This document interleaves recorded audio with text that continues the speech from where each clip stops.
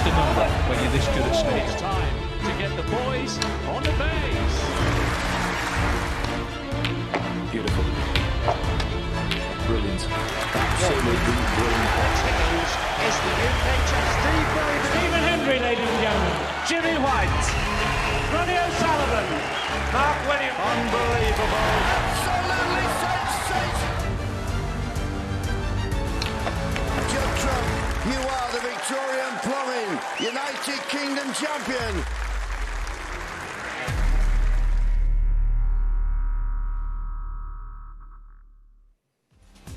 Good afternoon, welcome back to the Robin Park Leisure Centre in Lancashire. It's Judgment Day Part 2, and if the snooker for the next 12 hours is half as good as that which we enjoyed yesterday, we are in for another absolute treat. 16 players from 7 countries, including Latvia, bidding to join the 24 names already in the draw, which will be done live here with Ken Doherty, myself and Steven Hallworth at 3 o'clock. So a very good afternoon, everybody. Settle in.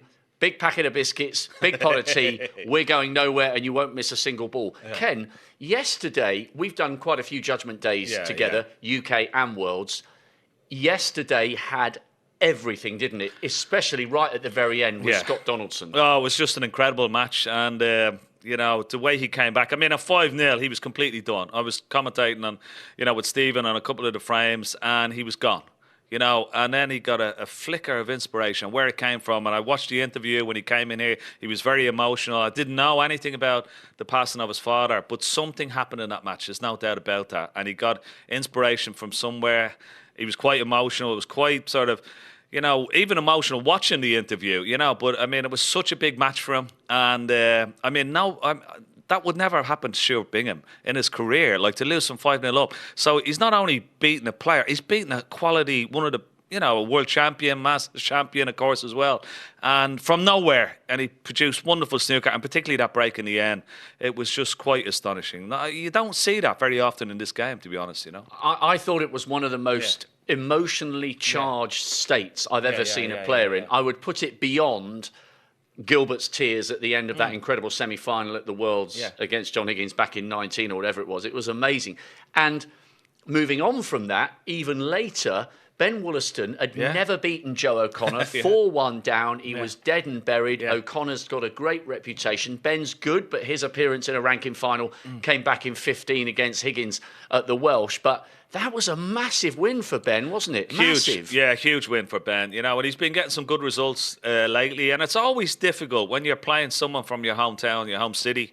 And particularly if you haven't have a good record against, but you know he held his nerve, his temperament really well in that last frame, and huge win for Ben, and it's going to push him up the rankings and give him that, you know, little bit of confidence that he probably needs as well. But he's doing really well again, Ben. He's playing good stuff, and great to see him healthy again as well. So that was yesterday. This is today. Confirmation of the first 4 matches for the part 1 of Judgment Day 2. So really looking forward to Hossein Vafai against Ryan Day. Both of them are UK Championship semi-finalists, and both of them, Ken, are major event winners and big stage performers. That's a cracker. Absolutely. Former top 16 players, both of them. It's the tie of the round. It has to be. You know, both proven quality.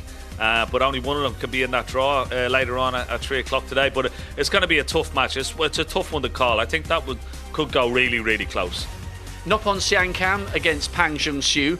Noppon's been okay this year. Last 32 British Open, Xi'an International Championship, bidding for his 7th appearance in the last 32 at the Barbican. But Pang Jung-soo, when he's in form, is a really, really good player. He's a very, very steady player. You know, he's got a good all-round game, Pang Jung-soo. I think the difference between the two players, I think Noppon is a better scorer.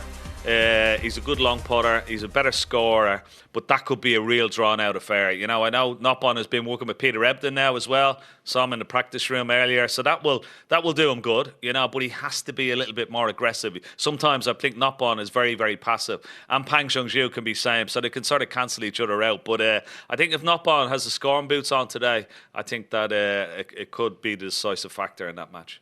And there's a little bit of history potentially for Latvia. Artem Zhuzhins, we've been checking very carefully that is how you pronounce his name. I think Artem Zhuzhins. I'd rather you pronounce it than me, I know that. Up against David Lilly. So you've got the 50-year-old David Lilly against the teenager. No Latvian player has ever made the last 32 of a ranking event, and neither of them have made the Barbican last 32, because David Lilly's lost a couple of Judgment Day matches as well. It's almost like for those two players, the opportunity to play at the Barbican, it's almost like this is like a big final for them, within the tournament, because it's not that you'd expect those two players, without any disrespect to them. I mean, they're very good players. That Artem Zhuzhins is coming up the rankings, he's playing really well. David Lilly has been there, former, World Seniors champion as well. He's got a lot of experience, but it's a wonderful opportunity for both players there, and a big match. It's almost, as I said, almost like a final for the two of them.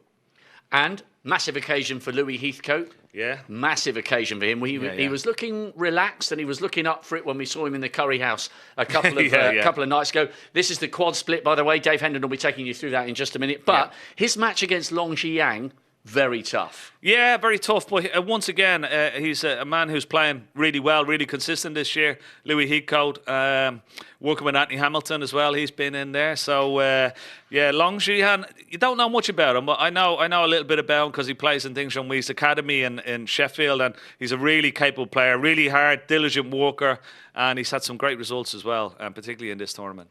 Right. Let's get straight to the action. Players were due to walk 3 minutes past the hour. We will be back with a little bit of analysis. We'll have interviews with all winners, even if English is not their first language. And most importantly of all, KD, Steven Hallworth and I will be back for the live draw. There'll be a few either-ors, but we wanted everyone to have a chance to know exactly when the draw will be. So 3 o'clock, less than 2 hours' time. We say good afternoon for the very first time, not just to Steven Hallworth, but to the man who's going to smoothly guide us through the next 12 hours. He's an absolute machine with a microphone in his hand, and he's an author. He's a playwright. I mean, the list of his achievements go on and on. He's a bit of a comedian as well. Right. Dave Hendon, take it away. What a build-up. What a build-up. Thank you, Rob. Thank you, Ken. And let's get into the action. This is table one. This is a very interesting match, I think. Hossein Vafai, who's, of course, had this shoulder trouble, which has definitely impeded his results in recent times. And Ryan, Dave, Stephen, if ever there was a stalwart of Judgment Day, it's Ryan. If he wasn't here, there'd be something wrong. Yeah, I think you should just stop the event. If someone like Ryan Day doesn't get to a Judgment Day, you just come to expect to see him involved. And here he is again with a tough match to get through against Hossein Vafai. As you say, the shoulder injury, I spoke with Hossein a couple of days ago, and he feels it's a lot better now. He's undergone a lot of physio and explained sort of it was like a slipped disc in the back of his neck that was sort of affecting a nerve down his arm. But if it's better, he's a force to be reckoned with, isn't he? I feel like he's a player that needs results as well. So this is a good chance to land a big scout today. Yeah, good to see a nice crowd in as well here in Wigan. Let's go to table two. Nopin Senkarm, another player struggling for results this season, not been past the last 32, because that's the stage he's trying to get to. And the very stubborn Pang Zhengzhou stands in his way. And in fact, they did play in this tournament back in 2020. Pang won 6-4. That's their only previous meeting. So, I don't know, it's a tough one to call, isn't it? I think Nopin Senkarm needs results, but we said that yesterday about players like Michael Holt, and he found one. Yeah, listen, I've practiced an awful lot with Nopon down the years, and I'm a huge fan of his. He's an incredibly talented snooker player, and one of the players that I just feel he needs a title on his CV. Maybe he's got lost over the last couple of seasons. Results have been few and far between, I feel, for the level that he can actually get to. And this is a very tough match for Nopon today, because Pang Zhengzhou has got a really measured game. He's the sort of epitome of percentage player. He never pushes the boat out unless he has to, and can get sort of drawn into long matches. So I think Ken mentioned it at the top of the show. It's important that Nopon stays aggressive today. I think that's how he wins this match. OK, let's just go round the grounds here, as it were. And table three is very interesting, isn't it? We've got 50-year-old David Lilly, former World Seniors champion, and 19-year-old Artem Zhuzhin from Latvia, trying to obviously become, because he's the first Latvian professional, the first to play in the final stages. It's a huge day for him. Beat Ali Carter, one of the big results of the qualifiers. So it's the old question, isn't it, Stephen? What will prevail, youth or experience? Yeah, I don't know. It's a really intriguing match, isn't it? David Lilley, for so long regarded as probably the best amateur player of all time. He won everything on the amateur circuit, got onto the professional tour, and he stayed there, hasn't he? He's a fantastic player. But Artem Zhuzhin, as you say, it's a very, very exciting prospect in him. The win over Ali Carter was not one that many expected to see. So it shows you the level that he can play to, and this game is, yeah, very, very intriguing. Okay, and finally, we'll go to table 4. And I know you're a good friend of Louis Heathcote, and he had that great win, of course, over Jack Lisowski. And Lisowski was below par, but I thought Louis played really well. He held himself together really well. Long Zhihang, a bit like Pang Jungzhu, actually quite a stubborn player. So it's a bit of a mix of styles, I think, this one. Yeah, he's a tough act actually. Long Zhihang, he can keep it really tight, and he's a very good match player. But listen, for me, this game is about Louis Heathcote. If he plays to the level that he has been this season, he'll win this game. If you take out the top 64 players in the world in the rankings, Louis Heathcote is playing the best snooker of everyone outside of the 64. He's on the first year of his tour card. He's absolutely flying at the minute, working with the Sheriff as well. So this is a big day for Louis in what's been a great season so far. Yeah, we should say the Sheriff is Anthony Hamilton. He's not just a random Sheriff. Anyway, we'll stay on this table, shall we? Let's see how Louis gets on here. He's, I think he's maybe going places. It's just obviously continuing, backing up results like the one over Lisowski. He'll be disappointed not to be at York, having got that win. You know, it's no use getting to the final round, and he's missed that blue. Obviously playing a hold, but, I mean, that is not, certainly not a confidence booster in frame 1. No, he was going nicely there, wasn't he? Got into a nice lead with the reds nicely spread. It was a little timing shot, that, just trying to nip into the cue ball, hold for the reds, trying to maybe just pinch a little bit of bag to get a little bit more out of your cue ball as well. So that'll be disappointing for Louis. So big visit in this first frame for Long Zhihang. Well, let's have a look at table 3, because I think this is a very interesting match, and David Lilley looking to sort of lay down a marker early on against a dangerous young opponent. They played just once. It was actually in the Championship League. It was a 2-2 draw. Of course, you can only have draws in that event. Sorry, that's the only event you can have draws in. So not much to read into that, I don't think. Yeah, David Lilley, he held off turning pro for a long time, didn't he? He had a well-paid full-time job. 42. But just couldn't resist giving it a go, particularly in the new era with so many events. I see it, yeah. But interestingly, Stephen, he's lost in this round the last 3 years. So, well, sorry, the last 2 years, 2023, 2024. So he's hoping it's third time lucky. He lost to Elliot Slesser 2 years ago, Wu Yize last year. Yeah, 2 tough matches them, aren't they? Elliot and Wu Yize are both playing great stuff. Of course, Elliot came through Judgment Day yesterday, so David Lilley looking to do the same. I think, look, he's a very experienced player, isn't he, David Lilley? There's nothing that he sort of 43. hasn't seen or doesn't know about the game, so he's going to have to use all that ring craft today to try and just keep Artem Zhuzhin where he is now, in his seat, sort of wondering how to get in. I think David Lilley very capable of just picking him off and, you know, winning these frames and putting him under a lot of pressure. So, as I say, it's quite an intriguing game, this. And it was in this event, wasn't it, in this round, I think, where he had that business where the chalk fell out of his pocket. One of the most unusual fouls. I think you found it quite amusing at the time. I'm not sure he did. Do you reckon? I was in bits watching.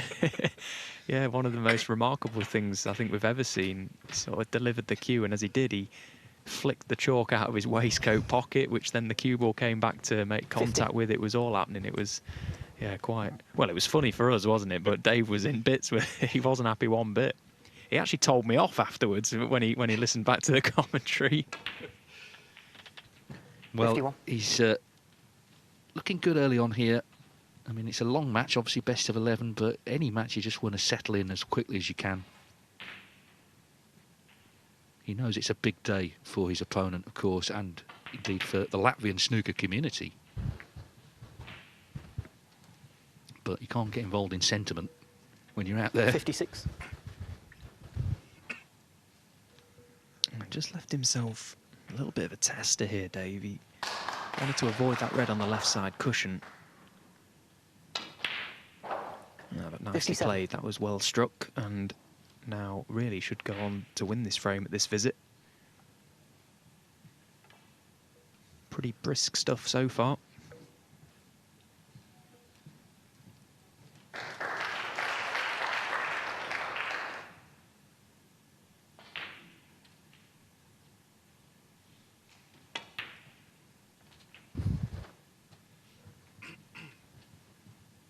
Just a reminder, we'll have the draw at 3 o'clock live. 63. So the top 16 will find out, of course, who they'll be playing at the Barbican. There'll be a few either-ors, of course, but the picture will become clearer. 64. So it looks like 1-0. Snooker's needed already. This black is going to make sure chance for the century, but either way, this is a fantastic start for the Northeasterner. 71. So we'll give him this frame. He's 70 in front. There's no way back from here, surely. Trying to get the red out. 72. May not be a century, but it's 1-0 to David Lilly. Here's Noppin Senkarm. Got to the last 16 of the UK Championship 4 years ago, 2021. Not been past the last 32 of a ranking event this season.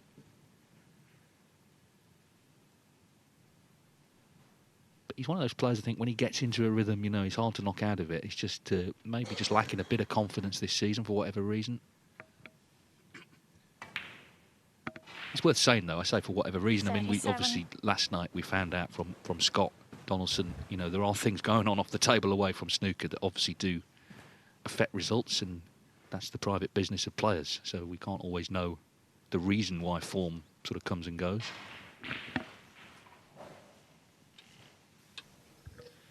Yeah, but it's one of those games as well that even when you're doing everything right on the practice table and everything in life is seemingly all right and you're in a good place, results still aren't guaranteed.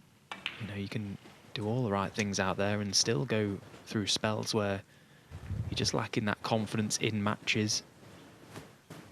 41. You know, you see it all the time. A lot of players tend to play well in practice, day in, day out, go to events doing everything they could have done, feeling great, but still can't get the wins. I think the match 42. confidence is everything if you can get a little bit of momentum going. Well, yeah, I mean, Luca Brissell at the World Championship just turned up, you know, having been on the beer, basically, not practicing. Well, that's what he said when he won it. Anyway, Noppin Senkarm, I don't think he's been doing that somehow.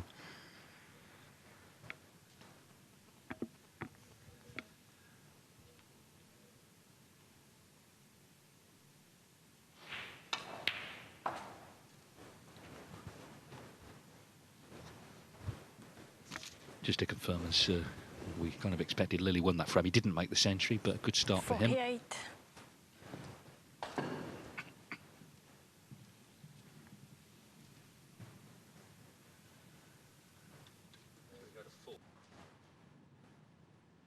Well, let's just nip into table 4 because this frame in the balance, we saw Louis Heathcote miss that blue earlier, and Long Jihang with a chance to take it here.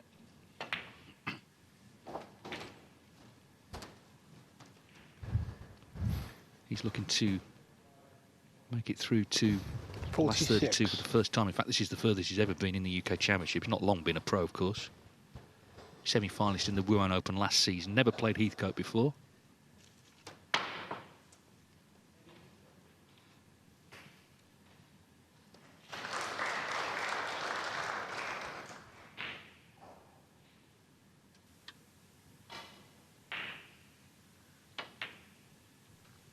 Yeah, and there isn't much work left to be done at this visit for Long Zhihuang to take this frame off 47. that miss blue to middle from Louis. And what better way to settle early on in a game, and what better way to unsettle your opponent if he can take this chance. Louis will have a lot to think about.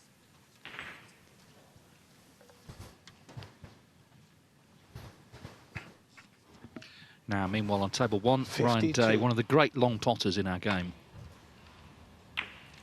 And that was nicely done. 43 in front with that. So he's actually laid a snooker off that. So he's put Hossein Vafai into trouble. Just stay with this to see if Long can wrap the frame up.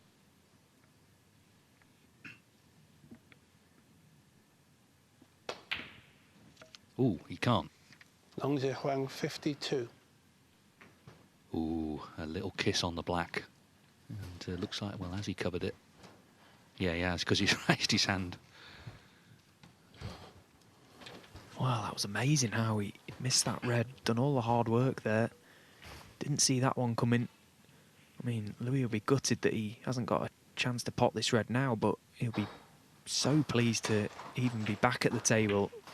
Oh, that's such a poor shot. Oh, he's been lucky himself there. It's one each in the luck department. He's had a little rub. That was a poor safety shot. Yes, it's already got a little bit tense.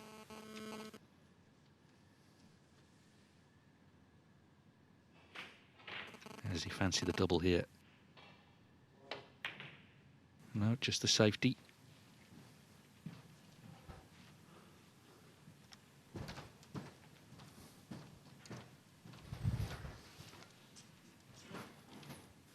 Won't be the first time today that we see a frame come down to the final red.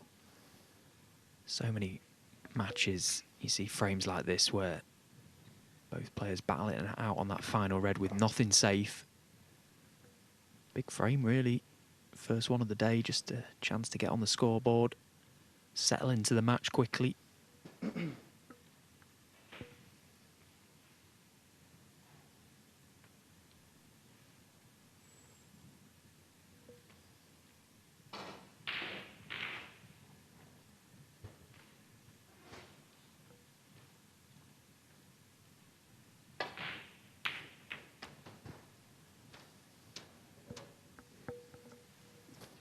Red just running safe, and well, there's all sorts of holding up hands, isn't there, here? Little bits of running will make a difference throughout the day.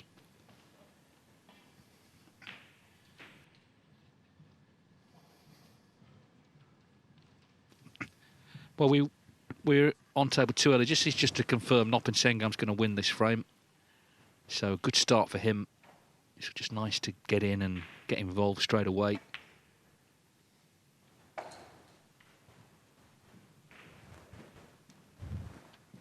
Yeah, good positive start from Noppon, and it'd be wise to keep his focus here, try and clear the table if he can, just to give himself as much table time as possible. Of course, these tables have been recovered for the Judgment Days, so they will be playing slightly different to their previous matches.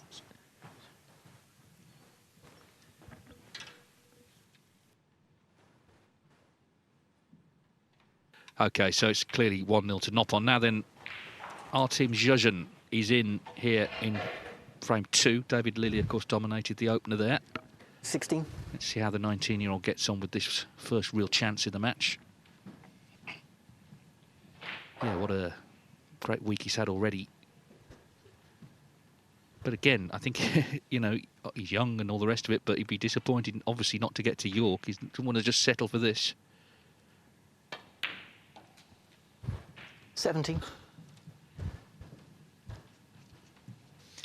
He's got quite an unusual technique, our team Zhejiang. Look at how close his bridge hand is to the cue ball, but look at how far he pulls back the cue on that smooth backswing. Any further and the cue would come off the hand.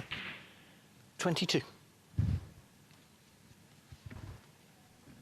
He's very close in, but he sort of compensates that lack of cue, if you like, going 23. through the ball with really quite a long backswing. It's very unorthodox.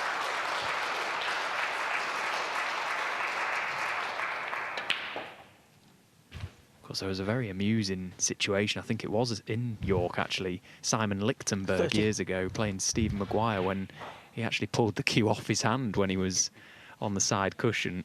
Kind of a similar scenario here for Zhejiang. Any further and his cue would fall off his hand.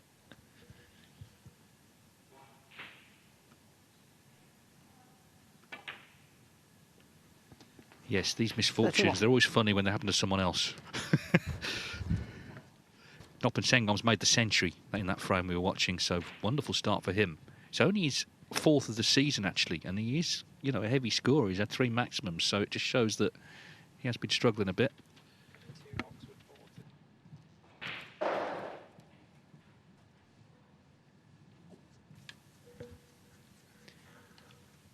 So the battle on the final red between Louis and Long was won by Louis. He knocked it in, and he's got the chance. A little bit of work to be done still with this little clearance. Just landed the wrong side of the pink, and the green, does it pass the brown into its own pocket? If not, he'll have to come around the back of it.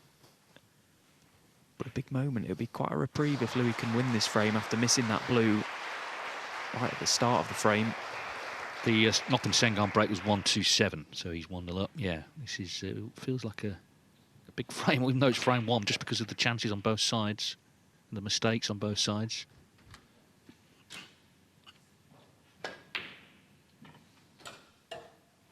Thank you. 37. Oh, he's played that quite nicely, Louis, using the rest. The pot was the important part of the shot there. The cue ball kind of taking care of itself. Not much work to be done with this green as Zhejian misses the black off the spot. Now, we saw a lot of missed blacks off the spot yesterday. He'll be hoping there isn't too many of those.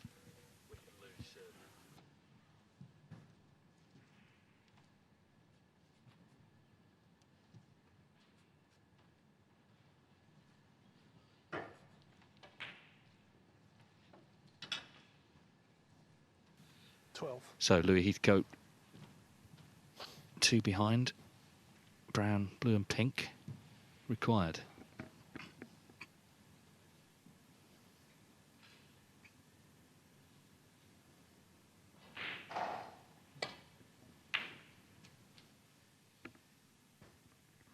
Begging the cue ball to hold up. It's just about has. It's good yellow, wasn't it, with the rest? You know, it was a precious shot, really, particularly with the early nerves in the match that are inevitable. Yeah, he's played that brown well, close to the corner pocket.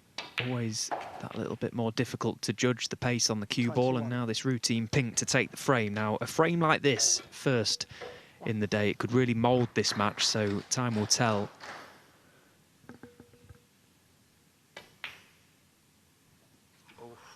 Well, it wasn't exactly clean, that pink, but it's gone in, and Louis Heathcote has taken the first frame. David Lilley looking to come back into this frame. Just to say, Hossein Vafai's playing for a snooker on the last red on table 1. We'll be over there later, but looking like 1-0 to Ryan Day. We'll just stay with this for now.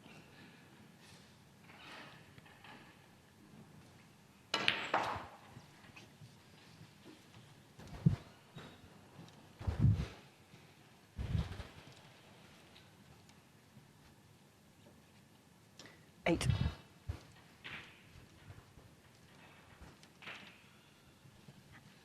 David Lee beat Zhu Yichen 6-4, and then Ricky Walden 6-3. That was obviously a good win over former UK semi-finalist.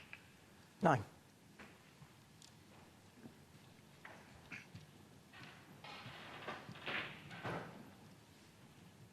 We saw yesterday experience in the first session certainly did count. We saw Dave Gilbert, Steve Maguire, Michael Holt all victorious.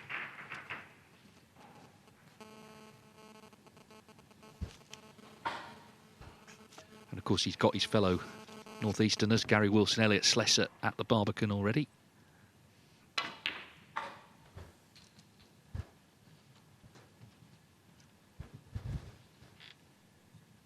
Yeah, if I'm not wrong, they all play out of the same club as well, so...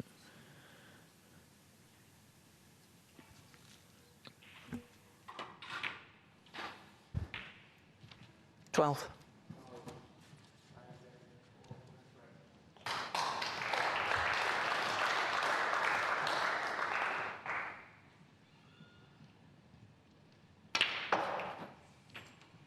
Oh, he's played that nicely. That's a really well-controlled positional shot from David Lilley. 90. Yeah, I can't imagine there's any clubs other than, I suppose, the academies that you could count where there's a potential for 3 resident pros to be featuring in the last 32 of a major event. 20. I think David still plays out of the same club as Gary Wilson and Elliot Slessor. I know he certainly did at one point. All feeding off one another. It's great to have fellow professionals to practice with day in, day out, push one another on. 27. Yeah, and of course Gary, you know, went into the stratosphere, starting to win tournaments. It must inspire the others. I think that's definitely one of the reasons that Slessor's improved. You know, he's seen Gary Wilson do so well, and of course you want a bit of it yourself. I'm sure for David Lilley it's similar. Ryan Day did win that frame as expected, so he's 1-0 up. Noppen Senkan 1-0 up. Louis Heathcote 1-0 up. What a day it was yesterday. It was quite a long day, but so many interesting stories. The comeback from Scott Donaldson, you know, his interview was very moving, I thought. Ben Wollaston holding off. It's like King Canute holding back the tide, wasn't he, against Joe O'Connor. That was an extraordinary finish. And a 67-minute deciding frame. As that blue just drops. 33.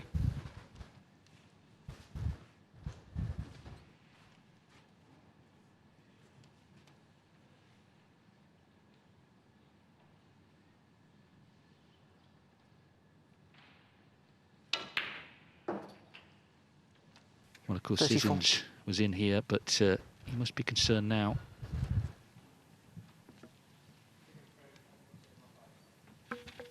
Yeah, still a little bit of work to be done here for David Lilley. He's got himself in front in this frame. The red closest to the left 39. corner shouldn't be an issue. It's the one just north of it. Now, decision time, because he's got a nice angle on this red. Does he try and lift that red from this red? It's not always advised, because he would want anything but a full ball contact to the red. Doesn't have to play it. Yeah, just 40. Played the percentage shot there. There was every chance that that cannon could have gone wrong. Now, could maybe play a 2-in-1 shot here, try and stun that cue ball over that left side. Try and get it somewhere near where his hand is now. He'd be definitely on the red to left corner, with a chance of being on the other red as well. 47.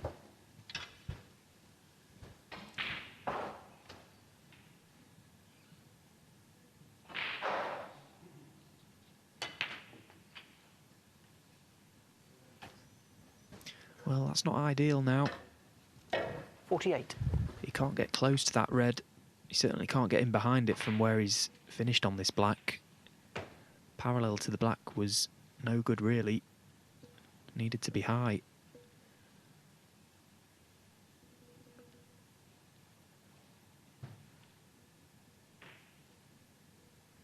It's not really a double you would fancy either on that red. Quite far away from that side cushion.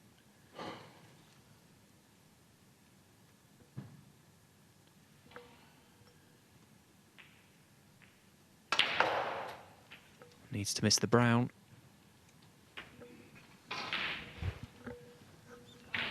$55. Funnily enough, though, he sort of knocked it safe-ish, which might come to his aid later.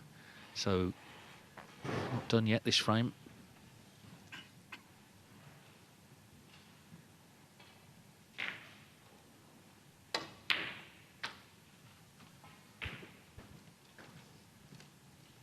David Lilley, 55. Might be a bit disappointed with that safety. Could have got Zhuzhin in difficulty there.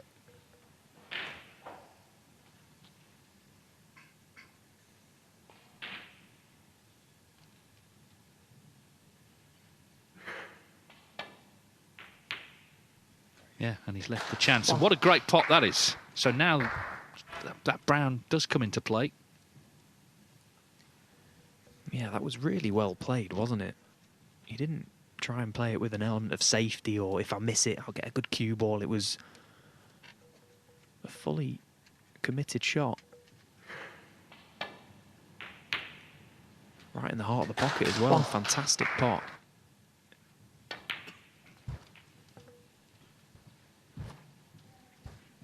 Yeah, so now it is going to come down to that brown. 7. The option here to maybe chip it into the middle of the table further, but that could potentially be at the expense of his cue ball, so 9. He's just going to try and drop in behind it. Nice angle to do that now. If he gets anywhere close to straight on this brown, you'd expect him to knock it in.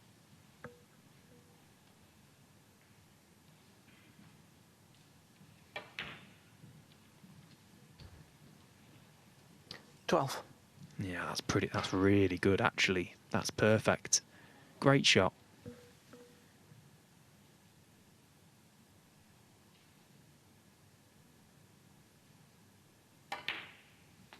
Could not have played 16. it any better because the cue ball travelled far enough, which meant he didn't need the rest. It didn't go too far, which meant it was cutting back into a blind pocket. Perfectly played. Yeah, it just seems to 21. me he does have a lot of self-belief, this lad, and that's great because you certainly need it in this sport. So pink for the frame and a dramatic steal. The safety from Lily wasn't good enough. It's a great long red, and our team Zhuzhen of Latvia, who's beaten Ali Carter already, has levelled up. 34 in the frame. Artem Zhuzhen. Very interesting match. We're back over to that one shortly. Let's have a look at table one. Ryan Day won that opening frame. We saw that great long red he potted. He put Vafai in a pretty nasty snooker. Hossein Vafai has played some great stuff at York down the years. He beat Mark Selby there a couple of times and got to the semi-finals just 2 years ago. But as we've been saying, he's had the injury. His ranking has just gone backwards a little bit. 27 in the world.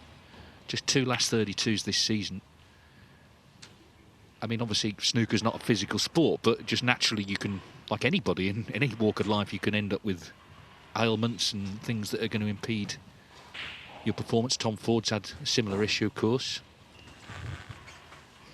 See all the fans in the background there. It's great to see so many people here creating the atmosphere for these players.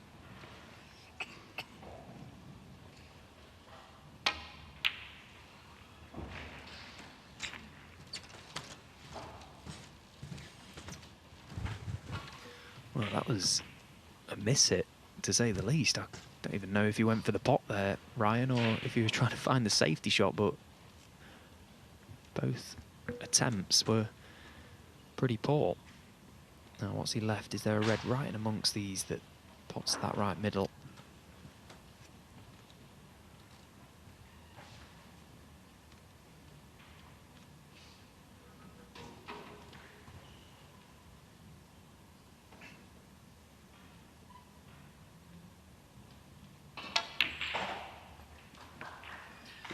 Yeah, nicely done. He scored well, actually, in the previous round. He had 2 centuries. In fact, finished with a 1-4-2 to beat Dwayne Jones 6-4. He's definitely someone, he would add something to it, wouldn't he, if he qualified? He's a bit of a character. Quite engaging in interviews. I'm sure if he were to qualify, we'll see that later. Yeah, it was a good finish, actually, against Dwayne, because they got pulled off, didn't they, from their afternoon or morning session, so they had to wait all day and come back in the evening to finish their matches. And of course, that's not ideal for anyone, but you never know actually when you're going to get back on, because it depends when the other game's finished, so a lot of waiting around. So to finish the way he did was pleasing.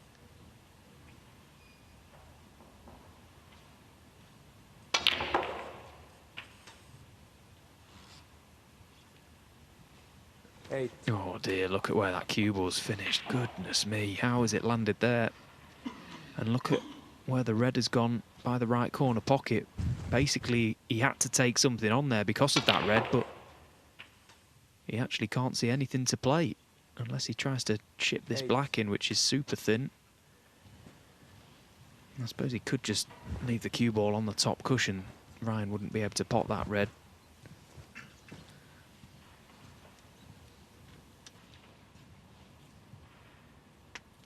Yeah, you think at the very least you might have a shot at the blue, but the game's cruel, as we know.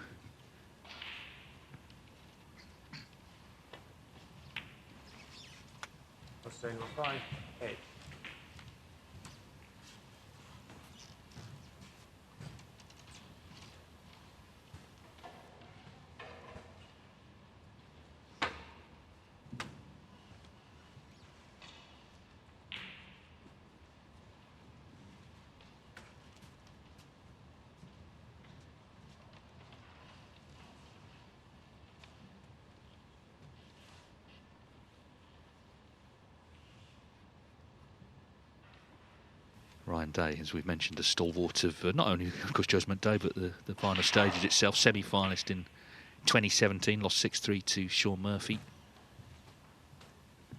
Winner of 4 ranking titles. I guess he would be, if you were doing a list of sort of the best players not to win one of these Triple Crown events, he'd be up there for sure with the career he's had. But his ranking has slipped back a little bit. 38 in the world now, Ryan Day.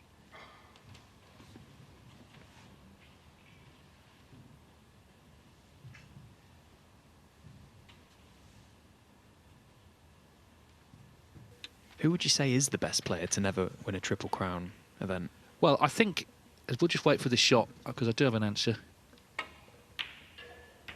Worth waiting for. Terrific pot. I think you've probably got to say Barry Hawkins, because he's been in all 3 finals, hasn't he? He's lost in the World Final, the Masters Final twice, and also, of course, last year in the UK Final to Judd Trump. So the very fact he's had the chance to win all 3 in the final hasn't, I suppose, the Hawk.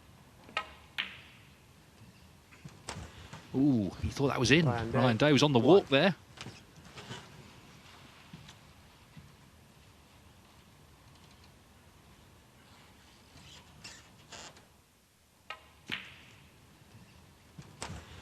Yep, the little knees were bent, but not to be. 1. Well, that's not finished nicely, really, for Hossein Vafai. Limited to what he can do with this cue ball now. Just try and pot the black and hope that he gets a favourable cannon through the red.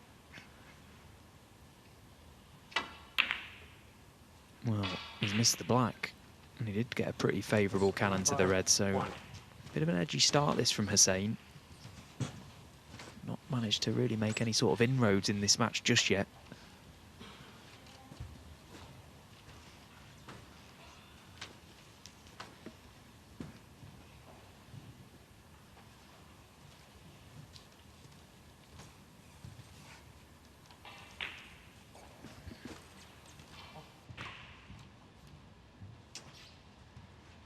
Well, we're back over in due course, but a bit of a scrappy frame. But our team, Zhejian, just potted a red here, having won that second frame on the pink.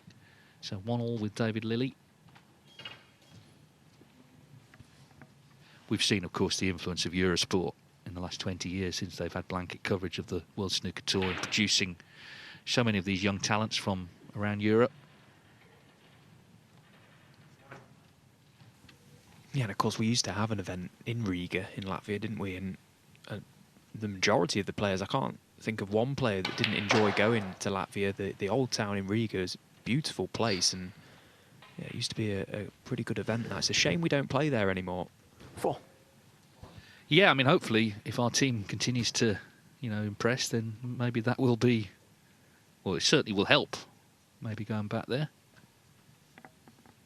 But, we've got 3 professionals from Poland. We've got players from all sorts of places. Ulin Boyko from Ukraine. Of course, Ursun Bakker from Switzerland, etc., etc. An Austrian now, Florian Nursler.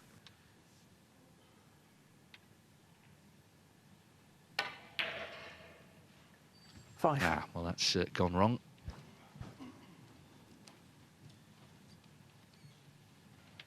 Yeah, and yesterday I just saw the WPBSA announce that the Q Tour playoffs, of course the Q Tour is the secondary tour to the World Snooker Tour.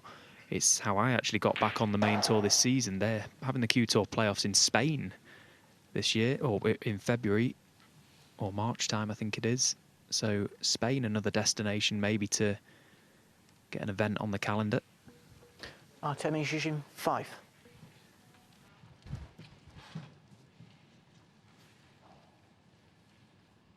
Now then, this was just a moment ago. We were on this table, and Ryan Day, well, he might be concerned there Ryan Day, 1. because he has left a pretty good chance.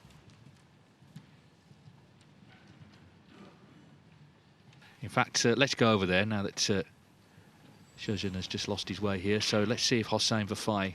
It's an awkward table. There's a couple of safe balls, but let's see if he can make something happen here.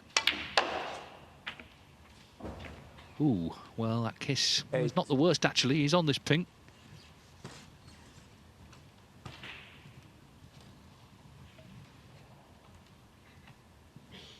Ken's joined us. I was just saying to Stephen, Ken, I was saying he would definitely add something to the event if he qualified, because he is a character. No, he is a character, yeah. And a wonderful player as well. As I said, it was a tough match, this, for both players. Both former top 16 players. you know, and love to be part of, you know, that draw at 3 o'clock today. 14. But yeah, of course, we all remember when he broke the ball swimmer against Ronnie O'Sullivan in the World Championship. It wasn't the best strategy in retrospect, was it? No, it wasn't, no. I think he only did it because Ronnie did it against him, didn't he, in the German Masters? But Ronnie was 4-0 down at the time. That was the first, was it the first frame or second frame Hussein did it? Yeah. Yeah. He had something to get out of his system, didn't he? Yeah. Ronnie went on to win 13-2 or 3 or something like that. But no, he's a character. I like Hussein. He's a really quality player. And he's good to watch, a big scorer when he gets going.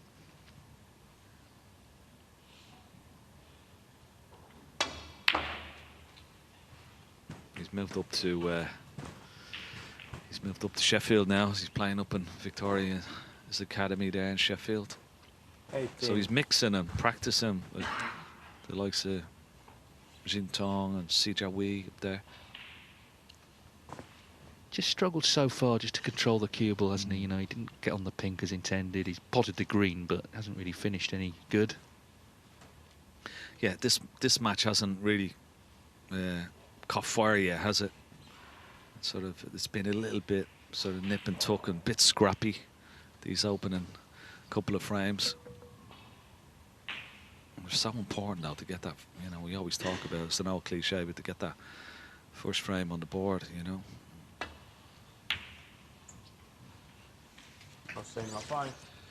Well, a bit of mileage in this frame yet, I think. So let's go to table 4, where Louis Heathcote's just potted a pink. He's in here with some sort of chance to make it 2-0 against Long Shihang. 21. Heathcote did get to the quarterfinals this season of the British Open in Cheltenham, working with Anthony Hamilton. Of course, retired at the end of last season. It can only be a 22. good matchup, can't it? Because Anthony's got a lot of wisdom. The sheriff, isn't it? The sheriff of Pottingham. But yeah, he's been around the block and seen a lot in the game in his tenure as professional. I like the way he's playing, Louis Heathcote, particularly this season. There's a bit of a sort of an air of confidence about him. Belief, I think, is probably a better word. Self-belief.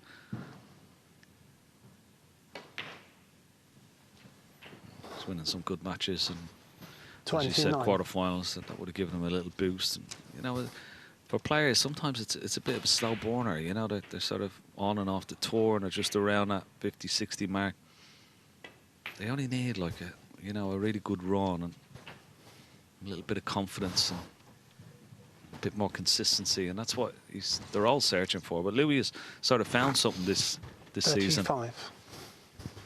Yeah, and he's back to the first year of a 2-year card, so he doesn't have to worry about, he's not looking over his shoulder at the rankings this season. This season's all about piling up as many points as he can to put himself in a good position for next year. 36. You don't want to be perennially around that 64 cut-off, do you? Yeah, because you're always looking over your shoulder, you're looking at points, looking at matches, and you put a lot of pressure on yourself for each game, trying to get those ranking points and money in the bag.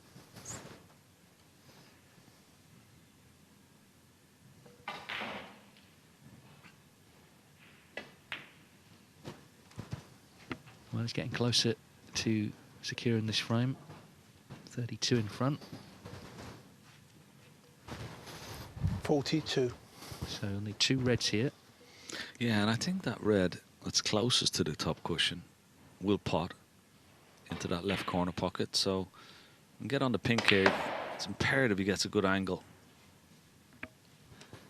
43. It's not too bad, but that bottom red, as he looking at the score again, that bottom red will go maybe into both pockets. So he really doesn't want to split up the 2 reds because he's got a good lead. So make sure of the pink. And if you can get on the red, as I said, on that top cushion, and he has a chance.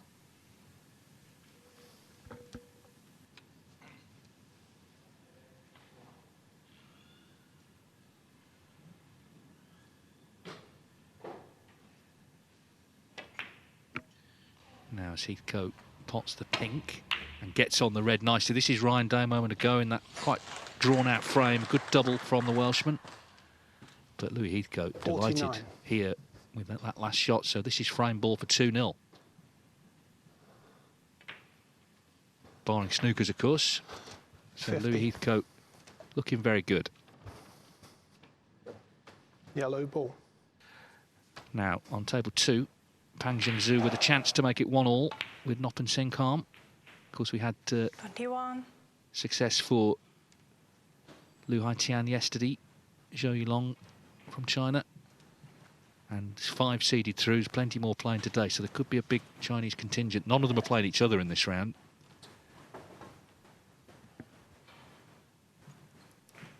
Pang got to the last 16 of the UK Championship 5 years ago, 2020.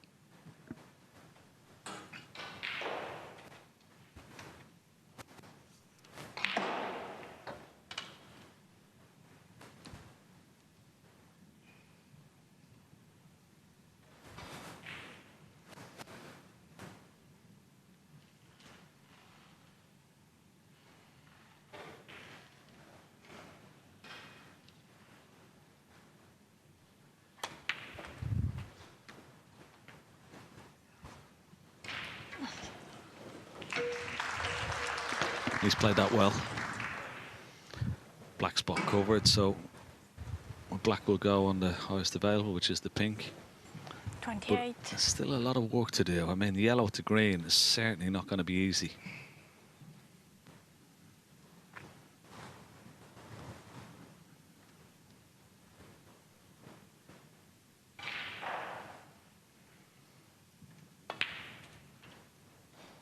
It's not very good 29. either. Such a simple shot to get high on that pink.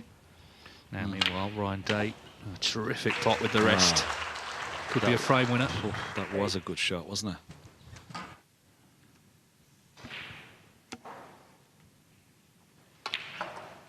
Yeah, he has to go in and out of balk. No cue ball is travelling that distance. You really need to be close to the yellow because 35. from yellow to green, as I said, it's certainly not going to be easy. And now it's a lot more difficult with the rest and having to screw all the way back into balk.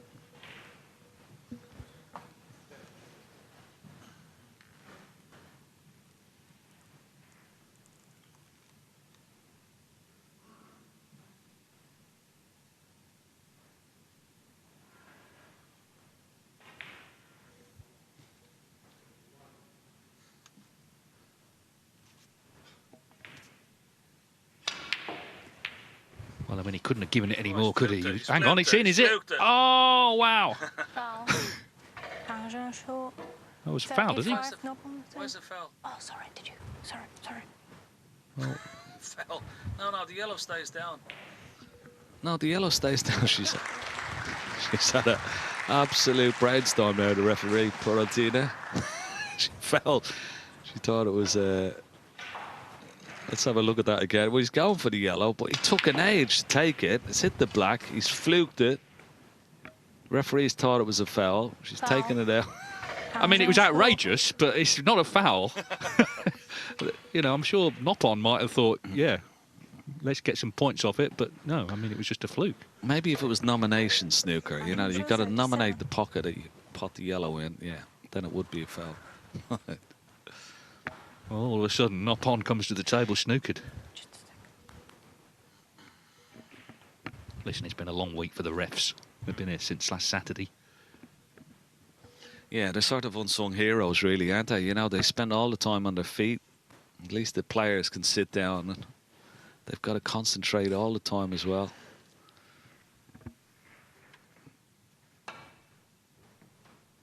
Oh. Well, this could be a free ball, is it? I think it's a free ball, unless he maybe maybe. I think it is a free ball, no? Well, it's gone back, and anyway, a free ball would be no good to him. But the 4 points will do. Well, a little bit of luck has definitely played its part in this frame. Ryan Day, by the way, we saw that great last red with the rest. He did win that frame against Hossein Vafai, so 2-0 to Ryan Day. to confirm Louis Heathcote did win the frame against Long Jiang. Of course, we saw him over the line in terms of snookers needed.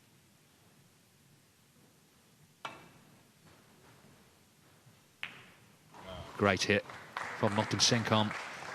Yeah, very good. And deserved that as well. Nice little tap on the table from his opponent, Pang. Of course, both of them play and they'll be practice partners as well, which makes things a little bit difficult down at Ding Junhui's academy.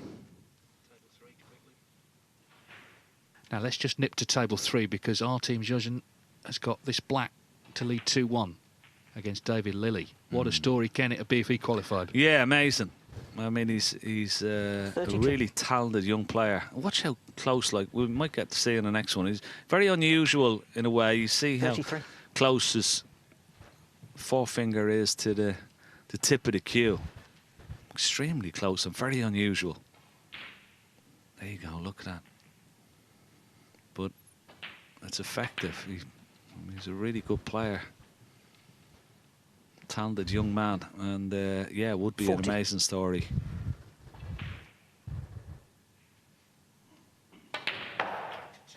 $41.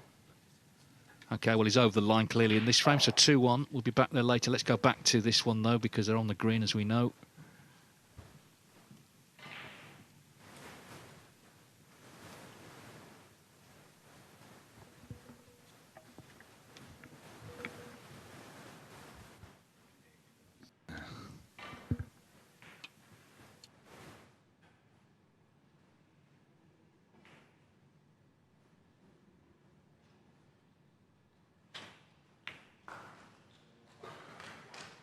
Oh, that is a beautiful shot. That really is. You've got to be so accurate there, haven't you? Yeah, and he was so fully committed, wasn't he? Particularly with the pace that he played it. Just watch it. It's worth another look. Under the cushion and just dropped it. I mean, if he misses it at that pace, he's going to leave it up. A very brave shot. It's giving him a great chance here.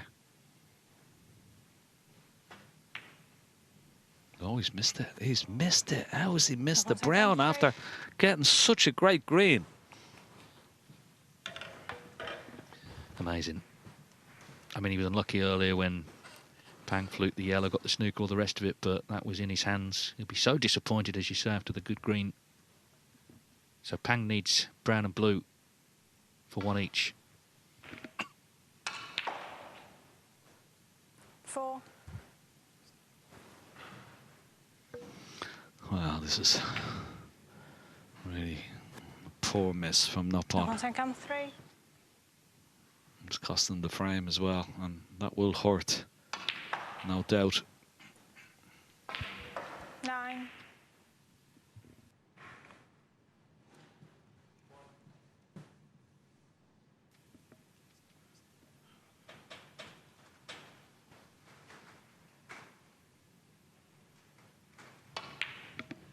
Doesn't matter about that. Snooker's needed. So, looking like 1 each there.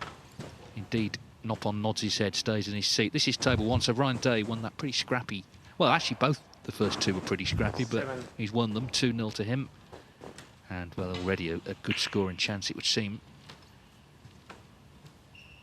And that's his game, Ryan Day. He's had nearly 500 career centuries, 4 maximums.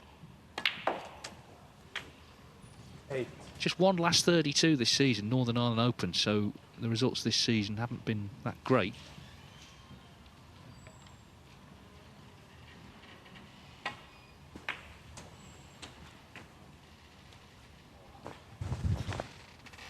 Oh, that's gone awry. That was a terrible shot from Ryan Day. Such a margin for error. He didn't have to play for that red. He could have played for the red just to the left of the black, because that would have opened up the black into both pockets. But that little kiss on the red, well, it's scuppered his chance here now, unless he can negotiate a plant here. It was close enough, but that was a great chance missed from Ryan Day.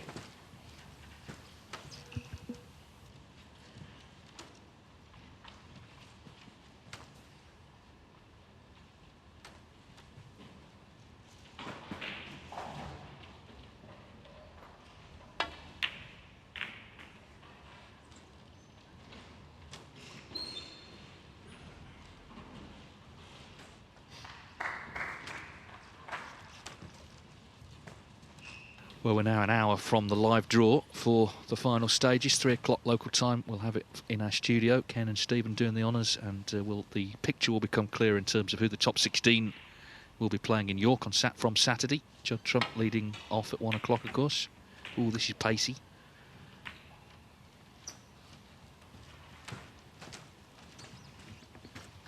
Well, is this red available? I think it is. The one just beneath the second, beneath the pink, maybe available into this left corner pocket, is it? He's having a look. Is he? Well, maybe not. I thought that was on. Might have got away with that, Ryan.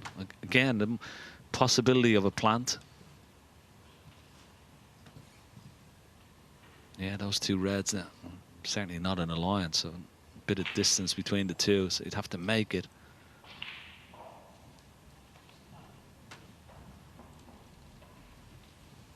But it's a possibility.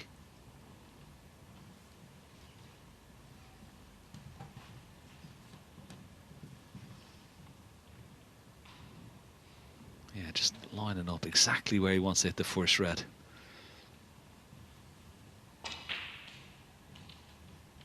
Be playing up for blue or ball colour here. Oh, good shot. Very good. Ooh, needs to slow down. 1. He's not on the blue, I don't think, is he? Can he get the blue? Just about. Good pot, this. Looks straightforward, but certainly not when there's distance between the reds. Maybe he's not on the blue. Looked like it travelled too far, but yeah. So brown it has to be. He has to go for the brown here. Not in his nature to tuck up. Well, that might just tell a little bit of a state of mind. Maybe he's not that confident, but a confident Hussein Vafai would have gone for the brown into the middle or even into this bottom corner pocket. That is a big surprise.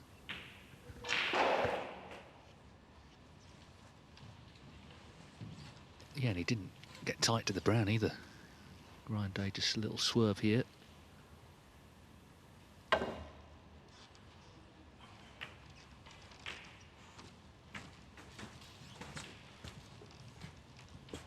Let's go to table 3. David Lilley with a chance to level up at 2-2 against our team Jurgen. Classic youth v experience battle this. David Lilley, 50, former World Seniors champion. 31. 3 times English amateur champion.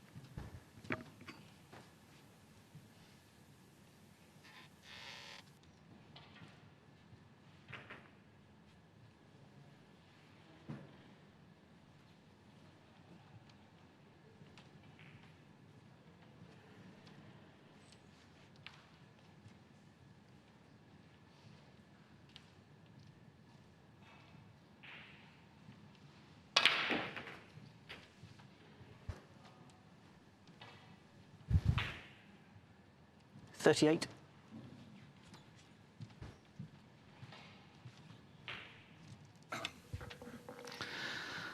That was a... Okay, let's have a look at what happened here on table 2. Nop on. Oh. Nice little bit of look there, but have a look at the cue ball. He got the cue ball, got too good. But a wonderful split there from David Lilley, and just look at the reds now, the way they're situated.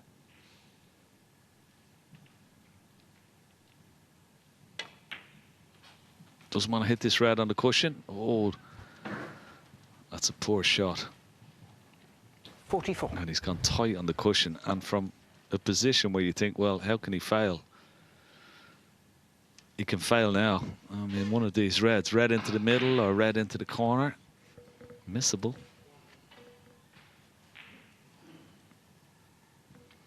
There's a little bit of pressure on this because he knows what he's leaving. But if he gets it, he'll win the frame. Oh, good shot. 45. Very good cueing that from David Lilley. Had to be. And he's back in prime position. Been a good match this, though. It has, yeah. And the thing with Lilley, we were saying earlier, obviously he didn't turn pro till later in life, but he's played a hell of a lot of match snooker in his career. You know, he's won, as I say, the English Amateur Championship 50. 3 times. He knows how to win. 51. He knows he's playing a very hungry young opponent. He's just got to stick to his task, and this is, well, the ball's at his mercy, clearly.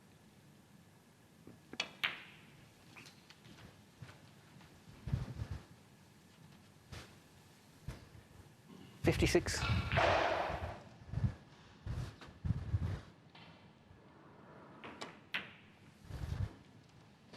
57.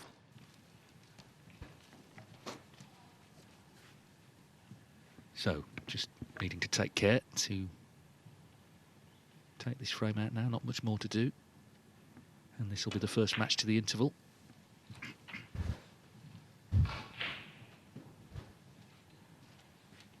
$64.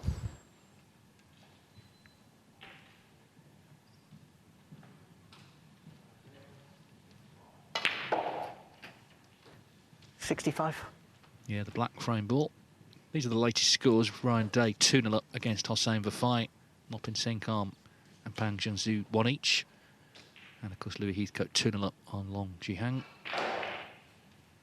All these matches best of 11. Long way to go yet. But that's the ball that should make this one 2-2. It's been a very open match, an interesting, quite eye-catching affair. 72. Kind of stood out a little bit, I think, when obviously Zhejiang beat Ali Carter. But David Lilley not getting involved in any sentiment. 73. Neither should he. Just sticking to his own task here, looking to make a century to go into the interval.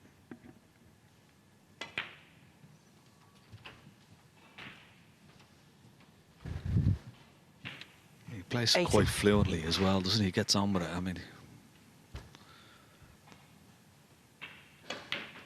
he doesn't miss about. He sees the 81. shot, and yeah, he plays quite quickly. But yeah, it's been a good match so far. As I said, it's like, I'm sure both players are a little bit sort of nervous because it's a huge match for both players to get to the Barbican and play in that wonderful arena. It mean a lot to their ranking as well. 88. Yeah, let's be honest, Ken, they spend a lot of time in qualifying, don't they? And that's not where you want to be. You want to be out there with the big crowd and all the 89. razzmatazz, BBC television, all the rest of it. Yeah, absolutely. It's just a showcase event. And they'd like to witness some of that. David Lilley's got a bit more experience, of course, than 95. to miss, but yeah. So there's going to be pressure, and it's going to get more intense as this match gets closer to the line. But so far, the both players 96. are looking very sharp and very good. Great break this from David Lilley. Yeah, it's only his second century of the season. He made one in the Championship League back in the summer. So this is good stuff. This is the sort of snooker he knows he's got to produce. And what a fine way to go to the interval with the match nicely poised at 2-2. 104.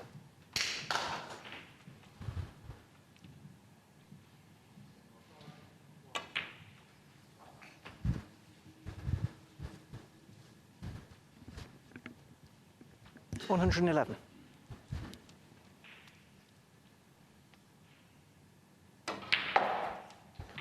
$113.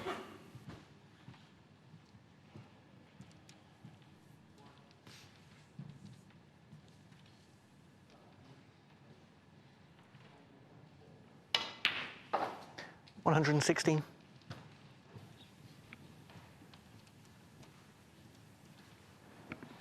So the remaining colours for a total clearance of 138. His highest break as a pro is actually 139. 120.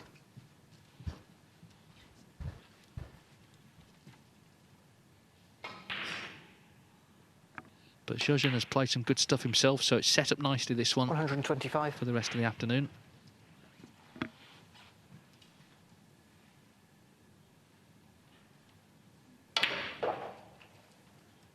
Great break from David Lilley. 131. Couldn't be more on the black than this, really, could he? Rolls it in, a 138 total clearance. Lovely stuff from David Lilley, 2-2.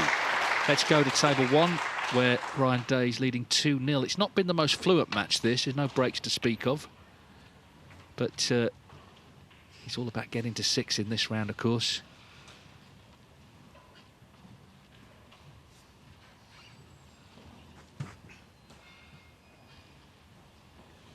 Again, you can see the crowd in the background there, just creating a bit of atmosphere for the players, which is great. And, well, it certainly got the money's worth yesterday, didn't they? What a day it was. Till gone midnight. Yeah, it was fantastic, wasn't it? There's some great stories, dramatic finishes. And it's just what Judgment Day gives, isn't it? You know, for this and, of course, for the UK Championship and for the World Championship, you know, it's amazing the amount of drama and late night finishes, black ball, like last frame finishes as well. You know, great comebacks as we saw from Scott Donaldson yesterday from 5-0 down against Stuart Bingham. I mean, that was just... I wonder what the odds were there. I mean, they must have been huge odds against for Scott Donaldson there. Yeah, the thing is, none of the frames had been close. He just wasn't playing well, was he? And Stuart was playing very solidly, but then it all just turned. I mean, when we were commentating, Stephen and I, on the, I think it was the 5th frame, fourth, 5th frame, like, Scott Donaldson was absolutely gone. Like, couldn't get the grips with the table and just everything about it. He just wasn't at the races. Oh, look at this. Look at this, what he's left. And then something clicked, as you said, and he went on a wonderful roll.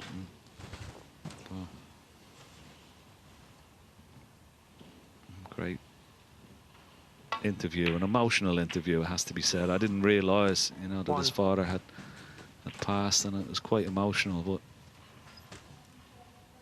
yeah, delighted for Scott. He's a lovely, lovely lad. Yeah, what can Hossein Vafai do here? He needs to do something quickly. Yeah, he needs to find a bit of fluency, doesn't he? All this scrapping around doesn't really suit him. So this is a definite chance to get on the scoreboard. All the reds in open play. 8.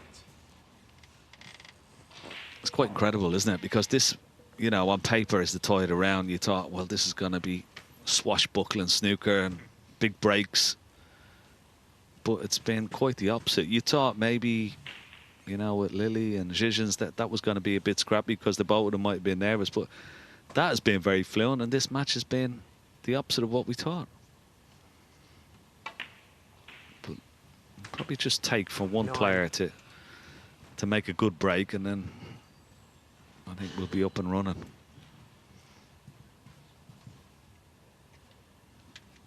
Great chance here to get his first frame on the board, Hussein.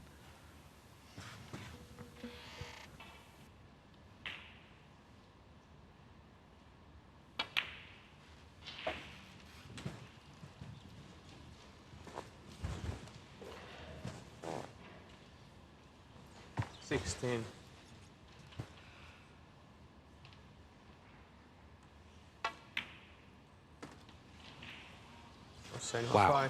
Well, it was, but what a miss. He's struggling. Struggling badly.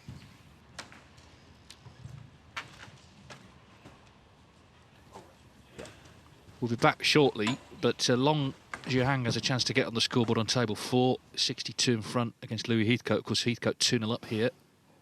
Just a couple more pots needed. This black. 22. And yeah, he checks the scores. He put him 70 in front with 67 on, so it's a little cutback, but just needs to give everything to pot in it.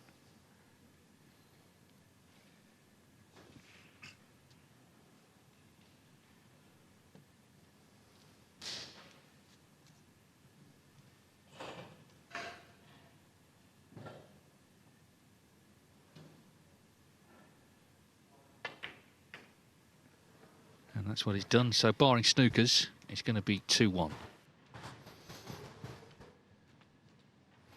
29.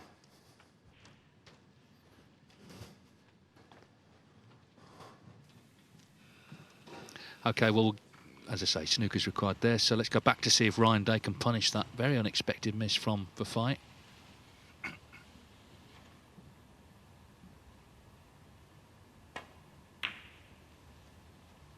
He can't. He's missed that one. This, yeah, it's a strange match, this, isn't it? Neither at the races, Ryan Day just happy to be 2-0 up, but been a lot of mistakes, you've got to say. It can still end up being a good match, but at the moment, very scrappy. Yeah, it's been a bit strange, all right. Now, another chance for Hussein. Nice little cannon on the pink there. Are these two reds a possible plant, or does he have to maybe split them up?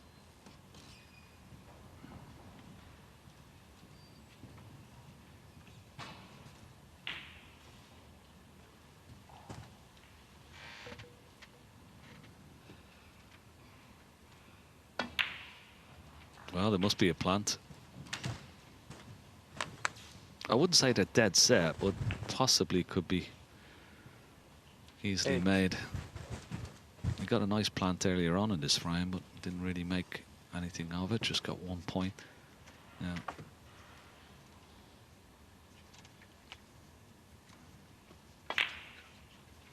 Yeah, nice shot. Well played. Well played.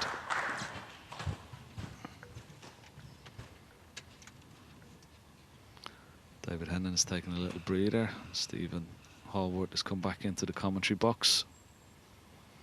It's been a little bit disappointing, this match, hasn't it? Look, there's another mistake. A right smile. Okay, he's on the red, but 16. Really, it should have been a lot easier than this.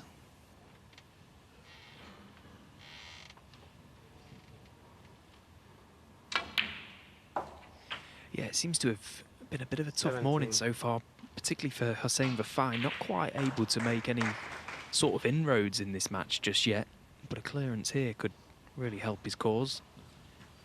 He's played that previous red about as well as he could have done. Had to inject that pace to get back across for that black.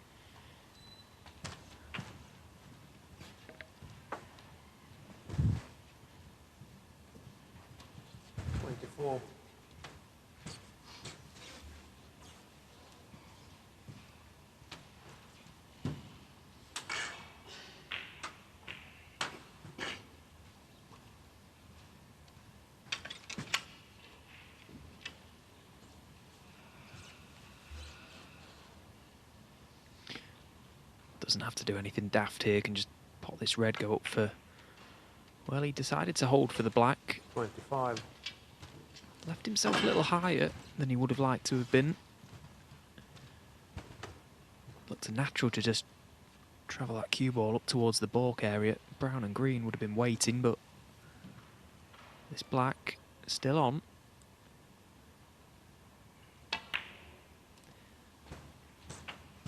To play it with right-hand side to just change the course of the cue ball, and he's played that very nicely. 32. He couldn't have played that any better, could he?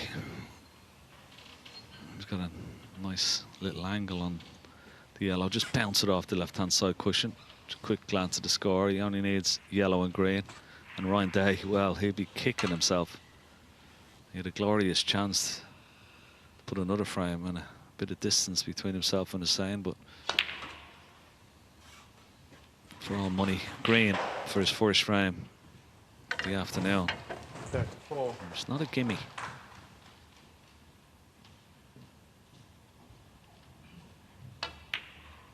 But it's a relieved Hussein Vafai. 37. He wins his first frame for sure now.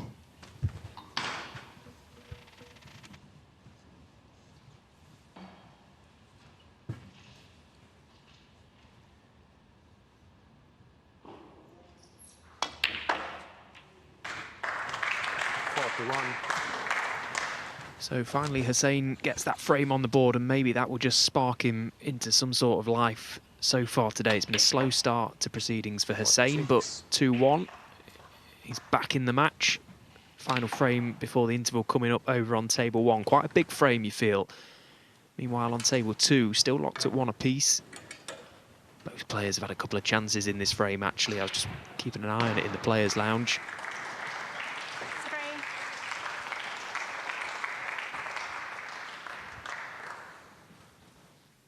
I think you're absolutely right, Ken, in what you said at the top of the show in the studio. Noppon needs to be more aggressive. He certainly is the better scorer of the two, and I think Pang has just got a really good way of almost dragging matches down, not in sort of a disrespectful way, but he can really slow up a match and make it a really hard-fought battle. And I think of the two, Noppon can score the heavier and reel off the frames quicker, and he's got to try and stay positive today.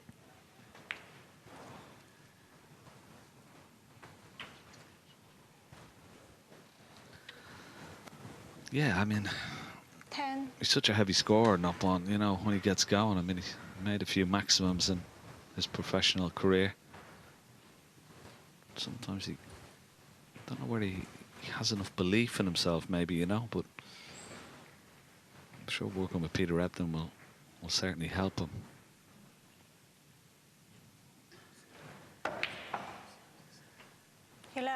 And look, like from a almost, you would say, unassailable position, now all of a sudden he's struggling. I mean, the black he played to get on that red was, I mean, it's so many options. If he takes this black on, I'll tell you, it's very, very missable. This is, okay, he can take it on knowing that the green is sort of safe, but he's got a good lead, 40 points. He could put a colour safe here. Could play the black for the 47 and then maybe, it was always missable, that. I'm not quite sure why that was worth going for. 10, 11. He may have blocked the pocket, but disappointing for Noppon there.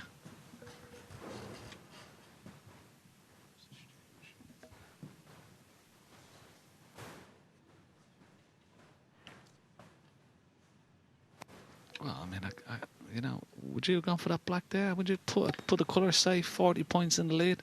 Yeah, I mean, how many times out of 10 you've got to ask yourself that question, are you going to knock that black in?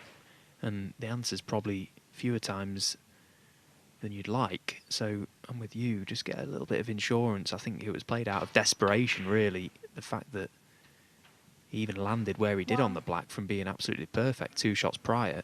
You've got to try and just stay present out there, haven't you? Yeah, he's got a 40-point lead. You know, he could put another colour safe. He's got the green safe. It's going to be so difficult for his opponent, and now all of a sudden he's let him in cheaply. He's got a great chance of getting back into the frame. The pot on the black was tough enough, but it looked like he was playing it with a touch of check to bring it down left side of the yellow for the red, so made it even harder. He'd be absolutely kicking himself if it costs him this frame now.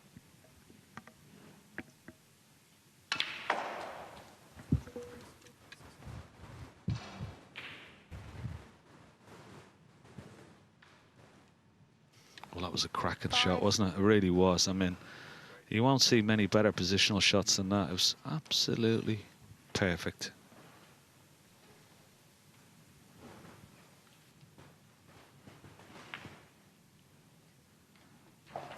Six. Yeah, what a wonderful positional shot that was, and really he should get himself back in contention in this frame now. At the very least, take 2 reds with high value colours, back up for the yellow, and then assess the situation from there. That green along the cushion isn't very inviting, but at the very least he'll be back involved in this frame, and that's all because 14. of that little bit reckless shot that Noppon decided to play. The black was very, very tough, low percentage.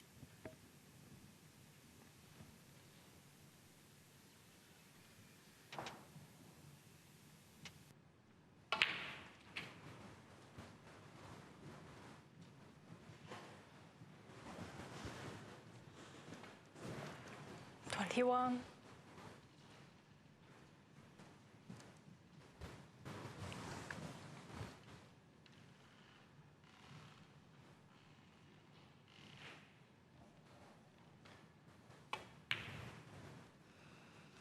$22.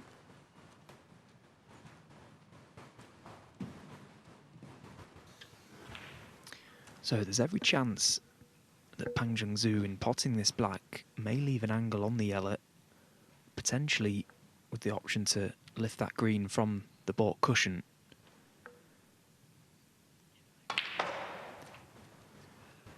Right, with a tough shot from there. He'll just be potting this yellow. And now it's decision time. Does he play in behind it? Try and drop the green down the cushion, out for the brown. Dependent on the angle that he gets on the green. If he lands too high, he could send it round the table, play the snooker. It's quite a big target for that. First things first, knock this yellow in.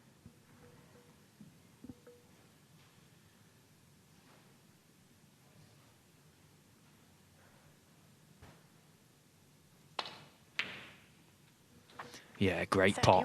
Actually timed that to perfection. Could not have placed his cue ball any better.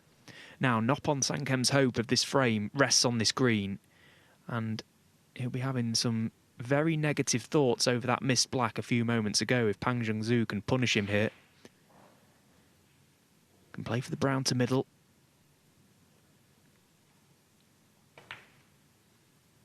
Yeah, good pot. 34. And nicely on this brown, so this really, the pot and the position, feels like frame ball.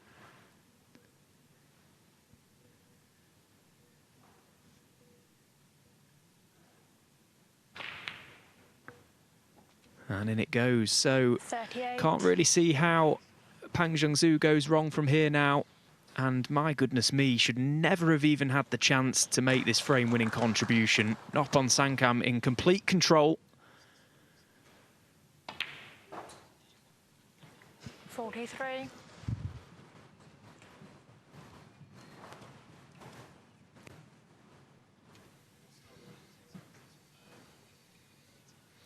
So this pink frame ball for a 2-1 lead. And in it goes, no problems at all. So Pang Jung-soo with the big steal off the back of that missed black from Noppon Sankam. Again, it was a questionable shot selection, really. That black was very, very tough for Noppon. Wasn't forced into taking it on. He did take it on, but it has cost him. 2-1 Pang Jung-soo.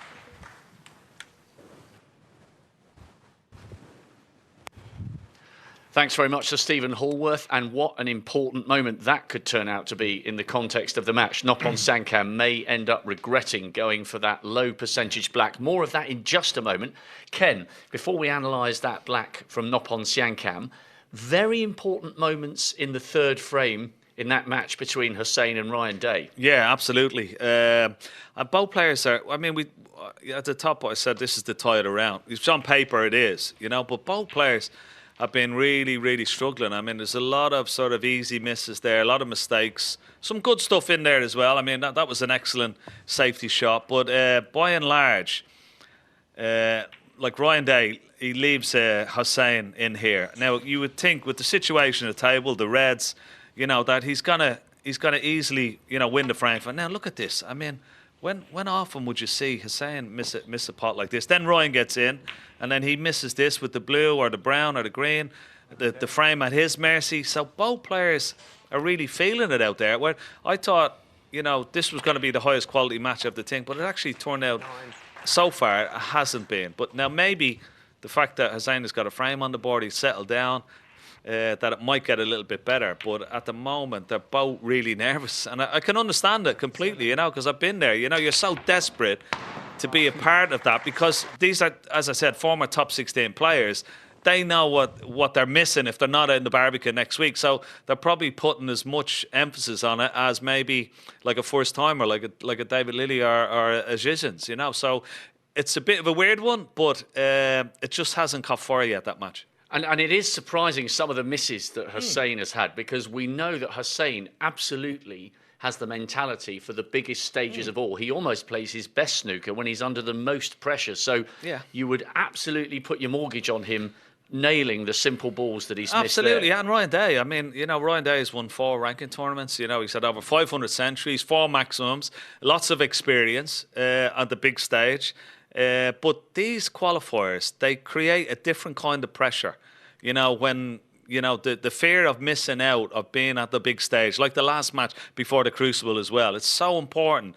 And that creates, you can create your own pressure. And I think that's exactly what's happened, these two players so far. I mean, it could get better as they go on and maybe after the interval. But at the moment, both players are just feeling it by self-induced pressure. And how much do you think Hussein is still struggling with the neck and the shoulder problems? I haven't noticed it, to be honest. I mean, I know he's been practicing really hard. I was watching some tweets from Victoria about Hussein, you know, playing into the night in her academy, practicing with Zhang Anda, getting ready for this tournament, playing really well. So obviously, it's not that much of a problem if he's going to be practicing quite a lot. And but he hasn't just caught fire yet. I mean, he's a quality player. Both players are quality players, but they just haven't caught fire yet. And but I'm sure it can only get better as the match goes on. Yes, once they come back for the mid-session interval, you would expect some fireworks to fly as the finish line draws near. Now, you've just been in commentary alongside Steven Hallworth. What was going on with Noppon and that black? Well, I don't know. I mean, he was obviously very disappointed. I mean, look at the situation here. He's 45 to 5, 40-point lead, right? He's gone for a very difficult black. He's playing it with a lot of left-hand side, trying to check it up off 2 cushions, back up for the reds. Now, maybe he thinks if he leaves the black in the pocket that he's going to cover it. He doesn't. But why not just put a colour safe? He's already got the green safe. If he puts maybe the pink safe or the brown safe, he's got extra insurance. You know, and when Pang comes to the table, he sees the green, he sees the brown. That makes life a lot more difficult for him. And instead, he leaves him in with an easier chance. He gets on, he makes a good positional shot to his next red, and then goes on, puts a wonderful green into the corner pocket and steals the frame. So instead of being 2-1 up, he's 2-1 down, and he'd be ruined. Like misses like that, they can affect you if you can let it. And you know, he'll be ruined. That and from Peter Repton's point of view, who's in his coach, he must be, you know, jotting down lots of stuff in that jotter that he has in the crowd, because he would be absolutely fuming for not going for that black, you know. And as you mentioned there, some of the positional play from Pang, it's one thing being presented with an opportunity, it's another to fully capitalise on it. I mean, Stephen was saying, OK, he's back in the frame and then he might head up for the green, assess his options and think, right, discretion is the better part of valour, let's have a safety exchange. His positional play to nail that frame right from that opportunity without having to play safe and to really go for the green was fantastic. Yeah, I mean, he played a really good shot on the second red to get down for the black, but the yellow to the green to leave himself a wonderful angle off that ball cushion, because, you know, it's a strange one, but balls on the ball cushion are much more difficult than balls on the top cushion beneath the black, because of the nap, of course, you know, the way it's going towards the black spot. So it makes that type of shot a lot more difficult. But he nailed the green. He got perfect position on it. He nailed the green, got on the brown beautifully for the middle pocket, and went on to make a wonderful clearance. That was an excellent clearance from Pang Chunji. Yes, he's certainly given Noppon Siankam food for thought. This next frame that's underway now is absolutely crucial from Noppon Siankam's psychological point of view. Right, Ken will hot-foot it back to commentary. We will redress the set, ready for the draw. 3 o'clock, you will not miss it. But let's head back to Steven Hallworth and see what's happening out on those tables. Yeah, thank you, guys. This match, as Ken said, it just hasn't quite caught fire yet, but you never know. Now Hossein Vafai is on the board. It could just change the dynamic of this match. Ryan Day looking to try and press home before the interval and take that advantage. A lot of very intriguing matches wherever you look across the arena. 24. Just going to quickly roll a miss that Hossein Vafai played a few moments ago. That then led to the chance that Ryan Day has. Playing a little cutback red to the corner. No real sight of the pocket, a blind pocket. Going through the reds, and look at the damage it's done. So Ryan Day looking to just put the finishing touches to this frame. David Lilly and our team Zhejiang must be in a rush. I'm not sure where they've got to be, but that game is absolutely flying through over on table 3, 2 each. Pang Zhengzhou 2-1 to the good over Noppon Sankam, and Louis Heathcote 2-1, but looking like that game is going 2 each over on table 4.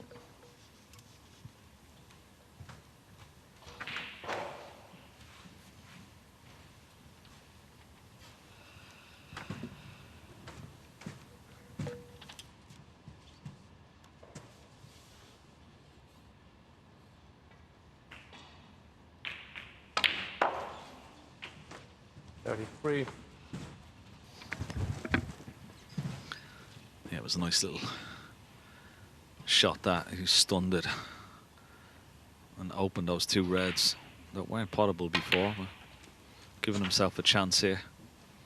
Ryan Day. 14. 2 points in the lead. So we'll need that sort of the red that's closest to the right-hand side cushion. 41.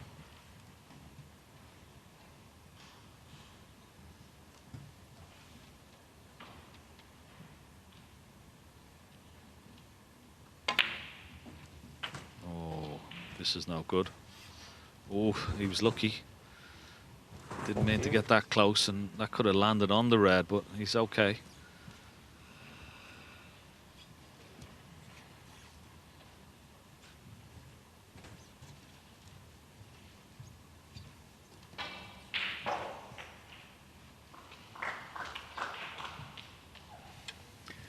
Sure, if he can leave an angle on a colour to try and gently dislodge that red from the side rail, then he may be inclined to play it, because there's every chance he lands on the red left of it as well. As you say, he will need that safe-ish red. 49. Now, what sort of angle here? Is it natural to come 2 cushions, just miss the black, get somewhere over that right side?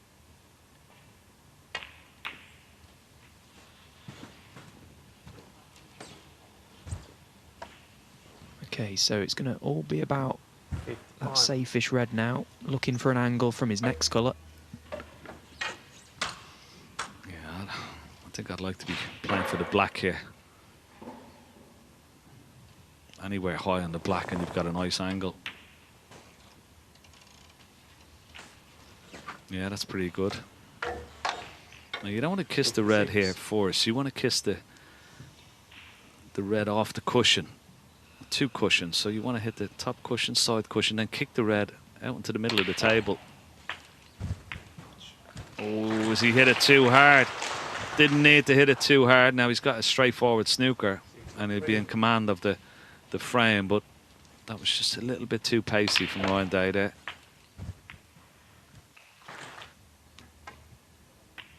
Yeah, he got the perfect line, didn't he, to bring that red into the middle of the table. But quite fortunate, really, the red, okay, didn't have a chance to pot it, but it was perfect to just run it through. Try and get that cue ball tight to the blue.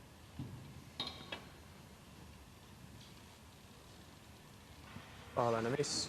Round A, 4. Make a little bit of a difference because Ryan just needs the red now, but shouldn't be a problem. He should just really adjust here. I mean, he's not going to leave the red if he just hits it dead weight. If he hits it a bit pacey, he could leave the red. Oh, that's the worst outcome possibly. It was just a little bit pacey. Really just needed to land on the red. And now the fact that he's given that 4-point foul away, Ryan just needs this red. Oh, why hit it so hard, Ryan? Why hit it so hard? All he had to do was just drop the red in dead weight. What a miss. Well, maybe that tells us how Ryan Day is feeling. I can't believe he's not just floated that red in. The reason he's played it that way is purely because if he misses it, he's got a chance to come away from the pocket. That's the only reason. And goodness me, he is a lucky, lucky man that it hasn't cost him. Both players still feeling quite nervous out there. There's no doubt about that. And it's, as I said, it's understandable. 1. Oh, this was it. Yeah. If anything, you want to try and overcut that, not undercut it.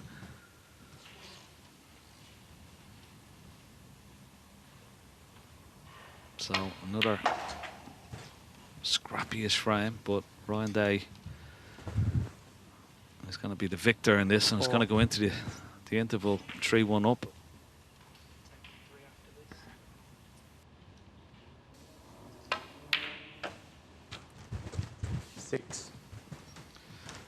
A lot of people watching, of course, over the couple of days. Hundreds of thousands of people watching, and got a nice little tweet in from Klofte in Norway. Kim Christensen is watching there, so hope you're enjoying the coverage.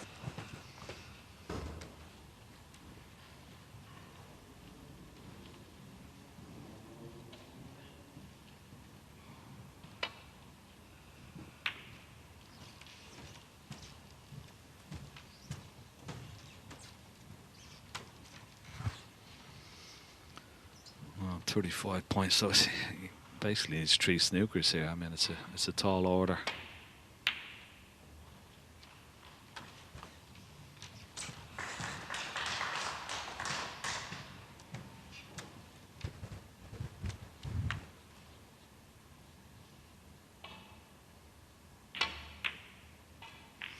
Well, you know, we have seen everything in this Judgment Day. There's a lot of comebacks, a lot of black ball finishes, a lot of final frame. Don't know whether we've seen somebody come back from needing 3 snookers, but you never know. You never know. We very nearly saw it last night, didn't we, in the decider between Joe O'Connor and Ben Wollaston. Joe kept peppering Ben with snookers, and you know, even at that stage of the day and the match, of course, it was very, very late into the evening, into the small hours of this morning. In fact, even the one cushion escapes, they look difficult, don't they?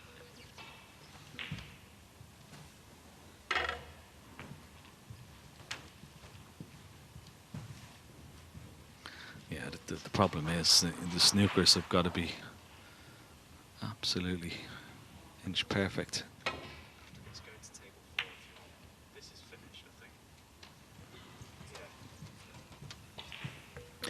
So we'll keep you updated if Hussein Vafai goes close to laying the snookers. Quite an interesting frame potentially unfolding here on table 4. Louis Heathcote was 67 behind in this frame. Managed to claw a few points back on the board. He's played a couple of snookers as well. You see the score 27 behind, 27 on, so he can tie the frame. He has laid a couple of snookers, as I say, but Long Zihuang has managed to escape from them. Left the final red there, which Louis decided to pot because he was guaranteed the black afterwards. So potentially a tight finish to this frame. Of course, the clearance will be tough where the balls are currently. That pink, the obvious stumbling block for Louis.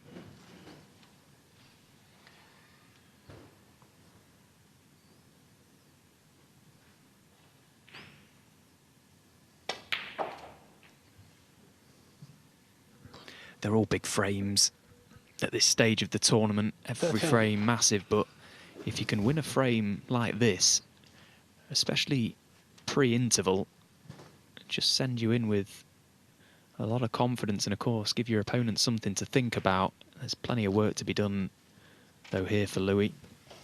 Yeah, and I wonder how he's going to get around the table here for this blue. It's not straightforward. No, he didn't attempt it. 17. You know, it might have been a better choice there to pot the brown and maybe take the pink out and then just play a safety shot on the blue, because he's going to take on this blue, but it's missable. Oh, he's got it. Thank you. Just wriggled in. So now, good safety shot here. Make 22. sure.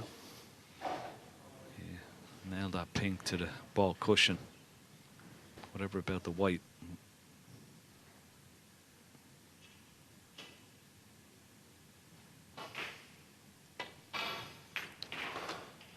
Louis Heathcote, 22. Well, okay, he's got it safe. That's the most important thing. Whether it was on the ball cushion or side cushion. But this is, for me, it's a straightforward safety shot. Long Zihuang. Twice across, down behind the black with the pink. Once, twice, and there you go. And if he gets a snooker here, well, it's not a snooker, but look at that for a shot. And that's down to Louis' choice of shot there. It was the wrong choice for me. Put himself in trouble.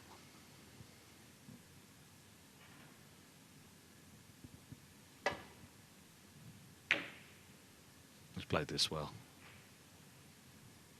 Oh, I say that. I thought it was going to hit the top cushion and go up onto the right-hand side cushion, but it just sort of drifted towards that green pocket. And he's left a chance here now. This pot is on.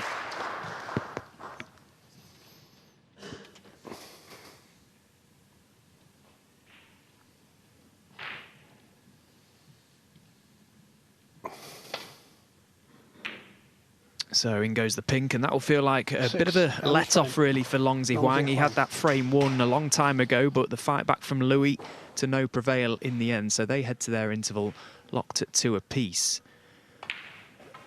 So over on table 2, Pang Zhengzhou off the back of that great clearance that he just made in the last must be feeling very good. It was a fantastic dish, really, 24. from a position that he should never have even had the chance to make it.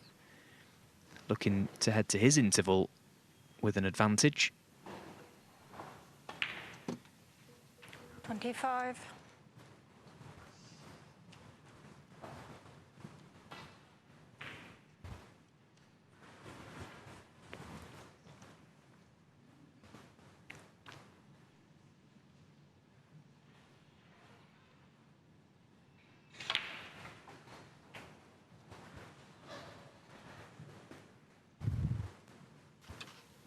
So Ken Doherty has stepped out, heading to the studio to prepare for the big draw that's coming up in around about 14 minutes' time now. Dave Hendon rejoins. David, there's always a lot of excitement around the draws. Of course, there's going to be a few matches still to be decided, of course, but it's always exciting to see who the top 16 players are going to be drawn against. Well, the real pressure is on you and Ken, isn't it? You know, it's all in your hands, literally. So good luck with that. We'll be seeing that in 15 minutes. Now, before that, the return of the quiz. If you were watching yesterday, we were giving away, in each session, we're giving away a copy of the official World Snooker Tour quiz book. And we've simplified it a little bit today. Got a bit convoluted yesterday, so it's one question, basically. And it's a very specific question about this tournament, as we see Pang pot this black. The question is, OK, 37 years ago today, who won the UK Championship? So you can do the maths. 37 years ago today, who won the UK Championship? November the 27th, 1988. There's the address to send the answer to. Just one question, snookerclub@wst.tv, snookerclub@wst.tv. Who won the UK Championship on this day in 1988? And Rob will announce the winner later.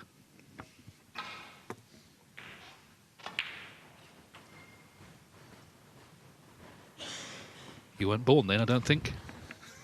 No, I wasn't. No, I'm trying to think who was even in the final in 1988. Yeah, tough one, that.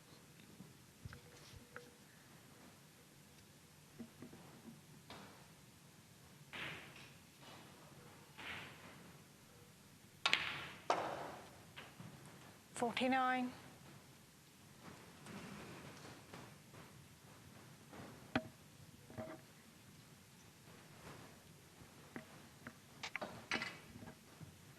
Well, some very tight matches, aren't there, early on here? No one's really pulled away in any of them.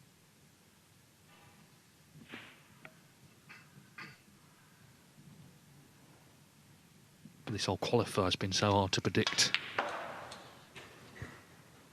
And even when someone is in front in a match, as we saw last night, it can all turn. 51. Yeah, I suppose these first 4 frames before the little interval, just about playing for positions, really, trying to just get that little advantage over your opponent. Of course, Pang Zhengzhou nicely in front in this frame, but didn't strike that yellow as well as he would have liked. And this red is now very missable from distance.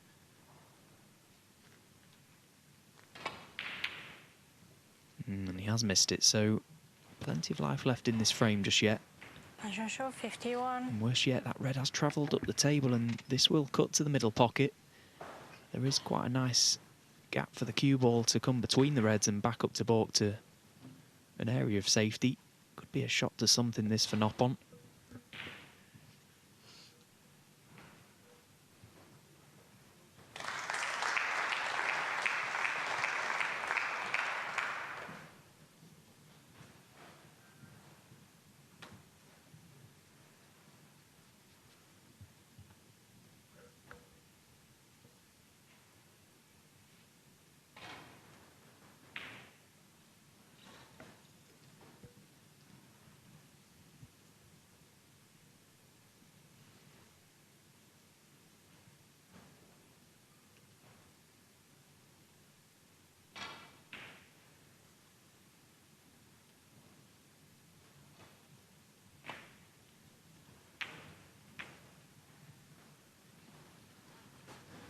And just say, we just left table 1 a few moments ago, and Hossein Vafai looking for snookers.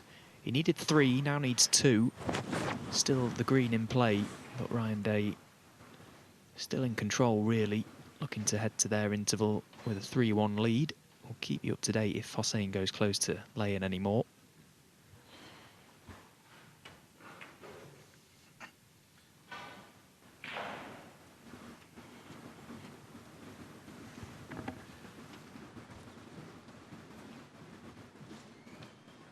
Well, let's just go to table 3. It's been an absorbing battle so far with David Lilley and Artem Zhuzhin, and this is the position live in frame 5. Lilley 45 in front. Zhuzhin's just potted a red, though.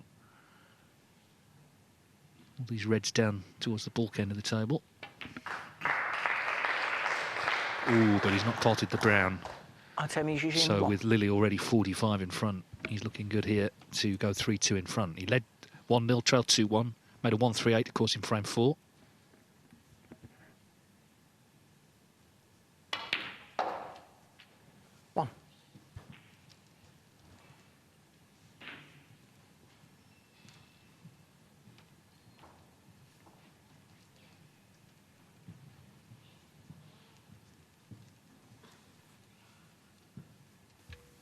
Yeah, glance around at the scoreboard, but Dave will know that red on the baulk cushion is completely out of play for him anyway. He doesn't require it.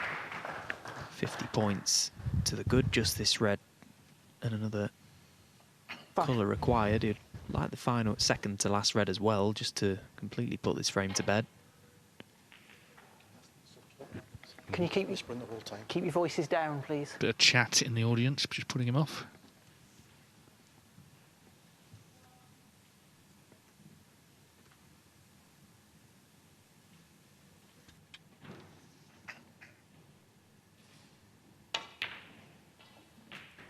Six.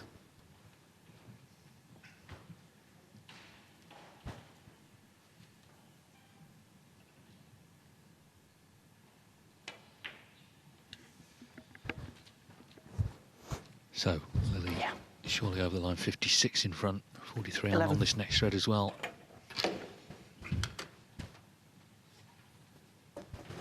As I say, they're all close, aren't they? There's a lot of mileage left in this afternoon session as we start to approach the draw in just a few minutes' time. Thanks.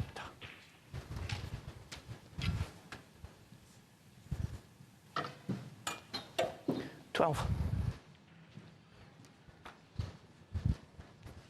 So definitely 3-2 to Lilley. Let's go back to table 2. Pang Zhengzhu with a chance for 3-1.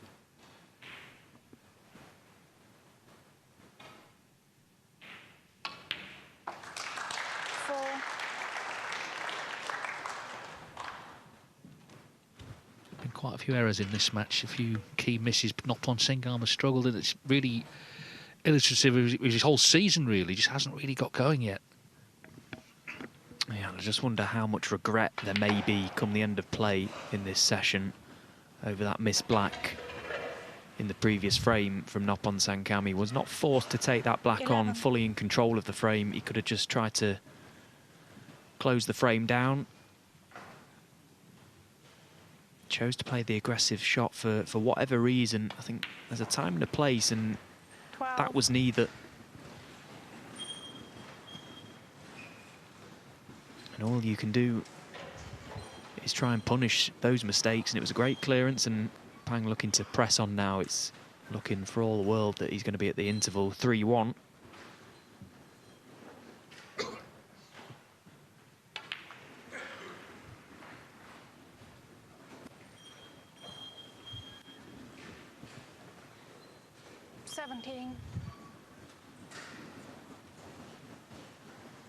Yeah, he could definitely cause problems, couldn't he, if he gets there for seeds. He's got a reputation, a well-earned one. It's just been hard to beat. You know, you see you've drawn him, you know it's going to be tough, and it is tough for Noppon Sengam here. He's 3-1 down at the mid-session interval. He's going to play on, but he needs 2 snookers.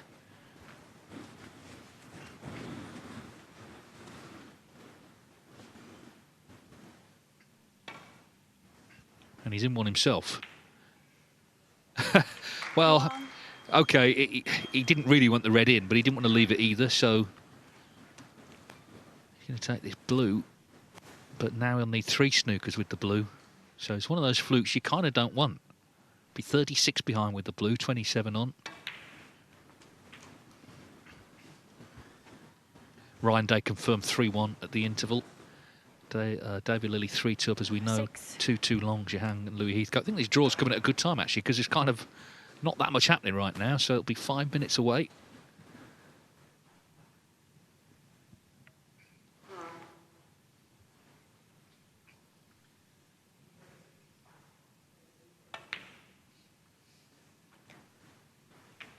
Knock on 10, come 6.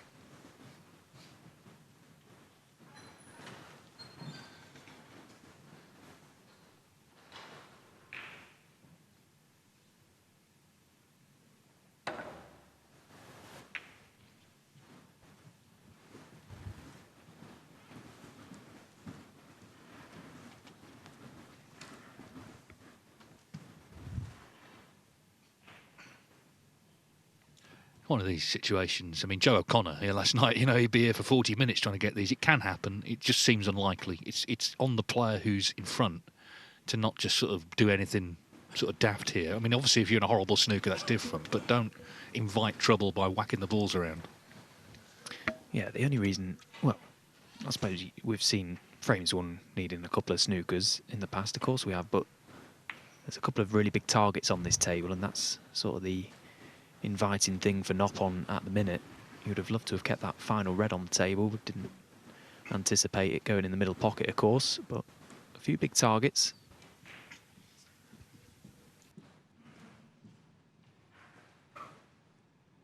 Well, we'll just stay with this before we go to the draw, see if he can at least get one and put a bit of pressure on.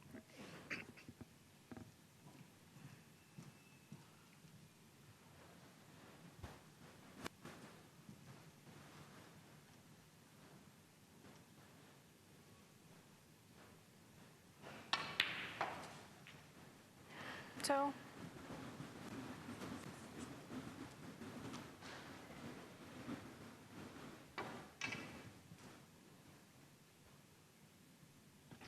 Could pop green and brown and play for 2 on the blue, but of course you're removing balls you could snooker behind, so that's not going to be his plan. Knock on 10, come 2.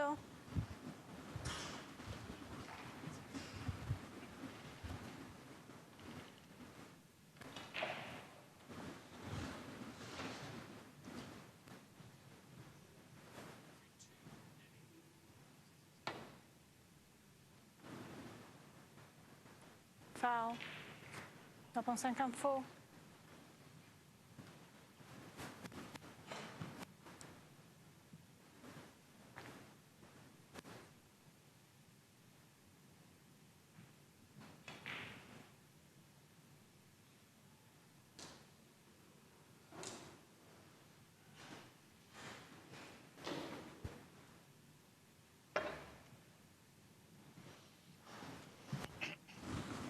In terms of the draw so far, obviously we've got 8 players through.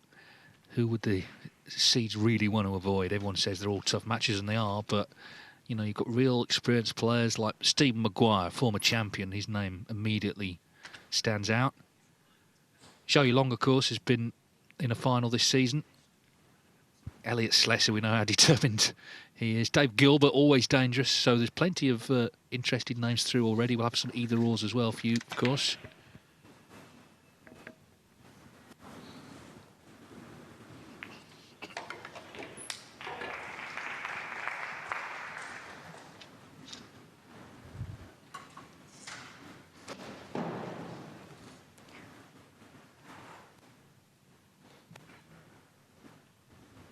Well, he is in one here. The cushions can slide a little bit. But it won't be a free ball, even if he misses it. Well, he's nowhere near it, actually. So, well, that's one of them. You never know, do you? But yeah,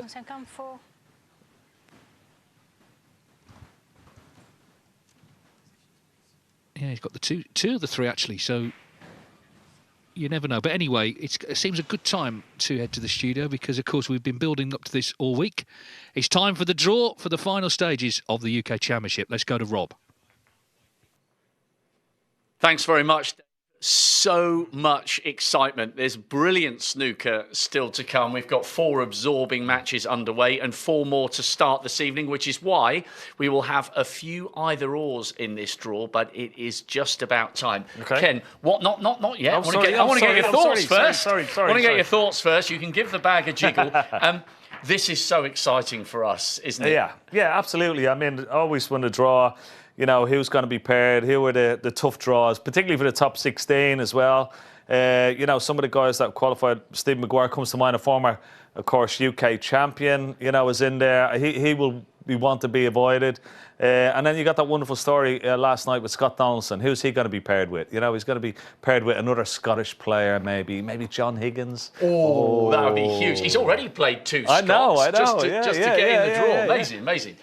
Stephen, do you think nearly everybody who's available will be watching, even if they say they don't? I think they'll keep an eye on it, won't they? Why wouldn't they? You know, it's part of the excitement. You know, you've been here all week trying to qualify, and it's kind of like phase 1 is done now, and it's like all roads lead to the Barbican. You know, you want to know who you're going to be playing. And look, the players that have come through this qualifying process, you know, they've all got at least 2 matches under the belt, so they're match sharp. And you know, the top 16 players now, there's sort of that sort of invincibility around them. It feels like it's starting to fade away. We've seen so many new winners this season, or you know, different winners this season, that who's gonna come through the field in York. It's very interesting. All right, we are just about ready. We've even got Ivan Hershevich, chief dog in the press room, next to us. In case anything goes wrong, Ivan will tell us to stop. There he is. His mum will be delighted that he's just been. There he is. His mum will be over the moon that he's been on TV. You can't do it without the big Hirsch. Right. Give those bags a jiggle, and here we go. Ken Doherty will pull out the top 16 seeds, and we'll have the qualifiers and a couple of either-ors with the matches still on. Okay, here we go. First one out of the bag. Ooh, number 11. 11, the 2-time UK champion, Mark Selby. And who could forget that incredible Max in 13? And the jester from Leicester will play, Stephen. 25. Will play the winner of Lee Pei Fan or Jimmy Robertson tonight. Scottish Open champion Lee Pei Fan and a former European Masters champion Jimmy Robertson. So that's match 1. Here we go. Number 2. Zhao Xian Tong, the reigning champion du monde, and also a not too shabby 250 grand won in Saudi less than a week ago. And the world champion will play 31. Will play the winner of Long Zhu Hang or Louis Heathcote, currently at 2 frames apiece. Wow. And neither of them have played in the last 32 at the Barbican, and they're taking on the reigning world champion. Brilliant. Okay. Oh, number 1. The defending champion, the world number 1, the ace in the pack, Judd Trump. And he will play, Stephen. Number 20. Oh, Stephen Maguire. Wow, what a match. Yeah. That is huge. Trump, the defending champion, against Maguire, the former champion. What a tie. What a tie. Number 16. Si Jiahui. Who could forget that brilliant run to the semis at the World Championship? Twice a ranking event runner-up as well. And Si Jiahui will play 22. The winner of Hussein Vafai or Ryan Day. Ryan Day is 3-1 up. They're on a mid-session break. Hendo will be guiding you through the second half of that match again soon. Number 10. Shaun Murphy, UK champion. Back in Telford, that was a great final against Marco Fu. And Shaun will play... Number 28. Will play Yu Heo Chan, Indian Open runner-up back in 19. Beat Mitchell Mann last night to qualify. Here we go. Number 3. Kyron Wilson. He'll play on Tuesday evening. World champion last year, reigning Shanghai Masters champion, winning it for the second time 10 years on after that breakthrough win in 15 in China. And he will play number 17. Oh, Elliot Slesser, who beat Zach Surety yesterday, Saudi semi-finalist. Elliot's having a great season. That's a fantastic match. It really is. Yeah, and he's got a sore left hand as well now. No knuckles broken. Number 8. Number 8. Come on, focus, Ken. It's the draw for the UK Championship. Number 8 is Mark Allen, UK champion back in 22. Remember that comeback against Ding Junhui in that final. And he will play number 30. Scott Donaldson, the story of Judgment Day Part 1, coming back from 5-0 down against the former world champion, Stuart Bingham. That's a huge match. Scotland against Northern Ireland for a place in the last 16. Okay, number 13. Wu Yizha stormed up into the world's top 16 with his victory at the International Championship over John Higgins. And Wu Yizha will play... number 32. Will play the hitman, Michael Holt. Michael Holt made his second quarter-final last year, 25 years after his first. He loves producing his best on the Barbican stage. Halfway through the draw, let's keep them coming. Okay, number 5. Mark Williams, Xi'an Grand Prix winner, the oldest ranking event winner in history. Still flourishing into his 50s, even though he says his eyes are dodgy and he never practices. Don't believe it. Yeah. He's an absolute machine. And Willow will play, Stephen. Number 19. Will play Dave Gilbert, Championship League winner, World Championship semi-finalist, Masters semi-finalist. That's a brilliant match. Willow against Gilbert. Cracking match. Number 7. John Higgins. He's been in a major final this season, also flourishing into his 50s. 3 times a UK champion. 25th anniversary of his second title when he played Willow in an epic. And Higgins will play? 26. Will play Ben Wollaston. Ben Wollaston coming from 4-1 down against his good mate Joe O'Connor yesterday. Okay, number 6. Number 6, the Rocket Ronnie O'Sullivan. Tuesday night won the first of his 8 UK titles back in '93 as a 17-year-old. And Ronnie will play, Stephen. Number 23. Zhou Yu Long. He's had an absolutely brilliant season. Runner-up at the English Open, UK semis when we were at Milton Keynes behind closed doors in 20. Number 12. Zhao Gudong, twice a Wuhan Open champion. And Zhao Gudong will play, Stephen. 24. Will play the winner of Pang Zheng-Xu or Noppon Siankam, playing right now. Pang Zheng-Xu with the edge at the moment, but a long way to go. Okay, here we go. Number 4. Neil Robertson.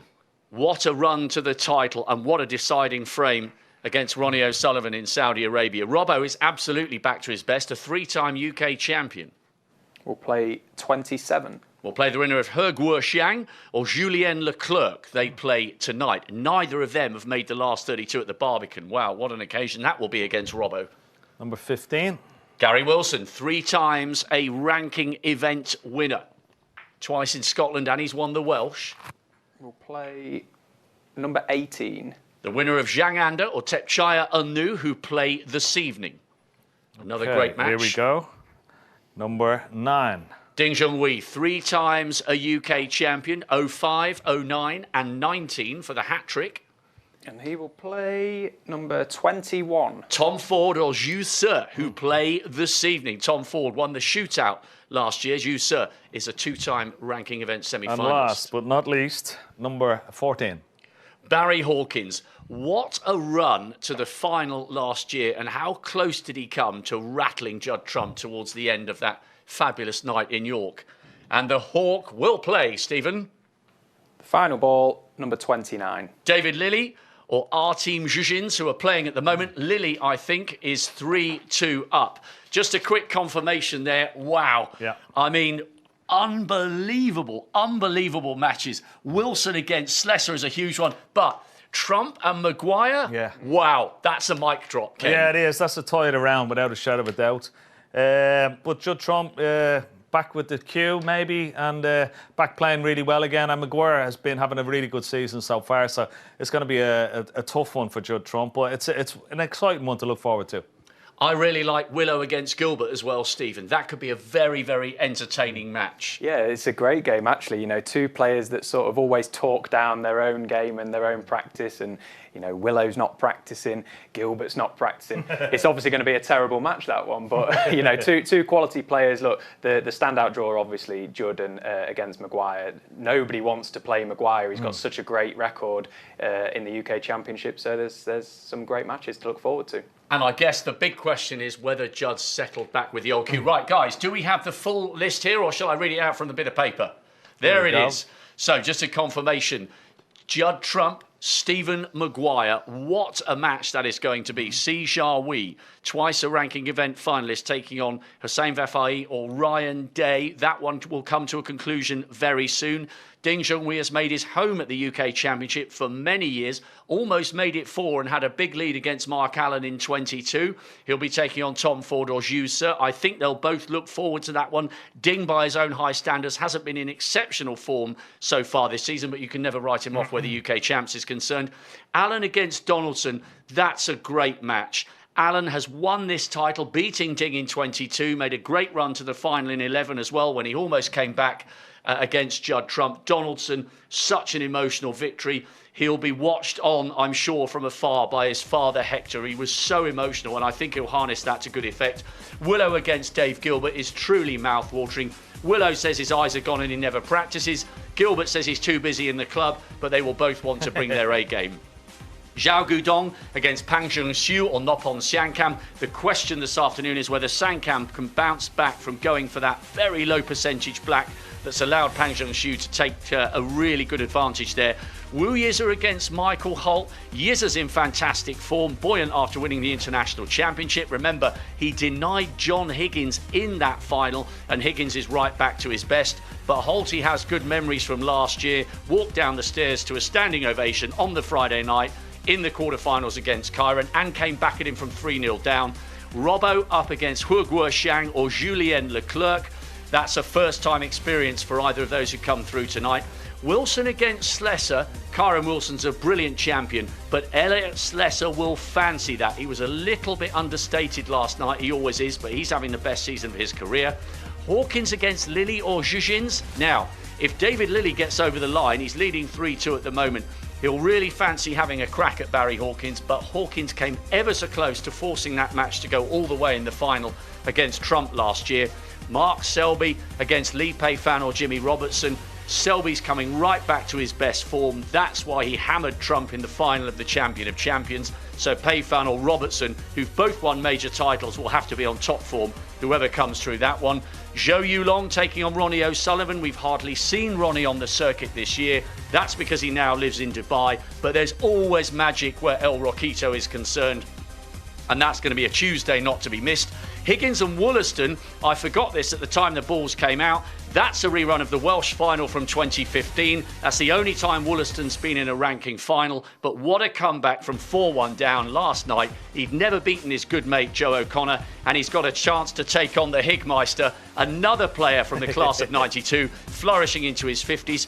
Murphy against Liu Heo Chan. Heo Chan will come out thinking he's got nothing to lose. Murphy's one of only 2 players this season to make multiple finals. Yes, it's only 1 title, but I think he'll really fancy getting his hands on this trophy again because he hasn't done it at the Barbican. His title came in Telford against that epic match with Marco Fu. Gary Wilson against Zhang Anda or Tepchaya Unnu. Wilson, such a good performer. We didn't see his best last year because he was beaten 6-1 in the last 32 by Michael Holt, and he'll be desperate for a better showing on the big stage. And Zhao Xin Tong against Long Huijia or Heathcote, they are playing now. Wow. It is going to be absolutely incredible. Yeah. Ken, quick prediction. Trump or Maguire for the last 16? Ooh, I think the way Trump is playing, he's going to be hard to stop. I think going back to his old cue, if he has done, it'll probably be a good thing for him. But it'll be a really good test for him, that one. I'm also looking forward to, I think, Zhou Yulong against Ronnie O'Sullivan. That's going to be a cracker as well. Stephen, Willow or Gilbert for the last 16?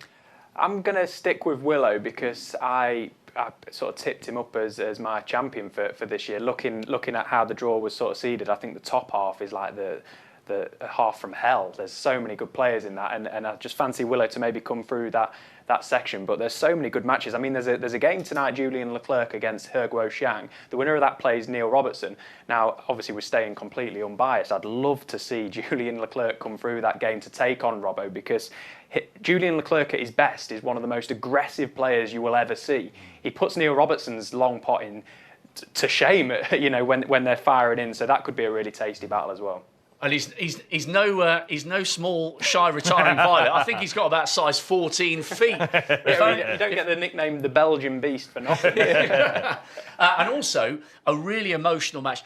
Do you think Donaldson can harness it again to take on Mark Allen, or did we see his best scraping himself off the floor from 5-0 last night against Bingham? Well, listen, results like that last night, they're few and far between. And, you know, there was definitely something greater at play last night, because from 5-0 up, Bingham was looking great. Donaldson was gone. And then all of a sudden, the collapse came from Stewart. The little touches started to come for Scott Donaldson. And then he just reeled off a few real great frames. And you could just see the emotion was building within him. I really hope for Scott's sake, and I'm sure he will, that he'll find the strength to put in a great performance in York. Of course, he mentioned with you last night that him and his father would always travel to York. So it's going to be a really emotional day for him, and he's going to get so much support from the crowd. Of course, you're going to, you know, give him a fantastic introduction, and hopefully it'll be a special night for him. We've seen so many times over the years, you know, when there has been emotion involved, you know what I mean, that it can inspire performances, and certainly inspired him last night. Whether that can continue, but we've seen it in the past where it has done, so you never know. It's going to be an incredible 9 days at the Barbican. Thank you, Stephen. Thank you, Ken. What about that, Hendo? What a mic. Saturday, 1 o'clock. Every ball, every frame, live on TNT, live on the BBC. Trump against Maguire. What a way to start. Yeah, hashtag explosive. Thank you, Rob.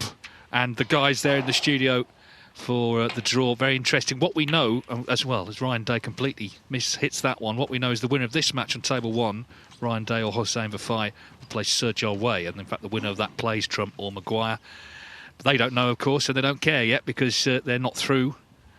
Ryan Day 3-1 up, but there's been a lot of mistakes in this match. It's not quite been the match we thought it would be. I think it sort of stood out on paper, potentially lots of big breaks. They may come, but at the moment it's kind of hard-fought stuff. And Vafai just trying to get himself back into it, 3-1 down. We saw lots of comebacks from this position yesterday. Just to say, we left that Pang match with Nop and Sengon, got a couple of snookers, but Pang won that frame. So he's 3-1.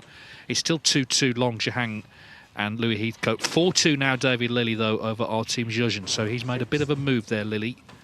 Will, of course, be across all these matches in due course, but we'll just stay with this one for now. And as I say, it's not quite sparked to life yet, but there's still time. These two on their day, of course, both such heavy scorers. In terms of the high breaks in the match, well, Ryan Day's had a 63 and Vafai a 52, so there's been a couple, but not quite the scoring we were anticipating.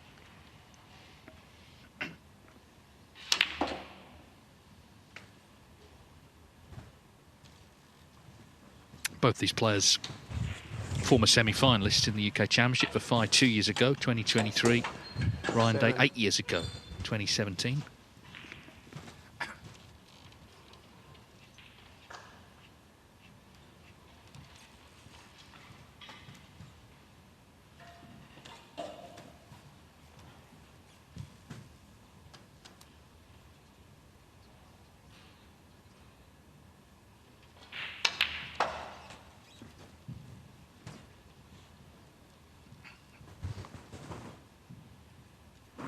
Lemon.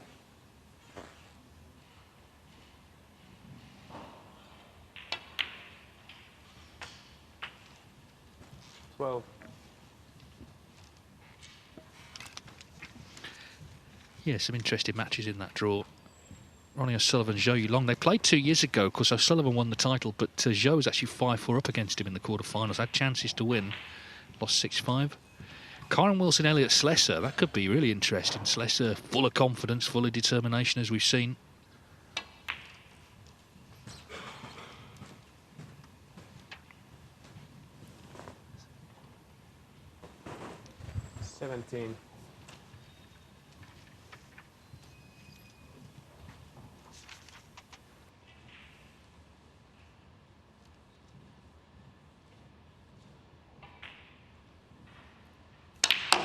Well, we'll just leave Hossein for now, because it's an important frame, clearly, for young our team Zhejian to stay in touch with David Lilly on table 3.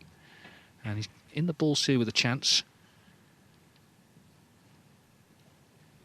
Just 8 points behind, but at the table. 17.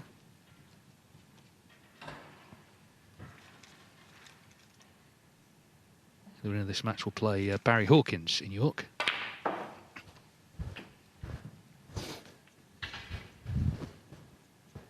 24.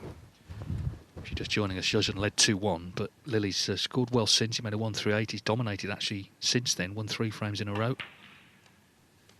25.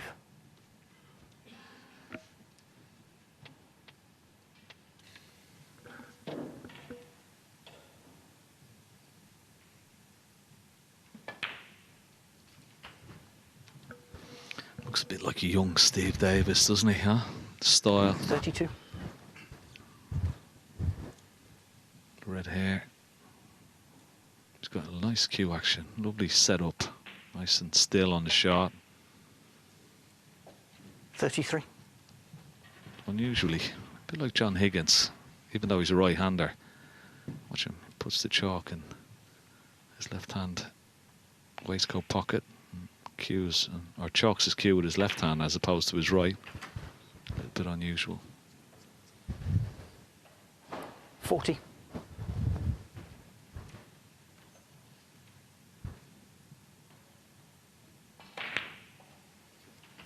$41. Now I can put the cue ball somewhere over on that left-hand side. You'll have a look for the red into the left middle, or that red that's closest to the pink into maybe this right corner pocket where the black is going. So just put it in a sort of an area there where you'll have a choice.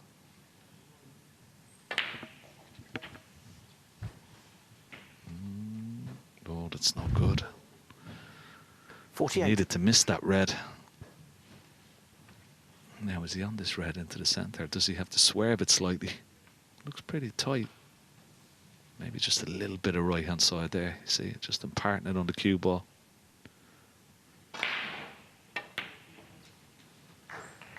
Yeah, no problem. 49.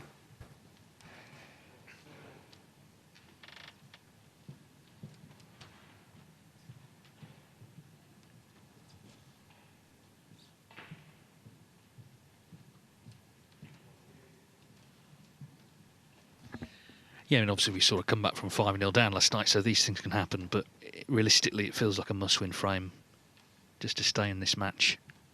So big visit this. This blue puts him 30 in front, a couple more reds needed.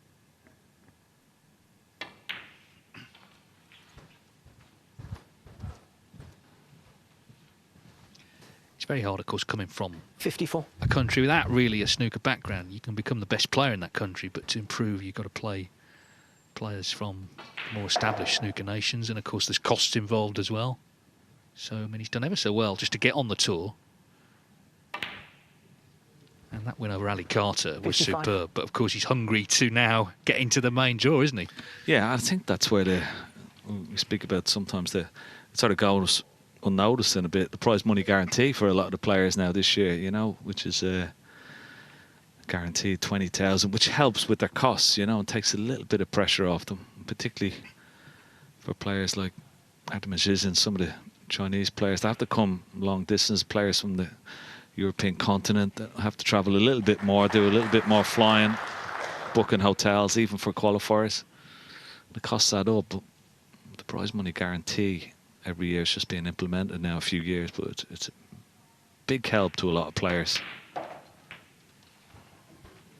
Just gives them that little sort of settled sort of financial sort of 61. help.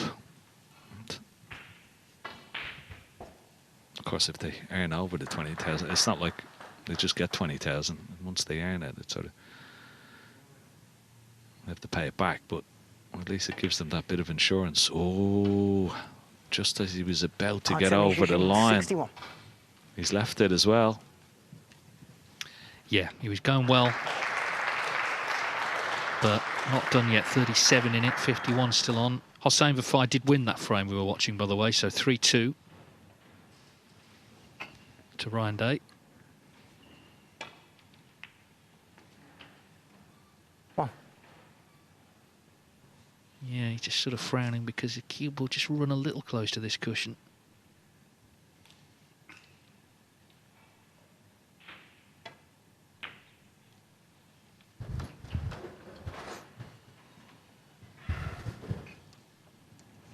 Yeah, this was the the red. I mean, it's not quite the same, but you mentioned Steve Davis. Division 61. You know, he had a shot into that pocket once, didn't he, that was a little cutback that didn't go so well. That's a good pot from David Lilley. So it feels it's all about this last red now. Everything else is there.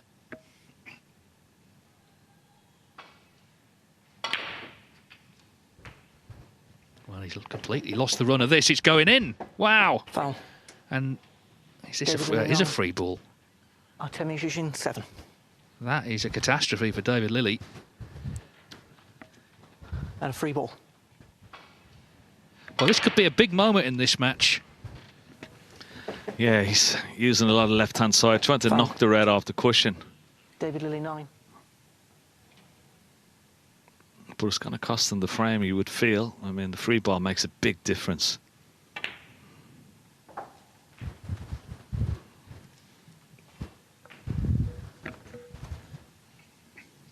Yeah, real twist in the tail. So already a snooker needed. Obviously the brown counting as the extra red, blue to lead by 41. So it'll be 2 snookers needed on this last red for David Lilley.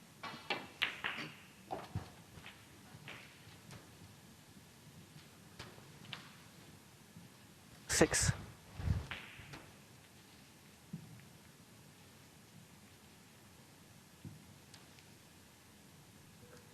Yeah, he's not playing the pot. He's going to knock the red around the table. Play an easy snooker. Division 6.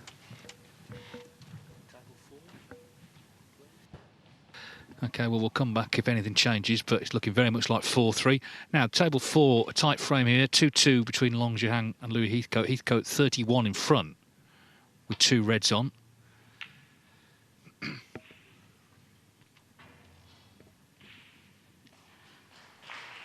Well, his chance may have come here. Obviously, the black's over the pocket, so if he can knock this red in down the right-hand side, it's surely 3-2 to Heathcote.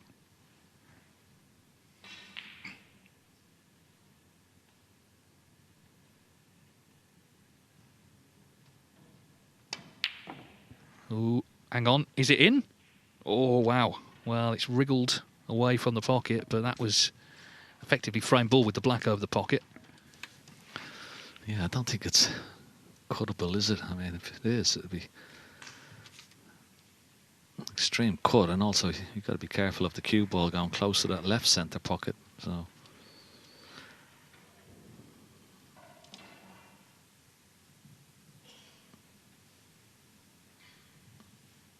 he's going to take it on. Maybe he is he? If he takes it on, the in off into the left centre, he's got to be careful of, because he's going to be playing with a lot of pace. The cue ball could be either going into the red or going very close to that middle pocket.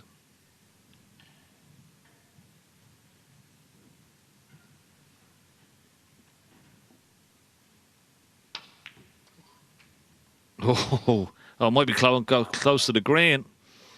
No, but I tell you what, it's not too bad. He'll settle for that.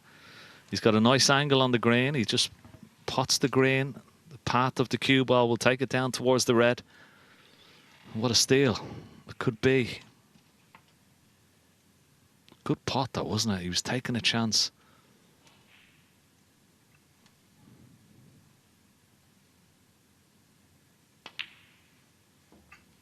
Yeah, very, very good. Very solid.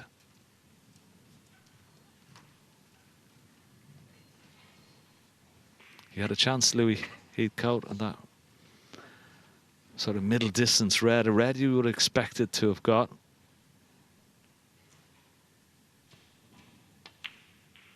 Oh, this is not good.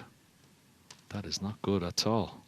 Okay, he's on the pink, but he wanted to leave a straightforward angle.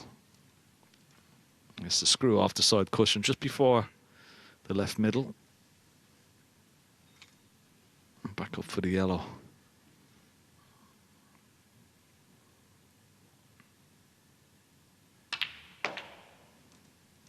Yeah, he's played this nicely. Lovely, lovely shot. Lots of right-hand side, and that's absolutely perfect now.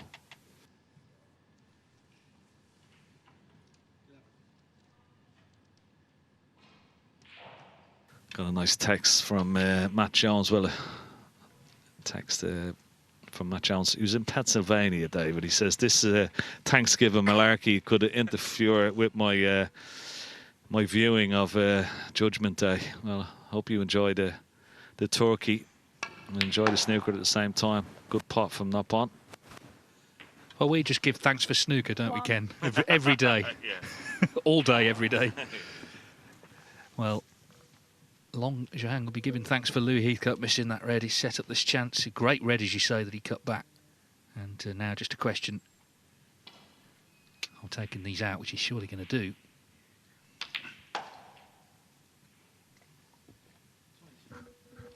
Fellow countryman Damien Morris is watching in Bayside, of course, where Fergal O'Brien came from in Dublin. Hope you're enjoying the coverage, Damien. Some interesting matches going on. This is a great steal here from Long Shui Wang. Yeah, sorry, Ken. We have a lot of viewers in America, actually. Of course, they can watch it all live now on WST Play, which is brilliant, of course. Not going to miss this black, is he? So it's a real steal. Feels like a big frame to win.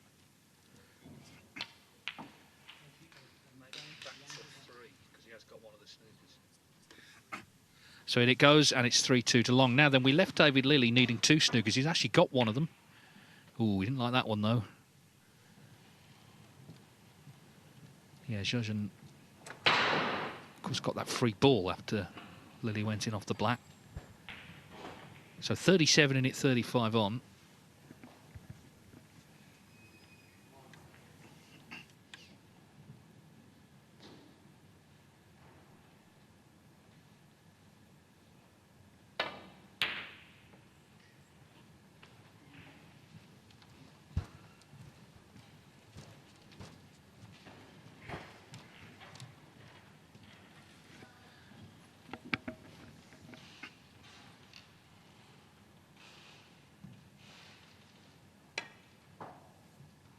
Well, there's danger here, isn't there? Pot's the black. He could lay the snooker on the yellow in behind the brown. Depends on, yeah, he might not have much angle though on the black.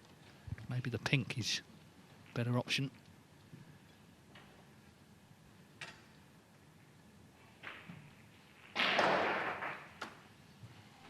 With the yellow close to the brown. There's a chance to lay the snooker there.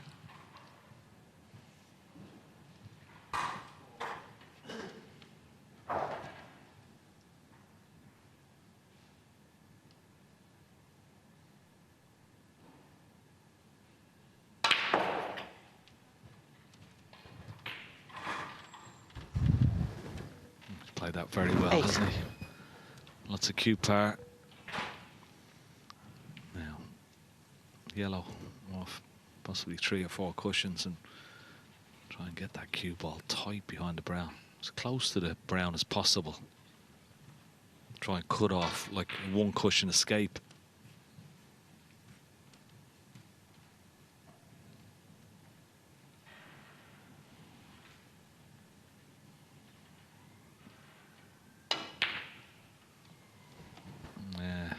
See, like, when you don't get close enough to the brown, it's just a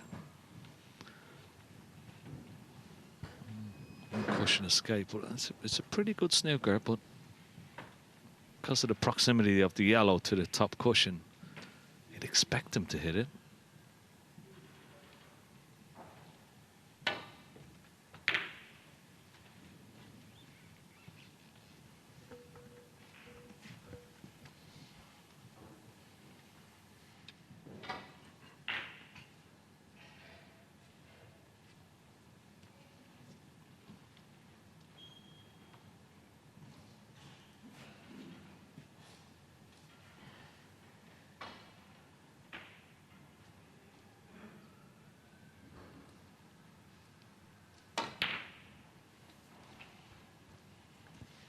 So Lilley electing to pot the yellow.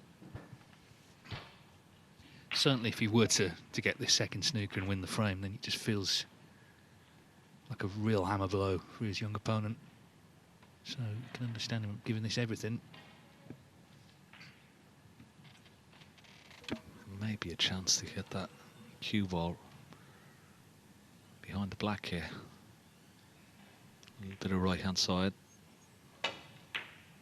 There we go.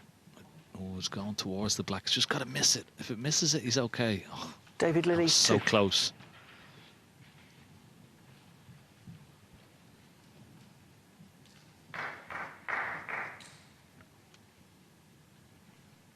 He's got to make a decision. Does he just try and roll the green over the corner pocket or play for it into the middle?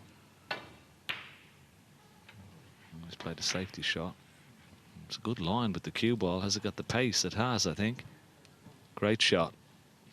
Very, very good. That's how to do it. But of course, it's David Lilly who needs the snooker. He's at least a little tap on the table in appreciation. He knows that was a really good shot. Of course, you've got to hit it and not leave it.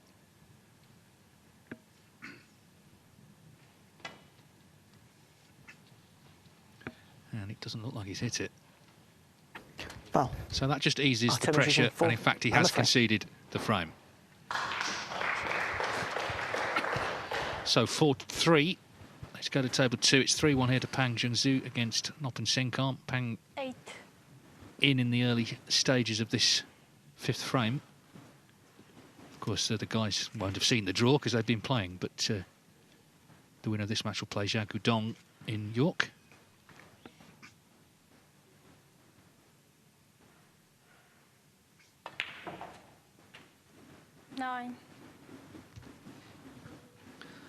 Yeah, without harping on about it too much, but I think that miss black from Noppon in the 3rd frame has really sort of turned this match on its head so far. It's really swung all the momentum in Pang's favour. He's very good at that particular little shot, you know, playing those little cannons, just brushing reds out away, leaving other reds on. And he's 16. Played that delightfully. Perfect.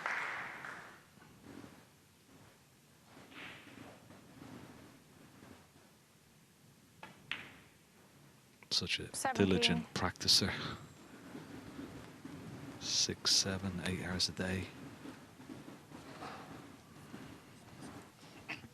Now, meanwhile, Hossein Bafai, just a moment ago. What a lovely long red that is. That match has narrowed a bit. It was 3-1.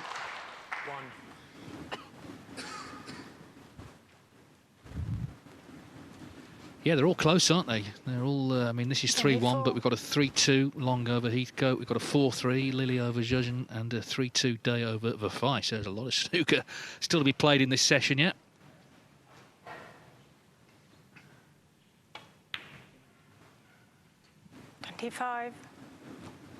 It's great, though. I mean, I was talking about WST play. The fact you can watch these qualifiers. I mean, back in the day, Ken, you'd be waiting for CFAX, wouldn't you, to update to find page 387. It was. I remember somebody telling me once, it was a player. I can't remember who it was, but he says, you know, you can't record CFAX. So he was trying to record on his VHS the fact that his name was on the television. You know, that he'd won one of his matches. You know. But he couldn't record it. He was gutted. Well, things have moved on a little since then. Yeah. Even the LVHS and the Betamax. My goodness. Yeah, if you don't know what CFAX is, you're too young. Don't worry about it. Before the internet. You have to be of a certain age. But it's a great opportunity, of course, to see how everyone has got through to York. All the stories and you know, incredible stories this week already. Yeah, and even for the players as well, knowing the fact that, you know, the matches are being televised and they're being shown around the world, that makes a bit of a difference, you know, than you're just going into a cubicle and just for another qualifying match. There's a bit more sort of emphasis on it. It makes it a bit more professional. And, you know, it's creates great atmosphere for the players as well as the public. There's our team Zhuzhen nailing a plan. 1.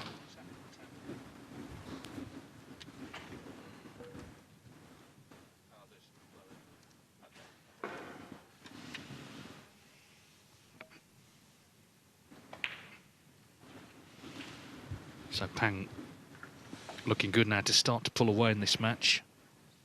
46.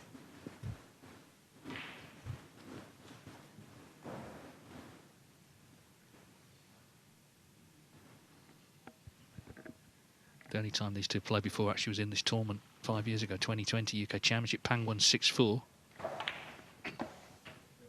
47.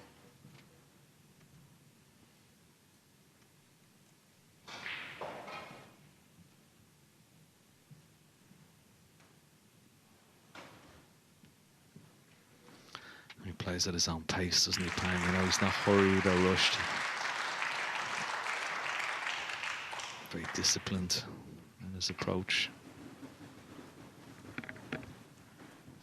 And he's carving his way towards the winning line in this frame. He's still got a bit to do.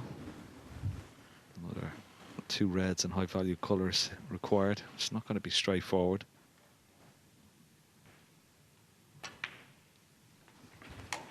I mean, he can score, obviously, but he can also win the other type of frames. In the previous round, he beat Liam Highfield 6-4. Highest break only 56. That's actually in a frame he lost, but he won a couple of black ball frames along the way and just kind of scrapped his way through.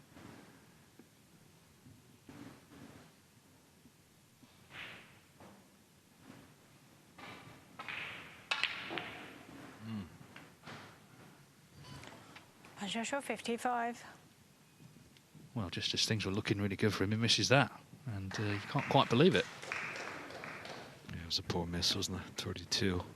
Would have put him 39 points for that. A red and a blue. And he was 4-1. So, once again, a miss black. This time from Pang. Now, can Noppon repay the compliment that his opponent paid him when he missed the black a couple of frames ago? He's taken a more difficult red into the yellow pocket.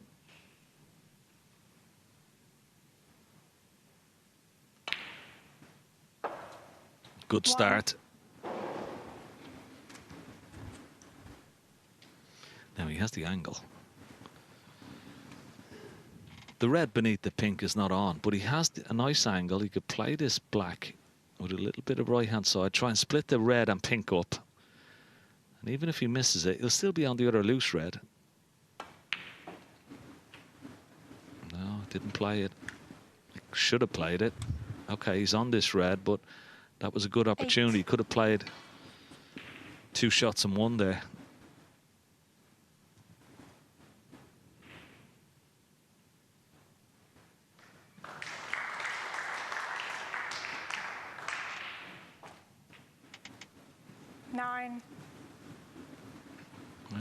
He's okay. He's got a nice angle on the blue. He can go into that pink and red. The only problem about hitting the pink here is that the red is going to go, as you can see, towards the black in the top cushion. So you can't hit it with too much pace because the red will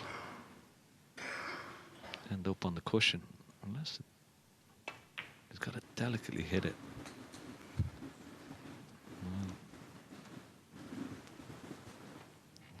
14. Now, is the red potable, or?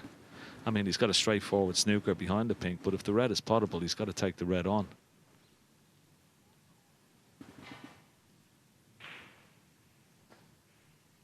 No. So, an easy snooker. 14. And he's in control.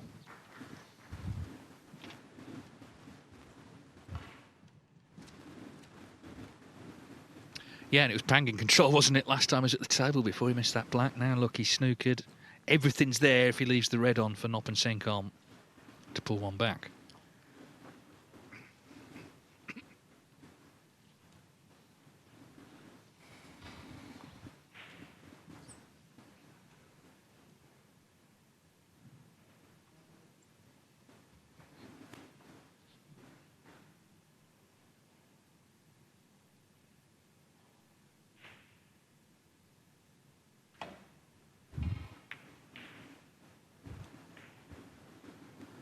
Wow. Happy, I think. Delighted, Pang. Watching that red like a hawk, wasn't he? If it just sort of had a different kiss on the green, he'd have left it, but it looks like a full ball snooker. Yeah, it's amazing. I mean, he was in control there, but just got back sometimes to decisions. You know, he probably coursing his luck, but if he had made a decision a couple of shots ago on that black where he had the opportunity to win the frame on his own terms. And now he needs a little bit of luck here himself.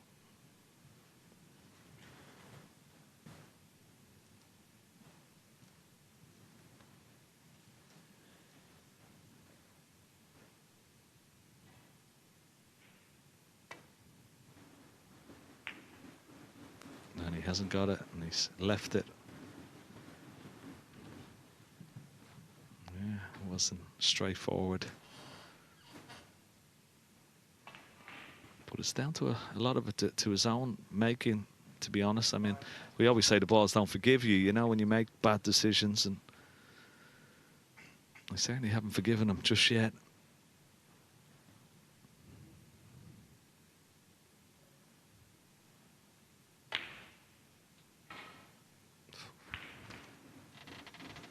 Might get another chance because that wasn't the best shot he's played.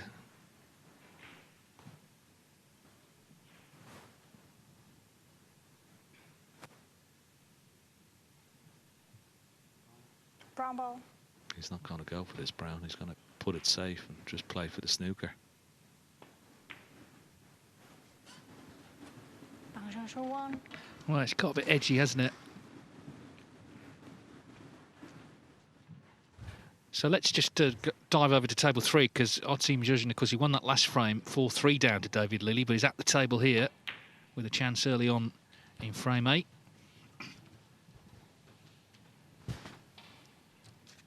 $60. Of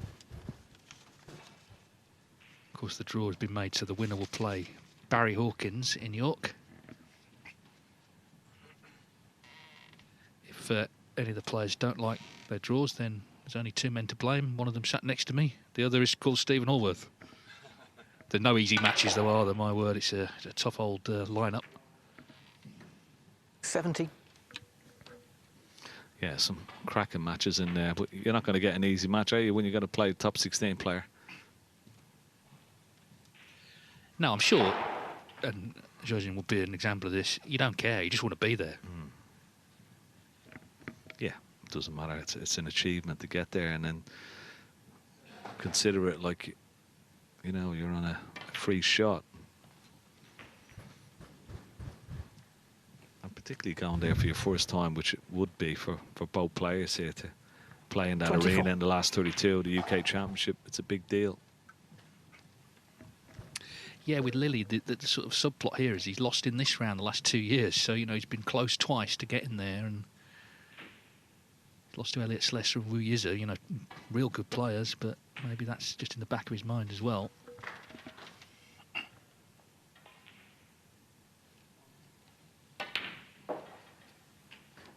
$25.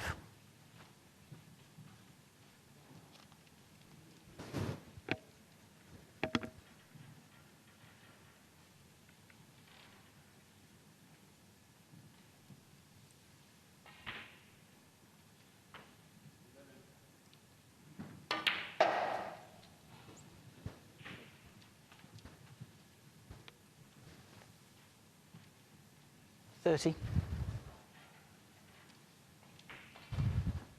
Well, this is not the nicest shot to be playing. But look at that. Very confidently played, wasn't it? 31. No backing away there.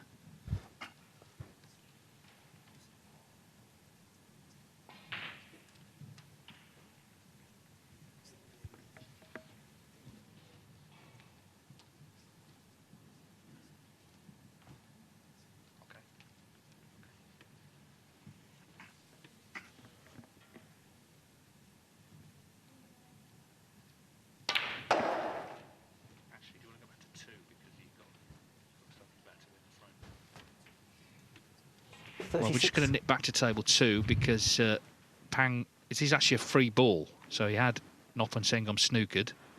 So the brown is counting as the yellow, and he'll need the yellow in addition to finally make it 4-1. It's been a frame full of mistakes, really, but Noppon Sengom's challenge is starting to fade. He was a little unlucky, wasn't he, when Pang fluked that snooker earlier on the last red, but in general, Noppon just struggling. They still need potting with the rest. He's not looked that confident in this frame, actually, Pang. He could do with this in, just to get a bit of breathing space in the match.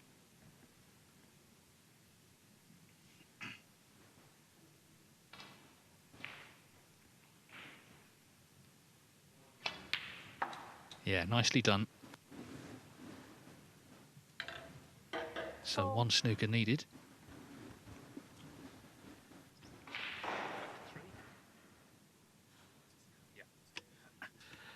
Well, we'll let you know if anything changes there, but our team's judging still going here. 50 in front on table 3.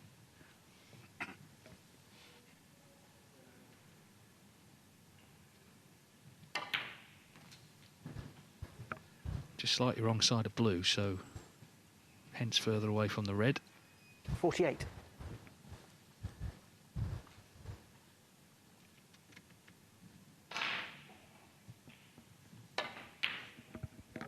Which he's missed. And he was just looked like he was growing in confidence, and I think he's left the red as well.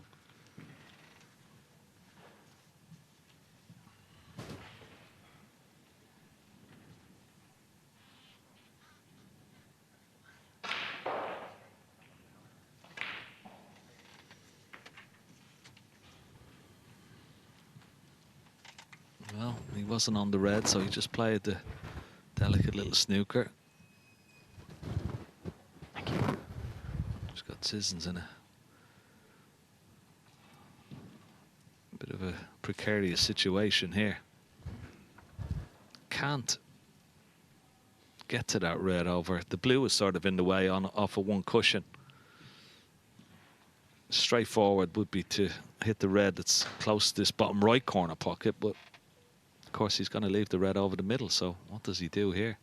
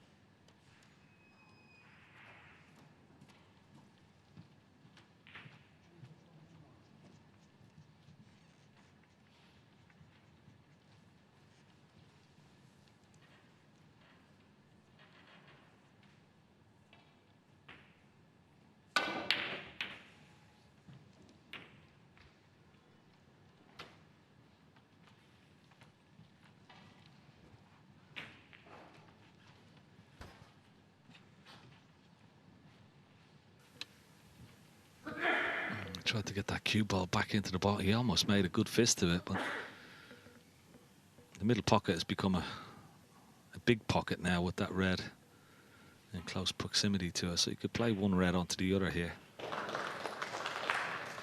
You should be able to maybe hold for the black into the left corner.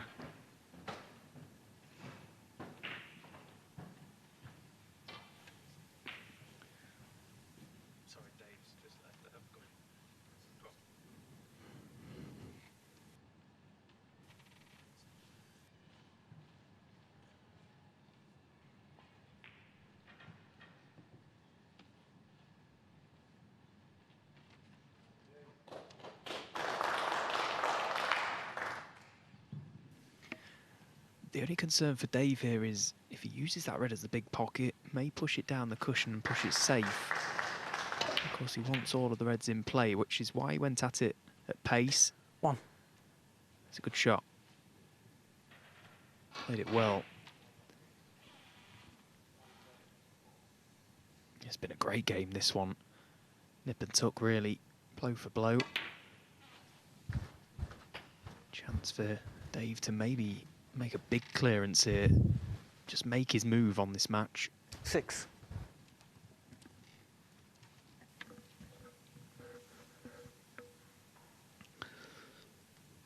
Me. I mean, the red is into the right corner pocket. The one above the black, he may play that one and go back up for the blue.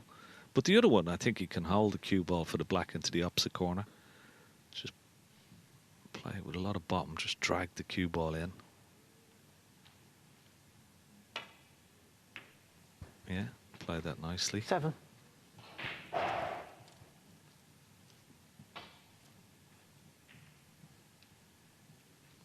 don't think the brown is potable into that left middle, so that may cause a little bit of problem for him down the road.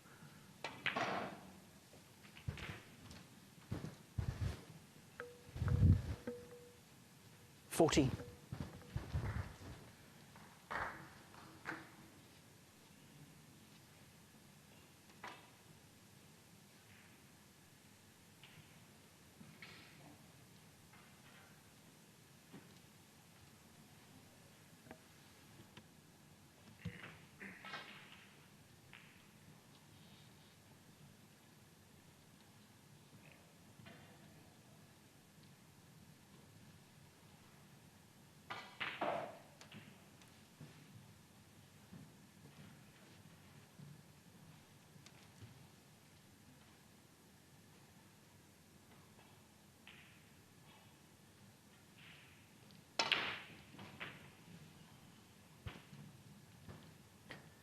$15.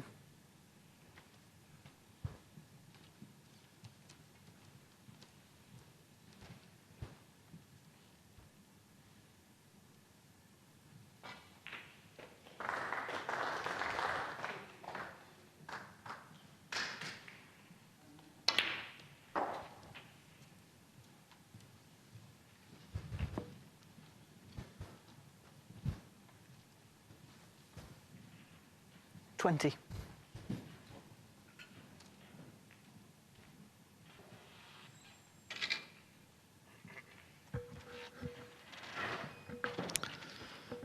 He may play for the black into the same pocket here. He could screw back for the blue, but I think the black would be the better choice. 21. Yeah, he's played it nicely because the black sort of affords him an easier sort of position on the last red. Now the brown, as I said earlier, could be a problem ball. We'll just tidy up these first few colours and up to the yellow and the green, and then start to worry about that brown. He's done well here, David Lilley, so far. Taking these very nicely indeed.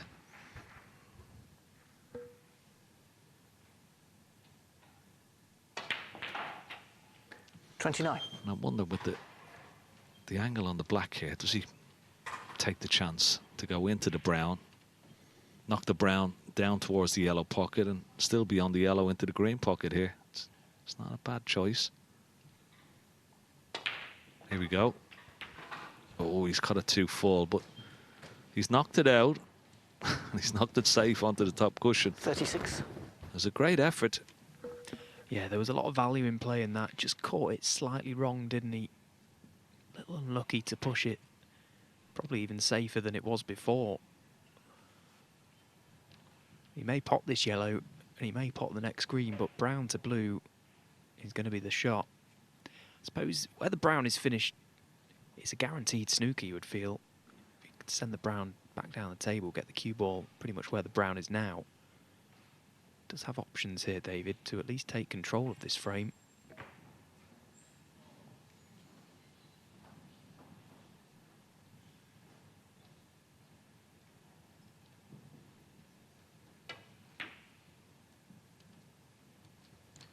$38. Now he's playing with a very small margin there. Just wanted that cue ball to pull up just beyond the pink. That would have been straighter on the green, but now he may have to just pop this green, send the brown round the table, play the snooker. So it's quite a big moment over on table one. Hossein Vafai just missing that black to the left corner.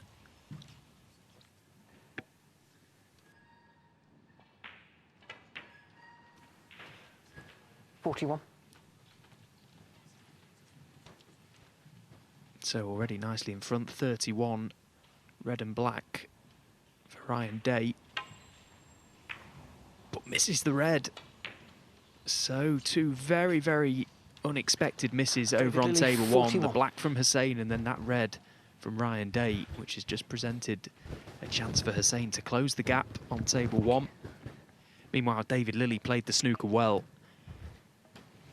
He did a lot of hard work there to get back into the frame, took the available balls and played a good snooker. This is quite a tough hit, particularly because the brown is next to the black.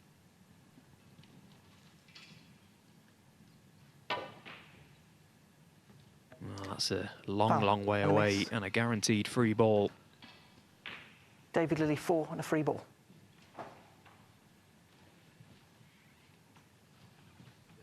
Back in. It's got to go back, isn't it? Because it's a tough snooker to get out of. I think if he was a little bit more straightforward on the blue, he might have taken it on, but put it back now. Second chance. Good hit. And look at this, where it's going to finish. Wow. How lucky is that?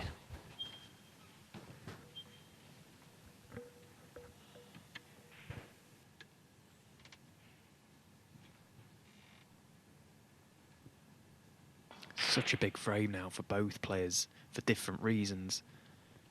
David Lilley can take it as a frame that really he shouldn't have won. Had to fight his way back into it. And it's the frame that takes him one away from a place at the Barbican.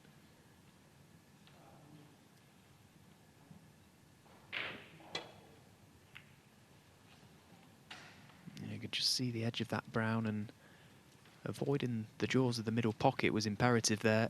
He's got a good cue ball.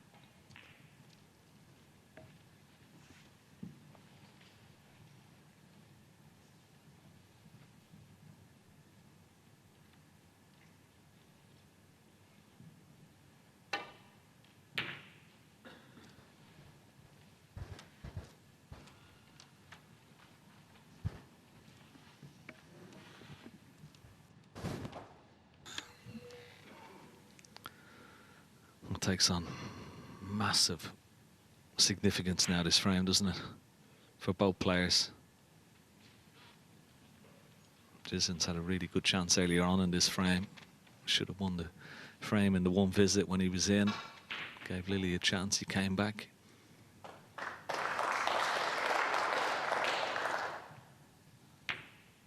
Wow, he went for that brown. Why did he go for the brown? Didn't need to. Wasn't getting on the blue. He should have played safe. Well, it's just cost him this frame now, surely. What a bizarre shot that from David Lilley at that pace. I can only assume, well, I don't know, did he go for the brown or did he try and just push it back up the cushion and maybe the cue ball deviated off its intended course? But either way, it's gifted a chance for Zhuzhen. Still needs to pot this blue though, and it could have been an awful lot easier than this.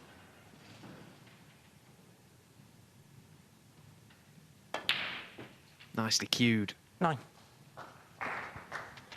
4-all, looks like. It just rolled the pink over that yellow pocket, make it more difficult for David if he's going to come back to the table. He needs one snooker to tie, but just gently roll that pink towards that yellow pocket.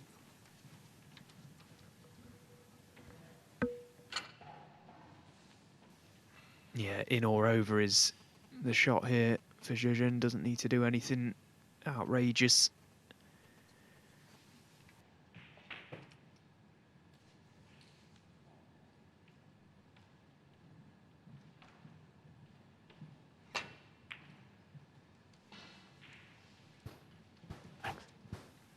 So, barring snookers, it looks like it's going to be 4 each here on table 3. So, this match has become a best of 3, it would seem.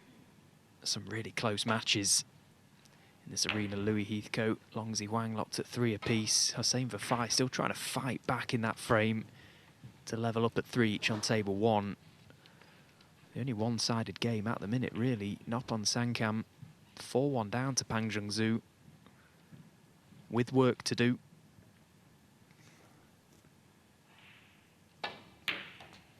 And that pink disappearing puts the nail in that coffin for that frame. So it is going to be 4 each on table 3 between David Lilley and our team Zhejian. We've had some great fans and people turn up this week. They've come out in their numbers, and why wouldn't they? The Judgment Day coverage that we do and the matches on display. Fantastic value for money, really. You get guaranteed 4 good matches. It's a real buzz in the arena, Ken. It is, yeah. Can't be too comfortable sitting on those seats, though, all the time. But there have been great crowds, and they create wonderful atmosphere. As the referee battles with a fly in the arena.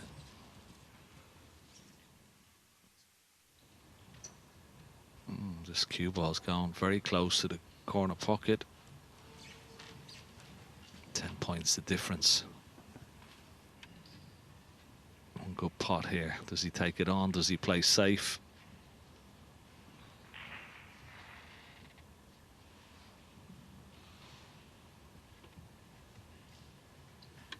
Just been reliably informed that we've got over 9,000 people tuned in currently on our WST YouTube channel, which is fantastic. Keep sending your messages in for the guys. We'll try and get back to you if we can. Any predictions for York? Who are you most looking forward to seeing? Let us know if you're heading over to York as well to watch. Fantastic city, York, at this time of year. And of course, the snooker is always a red-hot competition to try and go and watch. One of the big majors we have on the tour, the first Triple Crown event of the season.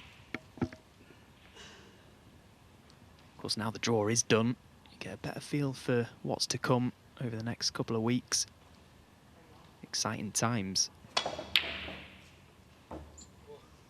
Oh, that brown. Oh, I thought it was going to pop in the opposite middle pocket. Got very close to going in the left middle. But worse yet, he's just flicked that blue safe, hasn't he? That would have been some fluke, wouldn't it? Wow, look at this. Nearly goes in the left middle, nearly goes into the right middle off the blue. Wow.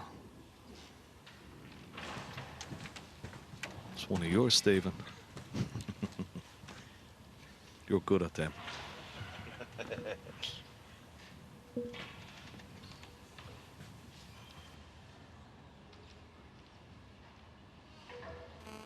There's another way you can get in touch with us as well, snookerclub@wst.tv.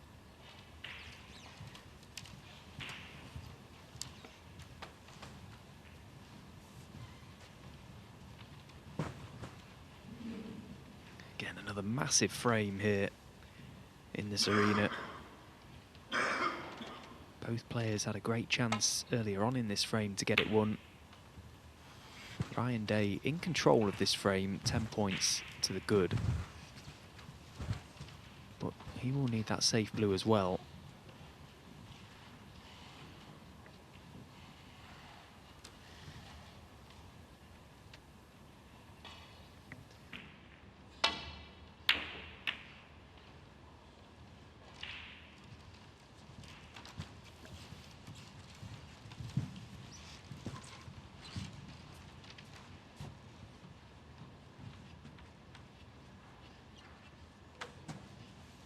So we'll let you know how that little battle on the brown unfolds. But meanwhile on table 4, very tight match, 3 each between Louis Heathcote and Long Zihuang. Louis with a great chance here in amongst the balls.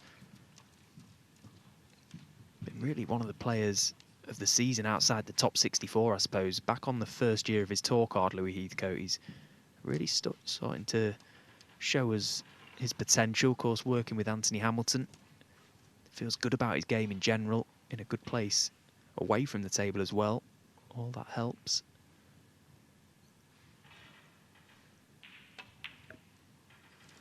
Of course, the winner of this match will play the current world champion Zhao Xingtong in York. So what an occasion that is to look forward to. If there wasn't already enough incentive to try and get through these qualifiers, a date with the world champion on the horizon.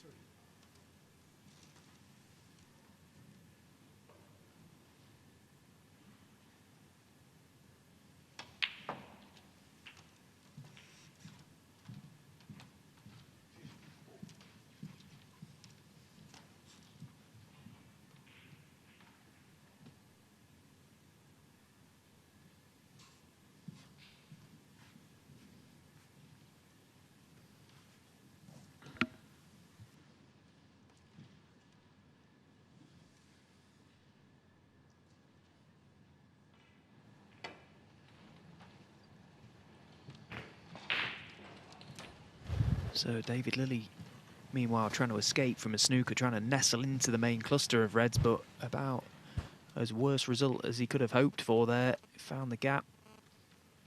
May have left something on.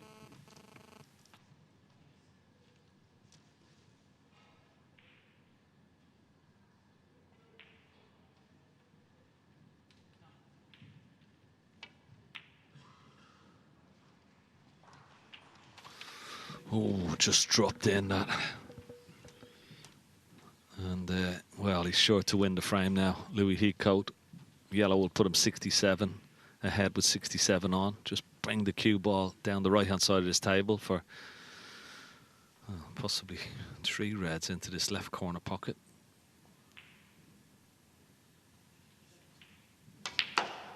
He's coming down the left-hand side for the red into the right, but that's okay as well. He's perfect on it. Nice shot.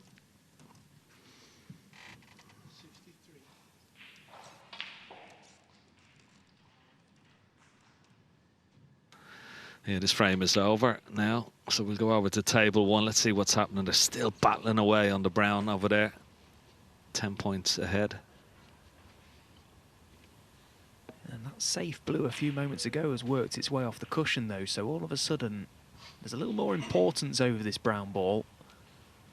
In a situation like this, players, you can just disregard the cue ball. It doesn't matter where your cue ball finishes. It's all about that object ball. Get that brown ball safe.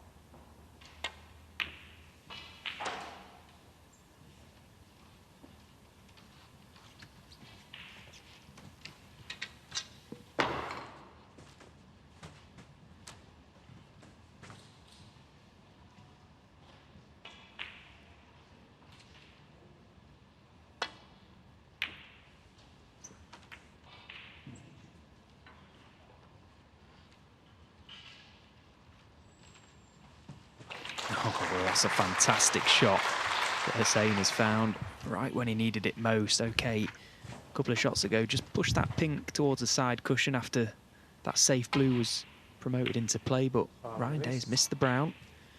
Well, yeah, he's caught the black, so they're quite a valuable 7 points. What's the 5-7?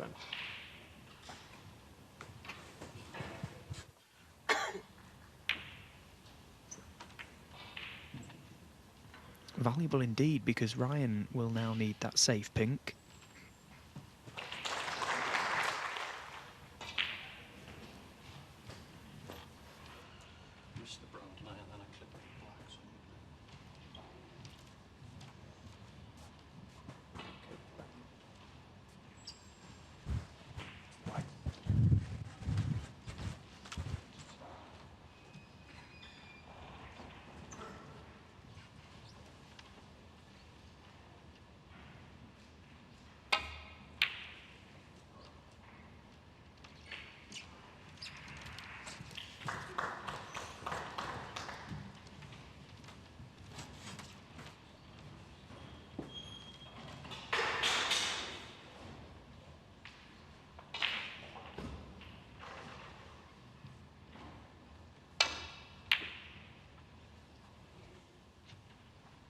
Oh, and again, another superb shot from Hussein Vafai. Two of the best snookers you'll see in terms of not only controlling the object ball, but in particular the cue ball over that sort of distance to get enough grip on the white. Had to be timed perfectly. Yeah, it's turned into sort of a match within a match, hasn't it? As Ryan Day goes round it and it's the black. I've seen him 5-7. So, referee Sami Akerla getting his steps in here once again with the replacement. It's hard-fought stuff, isn't it? All the matches. I mean, there's a 4-1, although, of course, Nop and Sengun coming back in that frame against Pang, but all the other matches really tight. Yeah, and again, the 7-point foul making a difference to Ryan Day there. Had he have just missed the black, Hussein would have still needed that safe pink, but now he needs brown and blue. And the best that Ryan can do is tie the frame, so those last two fouls have made quite a difference.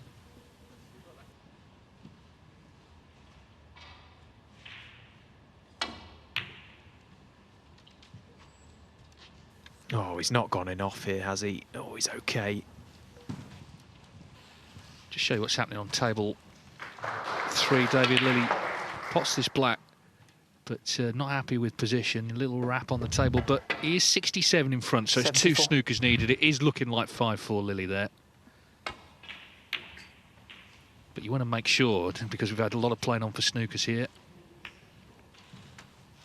Now, big chance for Vafai to level the match. Remember, he was 3-1 down. Ryan Day sits down, not happy.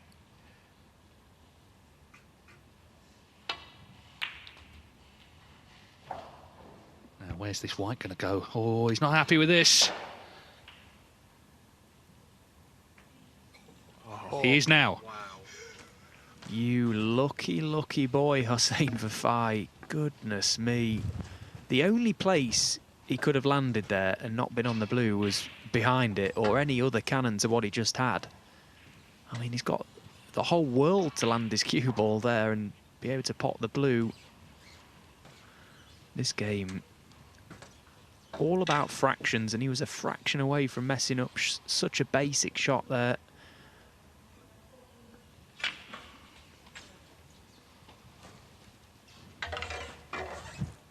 Nine.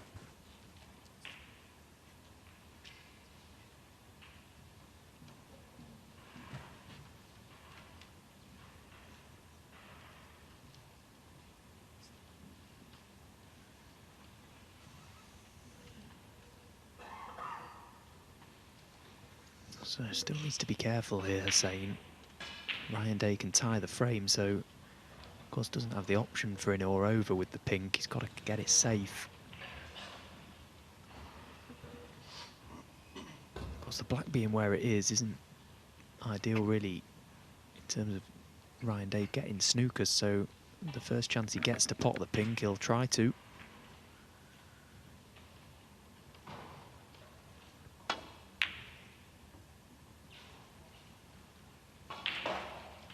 I've seen him 5-9.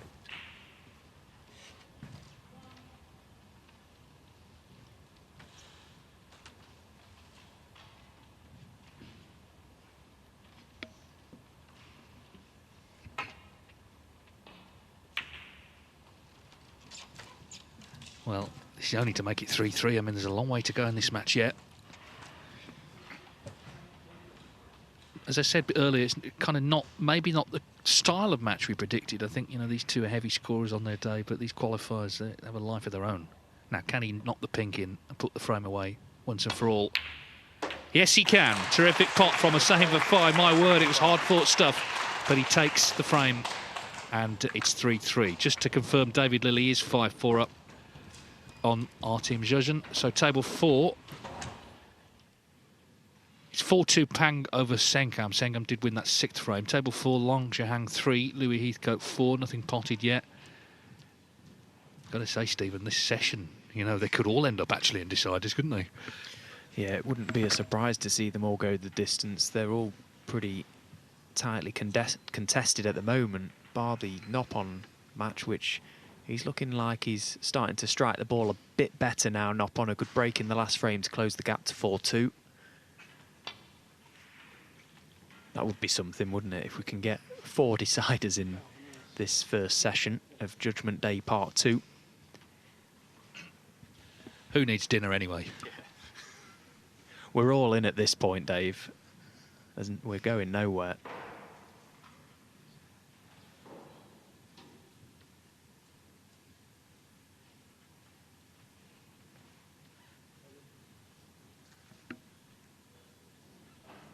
So he's trying the 2-cushion glance here, Longsy Wang. Just looking for a thin edge of a red, trying to get that cue ball back to balk.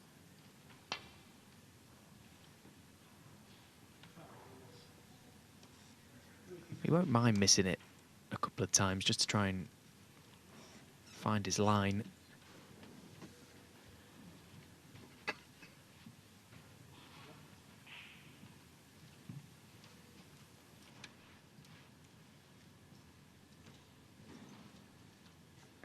Of course, these players have no idea about the draw because they were playing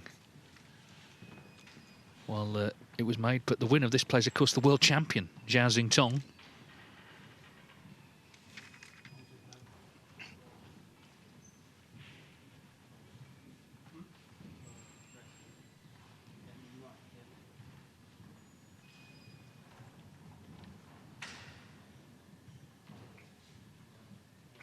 Glenn Sullivan-Bissett, the referee here, just making the replacement. Well, in fact, he's missed it twice anyway, so the warning will be issued because you can see red's full. So he could have really done with catching the red that time, but wouldn't it be sod's law to see him strike this red in the back of the pocket? Oh, he's playing the containing shot. And he may have left a tricky little cutback for Louis, albeit it is tricky.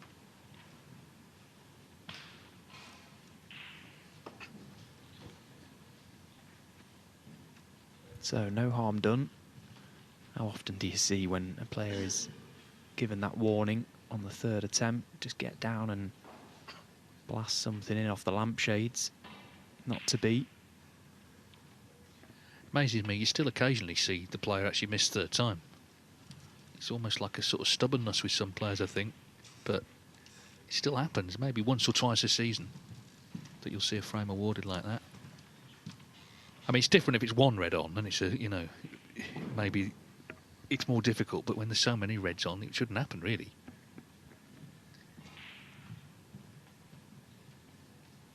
I'll give, as we've got a sort of bit of a lull, I'll give the answer to the quiz question. Rob Walker will announce the winner later, but I asked who won the UK Championship this day 37 years ago, 1988. The answer, Doug Mountjoy, who at the time was 46, and he was regarded then as an old man, but of course we've already got, well, 2 50-somethings in the event this year, Higgins and Williams. Ronnie O'Sullivan turns 50 during it. David Lilly is 50, he could qualify.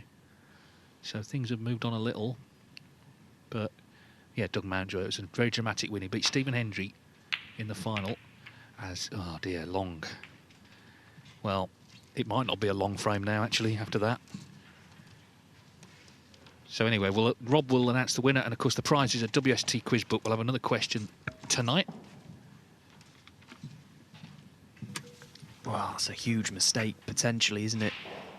And what a big frame this has become for Louis Heathcote now. He's played the patient game in this frame so far, gets his chance, can he take it? Oh, he's missed the first red. He's just caught the red on the way through. It must have been tight. He's caught an awful lot of that red, so that's quite a big mistake from Louis Heathcote. Wow, Longsy Wang out of his seat like a whippet. You hear the gas from Louis saying so tight. If he was going to pot that red, it would have been off the right-hand jaw as he looked. Not to be, so turning into a bit of a nervy one, this. Can Longsy Wang find a good pot here beneath the black?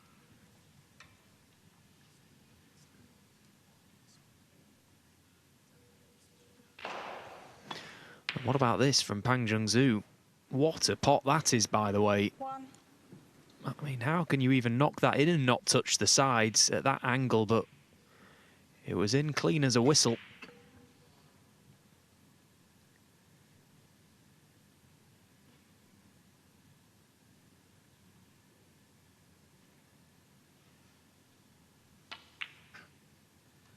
Yeah, I think it's just getting to that stage of the afternoon where it's all very nervy. The matches are all close. There's a big prize.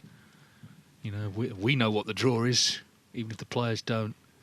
And you can understand a few mistakes creeping in. Yeah, and this has become one of those frames where neither player can bring themselves to even consider a safety shot. It's all out attack. Who will blink first? Can Louis knock this red into the middle pocket? No, he can't. So that miss there might be a decisive miss, because that has given a much better chance now for Longzhi Wang to get going in this frame, to close the gap.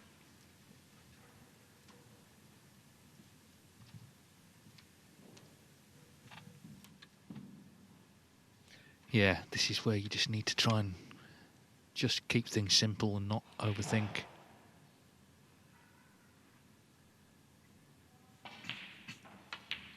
It's a completely different scenario, but it's a little bit like in that decider in Northern Ireland in the final. Jack Lazowski and Judd Trump. There were 4 balls missed in a row there, and Jack came to the table for the next chance, and he said he couldn't feel his arm, but somehow just almost went onto autopilot to make that winning break.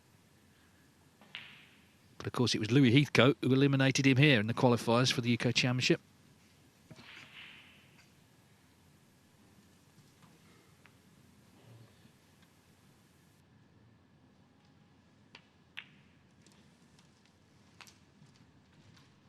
Well, we'll come back to this, but we want to keep across this match because it's very tight now. 5-4 David Lilley, but Artem Zhuzhin, he's in early in the next.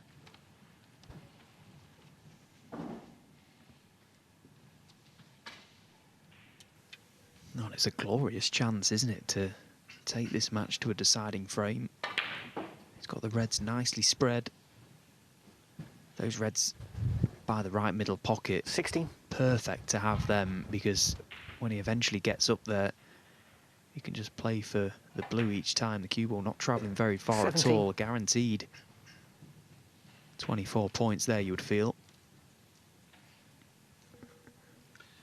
Reminder, he's already beaten Ali Carter in this event. Huge win. This would be bigger though, because of course it would put him into the final stages.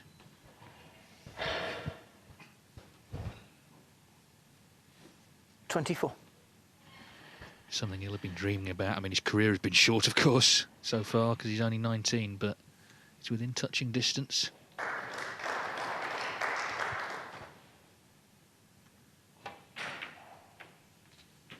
$25. Former European under-16 champion. And he's twice won his home title, the Latvian Championship.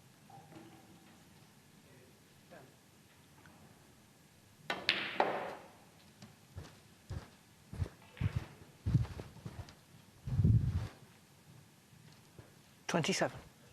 Yeah, he sort of burst onto the scene very quickly, actually. I remember the first time I saw him play I was over in Bosnia at the Q Tour playoffs a couple of seasons ago now, and he was competing in the junior event, and he sort of caught your eye. Just the way he sort of held himself in that amateur environment. You could tell there was a little something about him.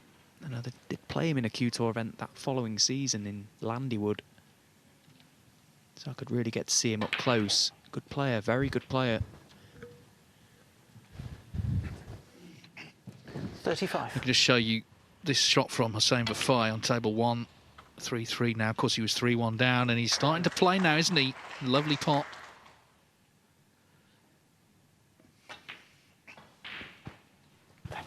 So it's in Zhuzhin's hands to take this the distance and 36. set up what will be a thrilling finish.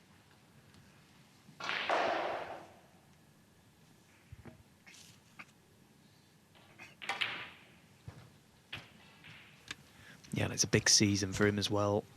These ranking points absolutely 43. valuable at this stage. Does currently hold one of the places on the one-year list, which will mean that should it stay that way, he will stay on the tour next season, albeit his points reset to 0. But top 64 place has to be on his mind, but at the very worst, make sure you stay on the tour.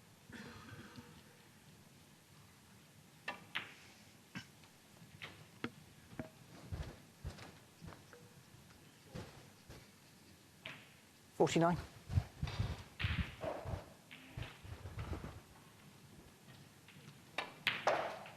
50. Yeah, because we actually saw him in this round last year. But of course, he's learning all the time. Be a better player. Since then, he lost to Stephen Maguire. No disgrace there.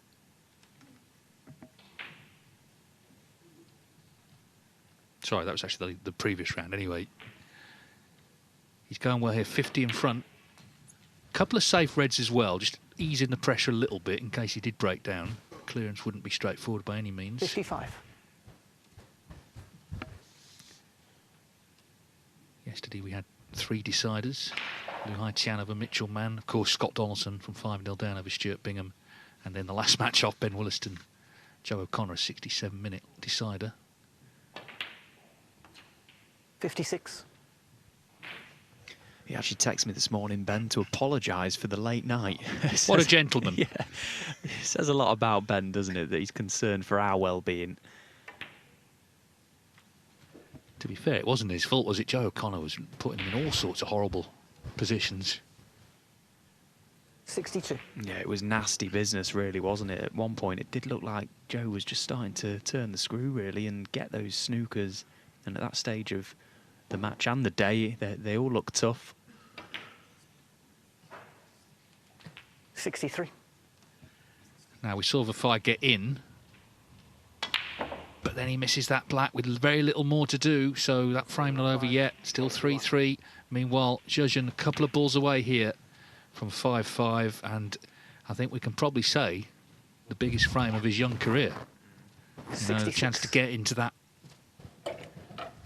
final stages. I was going to say the draw is already in the draw. We know what it would be. Massive for him. It's big for Lily as well, though. He's not qualified either, so you know, at different ends of their careers, but it's going to be big for either one. But this is the ball for 5-all.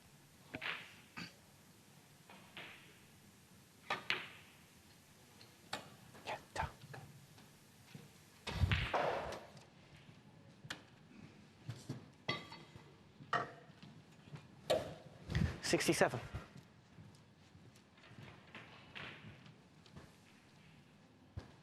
Well, we'll be back for the decider, don't worry. We'll have that live for you, but we're just going to show you table 2 in the meantime. Pang Jung-Zhu about to go 5-2 up on Noppen Senkarm. So Pang has made his move here. He's over the line as far as snooker's required, so he has a chance also to book his place 61. in the final stages. Yeah, there was that big frame earlier where Noppon missed the black, and in general just not quite with it this season for whatever reason. 62. I was hoping this UK Championship would change things. It's going to have to be a big comeback now if it is to.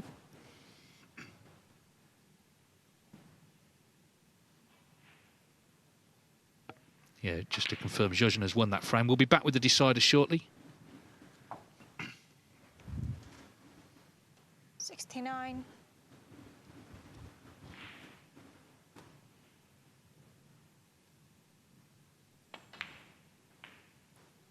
70. So we've got 3 really close matches, but this one is just starting to... Well, it has turned in Pang's favour. Yeah, and it feels like if Noppon is going to get back into this game, it's got to be lights out snooker, because from what we've seen so far from him today, it seems unlikely that Pang isn't going to get at least a chance to get this match won. How a game can turn so quickly, and I just wondered when it happened whether he'll live to regret that black that he took on earlier on in this match. It seemed like a big moment, and it's turned out to be.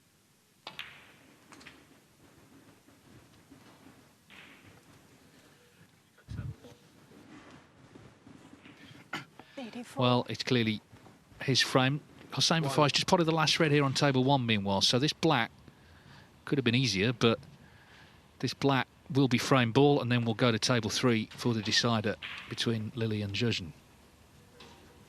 It's one of them, isn't it? He has to play it really to win this frame, but it's one of them that he's guaranteed to be on the yellow if he misses it, which means Ryan will have the chance, so he's refusing the black. Now, Ryan Day will be seeing that as maybe just a sign of weakness, perhaps.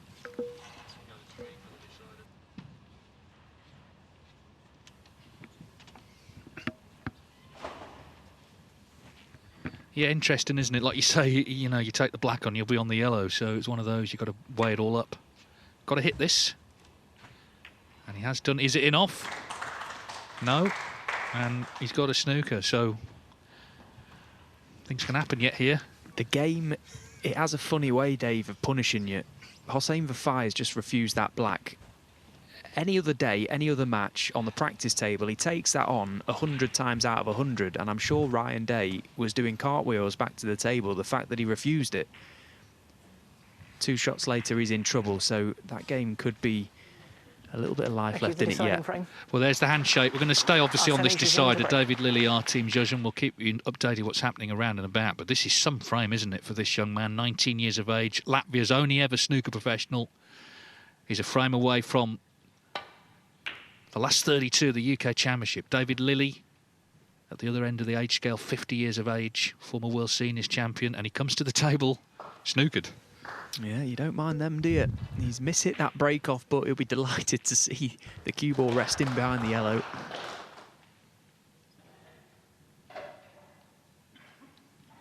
And there has been a little bit of movement to the main cluster of red, so not straightforward to rest into the side of them. We'd love to just avoid the pink and come into the 2 just south of it. Tickle up to them. Should be okay.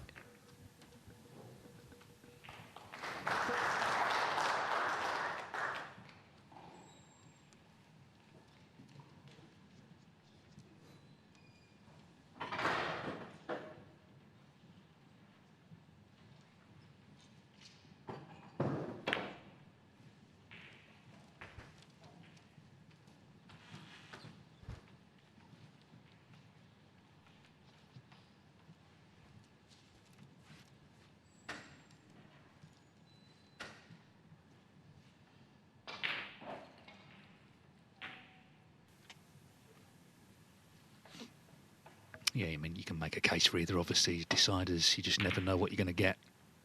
But wouldn't be surprised if it's a bit nervy because there's so much on the line.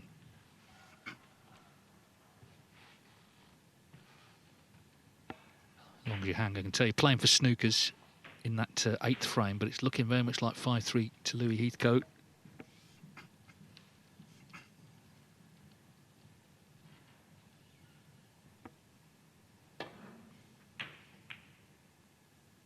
I mean, the UK Championship, when it started in 1977, it was only actually open to people who lived in the UK residents. It was won by Patsy Fagan, who was from Ireland, lived in London. So it wouldn't have been open to players from Latvia, but of course there wouldn't have been players from those sort of countries on tour then. The game has changed massively. It became a ranking event in 1984, so open to all tour players.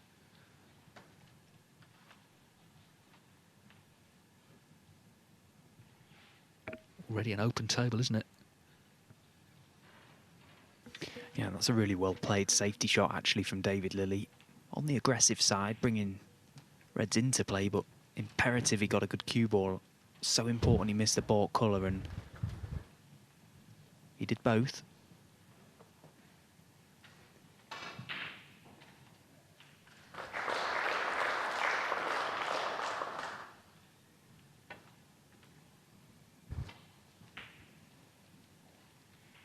Oh, no.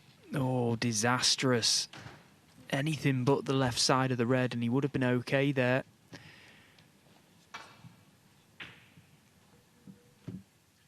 Now then, do you want to just show what's happening on table 1? Great yellow from Hossein Vafai, so snooker's needed for Ryan Day. Otherwise, it's 4-3 Vafai from 3-1 down. Well, David Lilly gets his reward from that brilliant safety shot he played a few moments ago. Our team Zhuzhen failing to come off the 2 cushions to nestle onto that red by the top cushion, just misjudged it. So Lilly with the first good scoring chance.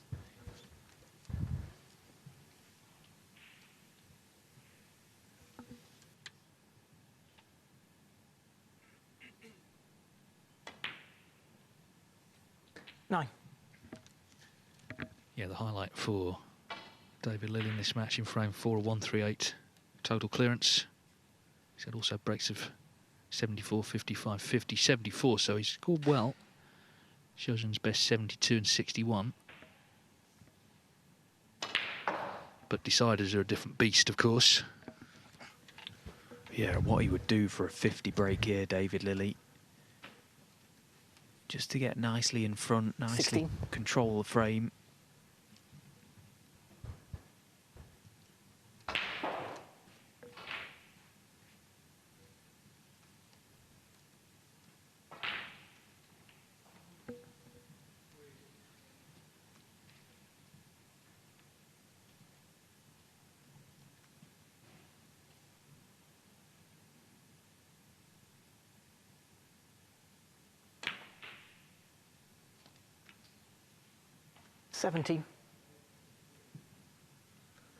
Well, that's not ideal.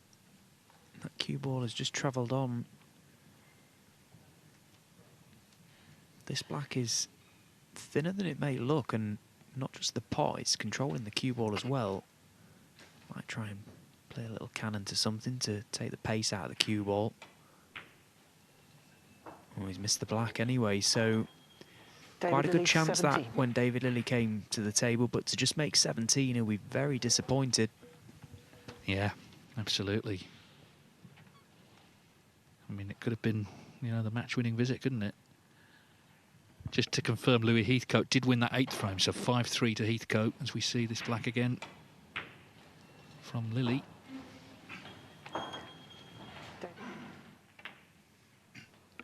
Judgens gets his first chance to get it won. What a moment for him.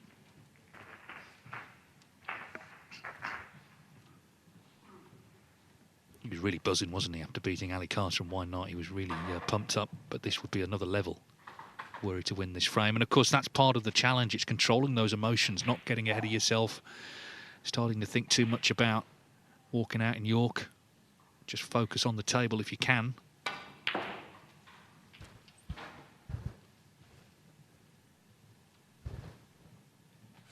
Eight. Now, is he on the right-hand red here? He's having a good look. It's obviously tight.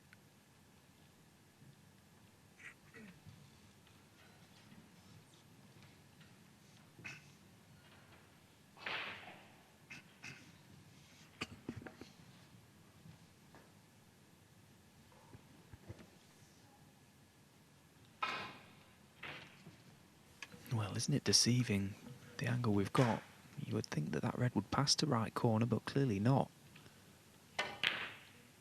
Oh, playing a bit of an adventurous plant there, Artem Zhuzhin. Artemi Zhuzhin, 8. There was a lot of distance between those two balls, and well, playing it the way he did, he was guaranteed to leave David Lilley at least a half chance at something.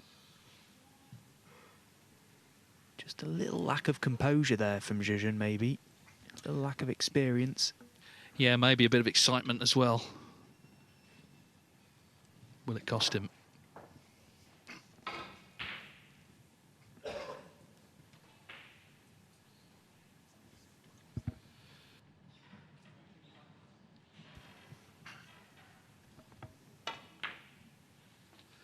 red wriggles in, so second chance for Lilley. Yeah, that's a huge let-off, isn't it, for David Lilley? Zhuzhin broke down very quickly there, similar to David from his first visit. But he'll have given himself a little talking to when he came back to the table. If I know Dave, just trying to G himself up a little bit, just keep that intensity high, try and make this chance count now. Oh, he's played a shocker. 9. Oh, what has he done? David, what have you done? Just misjudged the cannon to the underside of the red. Let's see where he potted this red. If he pots it thick, yeah, he potted it 9. thick, which meant the cue ball went into the reds quicker. Oh, the worst time for that to happen.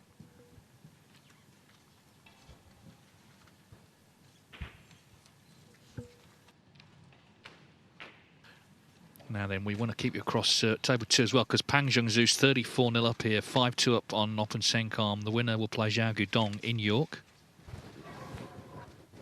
And, well, if he pots this red and gets on a colour, it's a great chance, isn't it?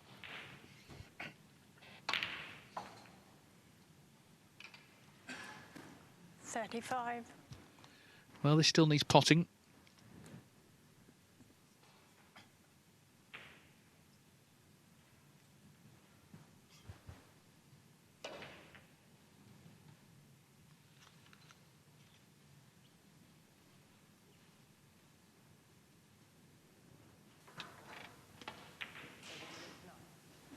Ooh, it stays out. Yeah, it wasn't perfect on it by any means, so chance to win has gone begging for now.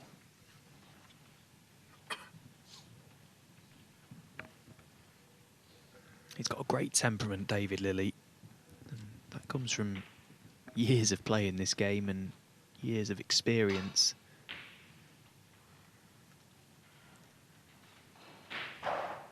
Kept his discipline there to try and lay up a good safety shot off the back of the disappointment from not getting on his colour. Now, does this red pass the black? David straight round to have a look. I think it will. I think this red will go, so this is another chance. One good pot.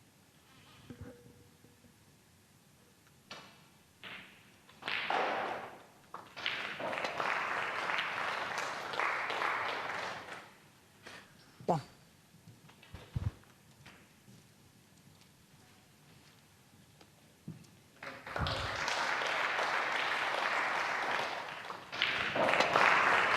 See the red again. Hossein Vafai did win that frame against Ryan Day, so he's now 4-3 up. He was 3-1 down at the interval, of course.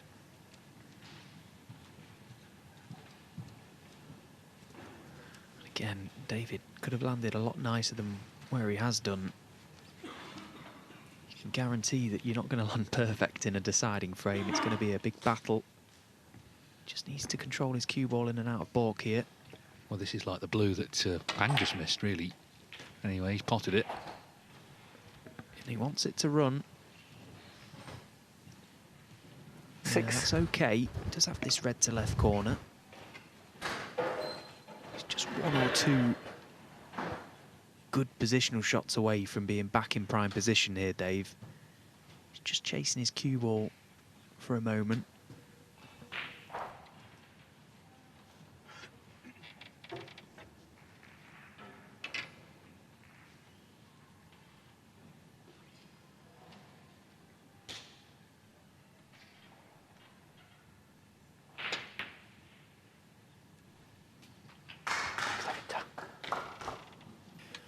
Now, what sort of angle has he got on this 7. black, if any? Anything but straight, and he might can just manufacture something from this shot.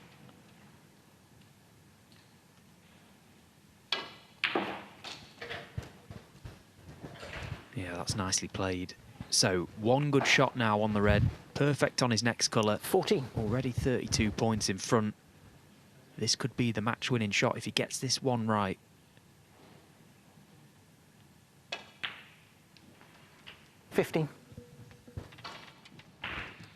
Well, he's needed a few chances. Zhuzhen's, of course, had his. Took on that very ambitious shot to middle.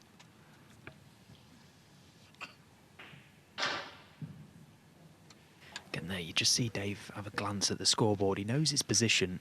He wants to leave his cue ball in a big area if he can. Where he's got multiple reds to go at. Wants that cue ball to run. Oh, and of course. 22. It just was never going to run. It always looked short.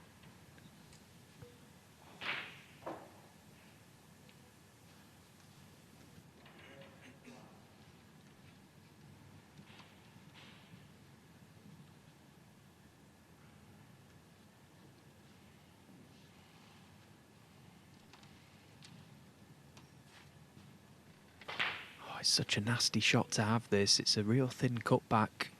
I don't know if it pots in the middle pocket. It may do. It certainly cuts back into the left corner. Both options there. Very tough indeed. If he's going to go for the pot, he's got to fully commit. Almost disregard where your cue ball is going. Just get the pot.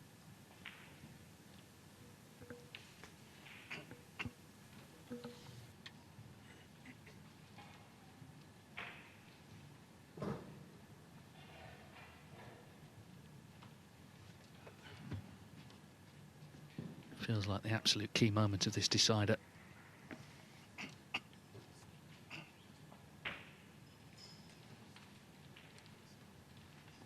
Oops, now then, Noppon Sengon has levelled the frames, the score in the frame here, 35 each with Pang, after Pang missed the blue. but Senkan misses that, so is that his chance gone? 35. We'll have a look in a moment, but this is a huge shot for Lily.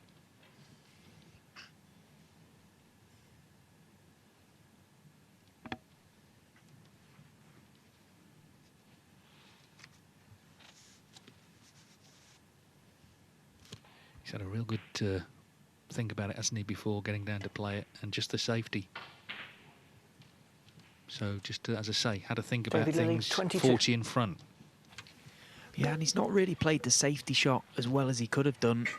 Now, if our team Zhejiang gets this one shot right, cue ball back beneath the black potentially. Well, it looks as if he's going up to balk, is he? If he gets it beneath the black, tight to the cushion, pretty much where it is now, but tight, Lily's in bits, but he's going elsewhere.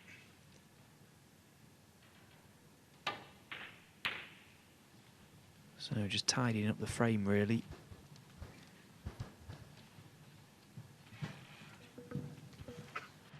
Speaking of in bits, Pang Zhengzhou, you feel this is almost match ball in a way, but he misses it. Okay, there's still a red awkward on the other side of the table, but nerves are creeping in there as well. Yeah, not there yet. Got a good cushion, of course, 5-2.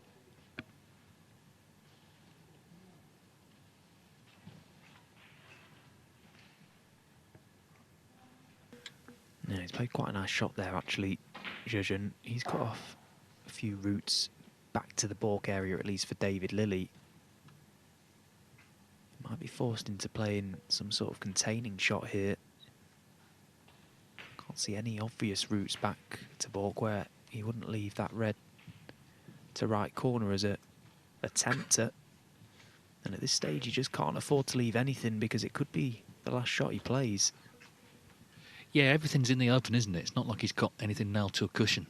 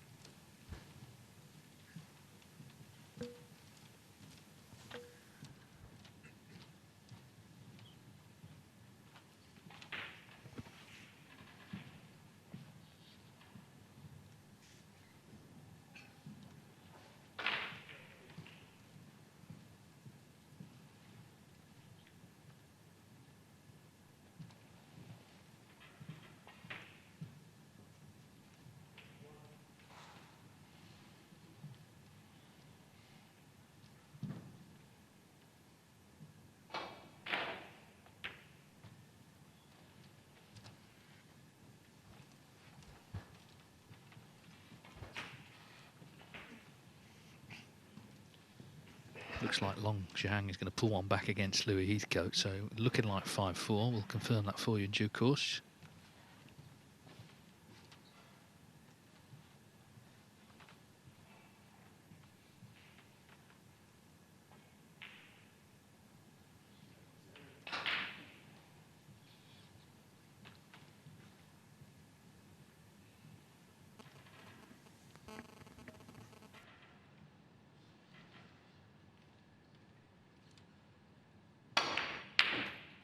Oh, is that the winning shot?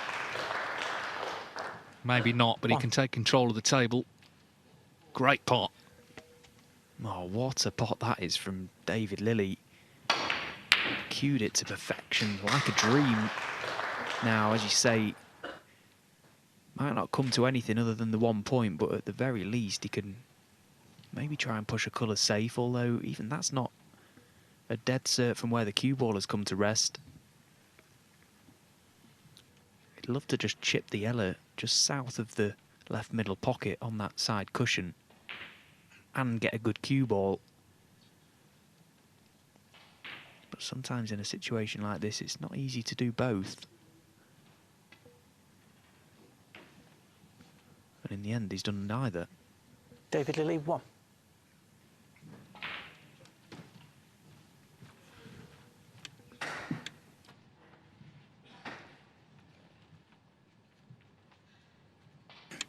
Well, I tell you what, this is a big shot, Dave. If he knocks this in, could be a great chance to score a few. Biggest shot of the week for our team, Zhejiang.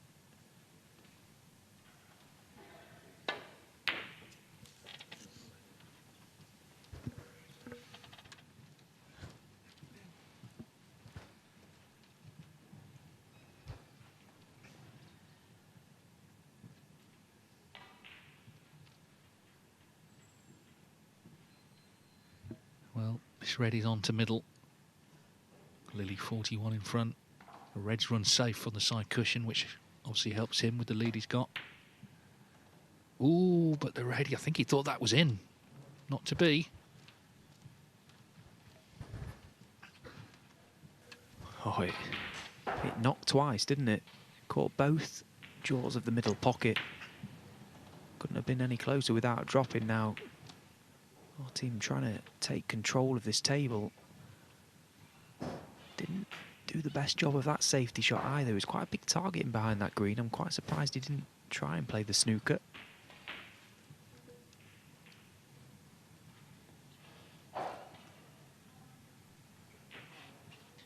Now, can David Lilly get past the pink? I think he can.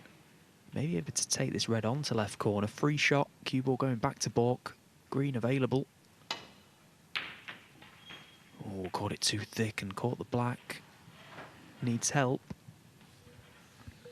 Well, wherever you're watching around the world, we have our biggest audience of the week right now, so you're very welcome. It's a dramatic moment, isn't it, this? I'm sure there'll be plenty of people in Latvia itself watching. Longjiang, by the way, won that 9th frame, 5-4 Louis Heathcote. Ryan Day's going to win the 8th against Vafai. He's 84 in front, so 4 all there. And it's still 5-2 Pang over Senkam, that frame in the balance. Coming down to the boil here on this 3rd session of the 2 judgment days. Another 4 matches tonight. And then we'll have our field set for Saturday at York. Lily's got a good lead, yes, but again, there's nothing really safe here. You look at where the balls are, they're all potable.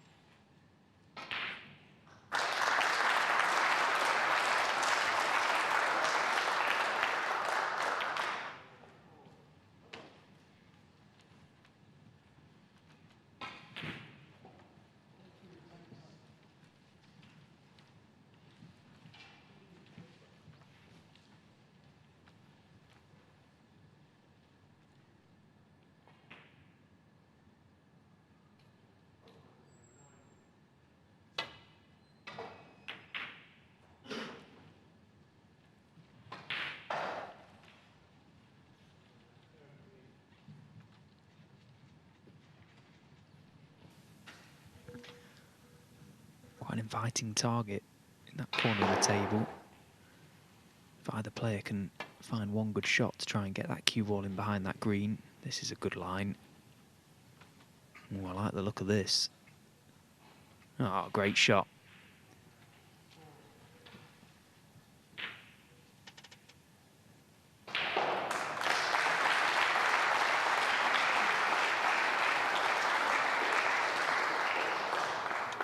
The applause was for Ryan Day, breaking 125 to make it 5, to make it 4. Sorry, 131 to make it 4 all with Hossein Vafai.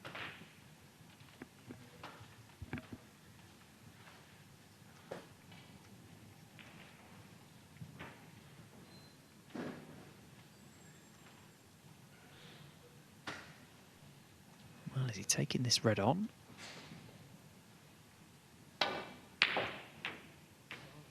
Oh.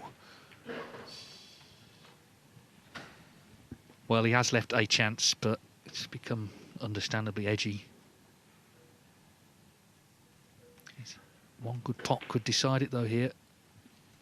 Yeah, and it's not going to be comfortable where that green is for David Lilly, just bridging over it. He might even need the rest. It's that much of a stretch. Again, it's never plain sailing, is it?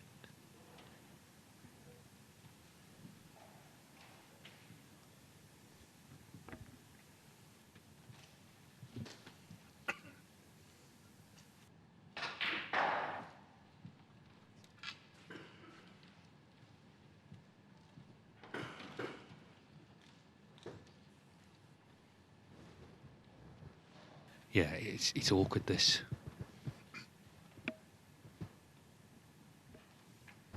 doesn't like it. Well, we remember talking about that foul a couple of years ago. The chalk fell out his pocket. Things can happen, can't they, at vital times? Yeah, he's being so careful here, Dave. He's doing everything he can just to try and get himself set properly on this shot.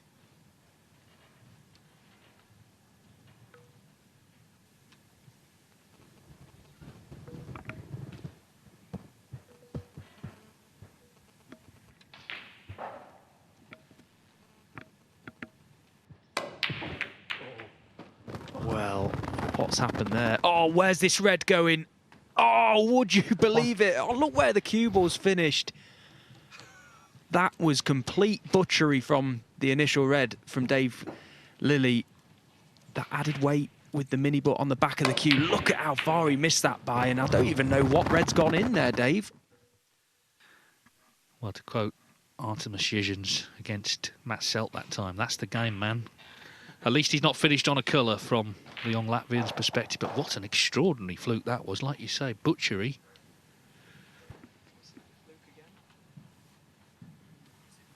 The point is, if the red doesn't go in, he leaves him in, doesn't he?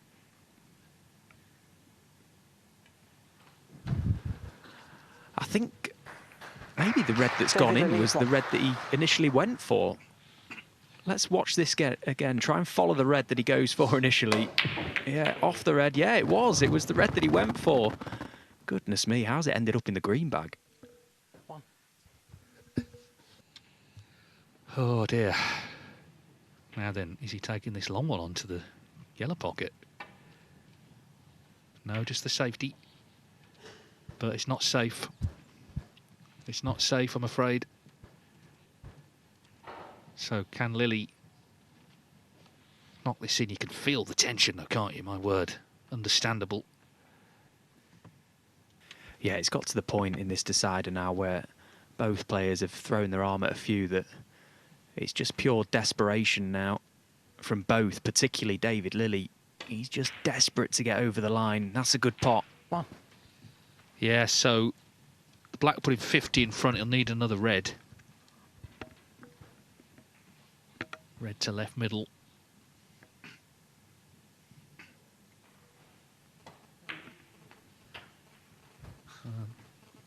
Hasn't really got on it, has he? 8. Well, that exactly tells you how he's feeling. The pot there looked tough for David Lilly, even though he was right behind it. It was unmissable, really, but made no attempt to get on the final red. And barring the pink, there isn't really much safe on this table, so it's still live, although it'd be some turnaround this for Zhuzhen. David Lilly now just looking to use his wealth of experience and tie this frame up. David Lilly, 8. Put it in lockdown. Yeah, exactly. It's a question of bringing the shutters down. But still an outside chance for Zhuzhen. I mean, the point is he would need blacks. The black's on its spot, so, you know, it's not impossible you could see something happen here. It's been a typical sort of decider, hasn't it? You know, the fluke was big, but there's been chances before that on both sides. Zhuzhen has certainly been taking his shots on, but at the moment he's clinging on by his fingernails.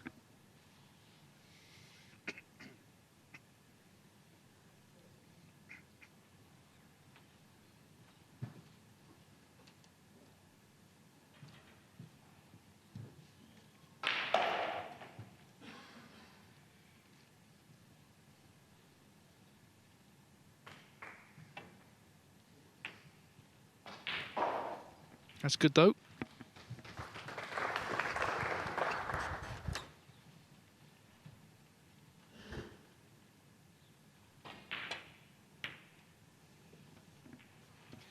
Yeah, as I say, you're going to need blacks. Yeah, and that red going by that left corner now limits Zhuzhen with this red. If he takes it on, he's got to get on the red to right corner, so taking the scenic route. He needs that to run by quite some way, and it isn't going to. So David Lilly agonisingly close to a place at the Barbican now. This black has to go in. Slight shades of Chang Bing Yu on the maximum.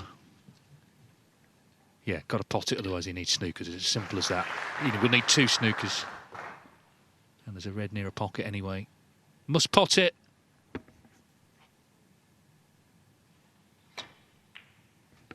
He's not far away, you know. Oh, what a pot from our team, Judgen. Every credit. He's not the yellow safe, but he can worry about that down the line. 8. Yeah, fantastic pot. And it, if anything, just keeps his hopes alive. And, well, that really was a quality shot. But he might need another one here.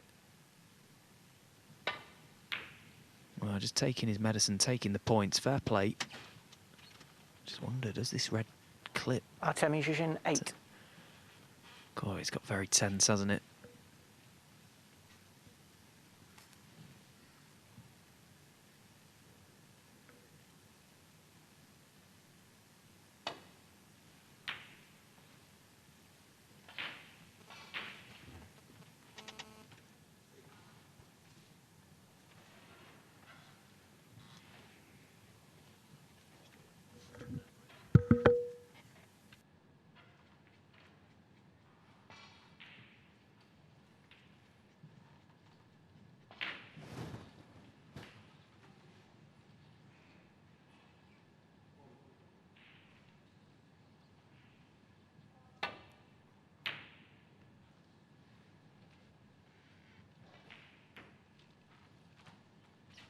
Well, another chance for Lily here.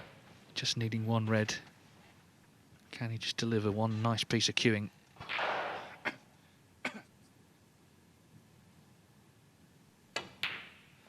Yes, he can. So it looks like it is David Lily advancing. Snookers needed.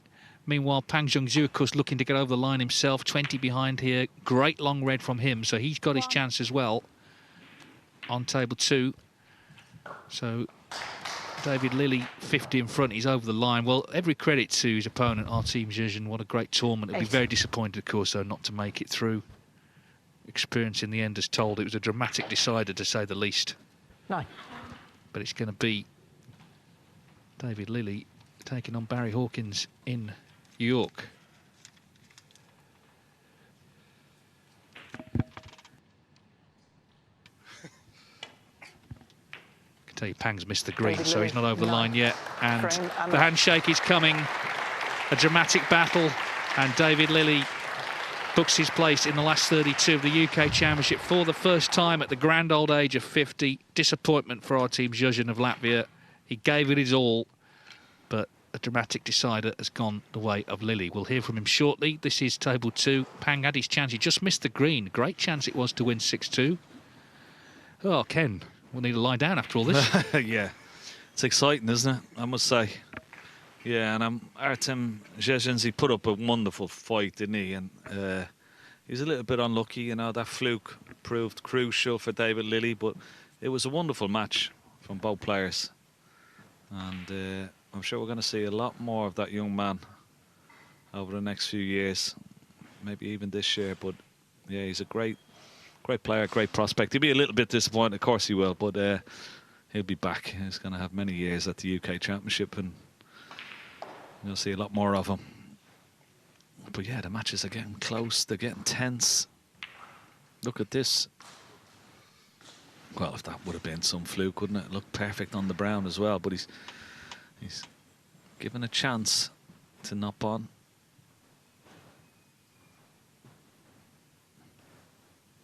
Always has these little mannerisms of when he sets up to get in position.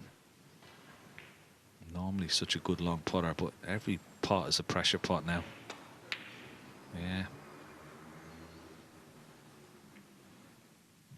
Even the cue ball wasn't good, like everything about that. Normally so fluent and so consistent on those long pots, but it just hasn't happened for him today so far.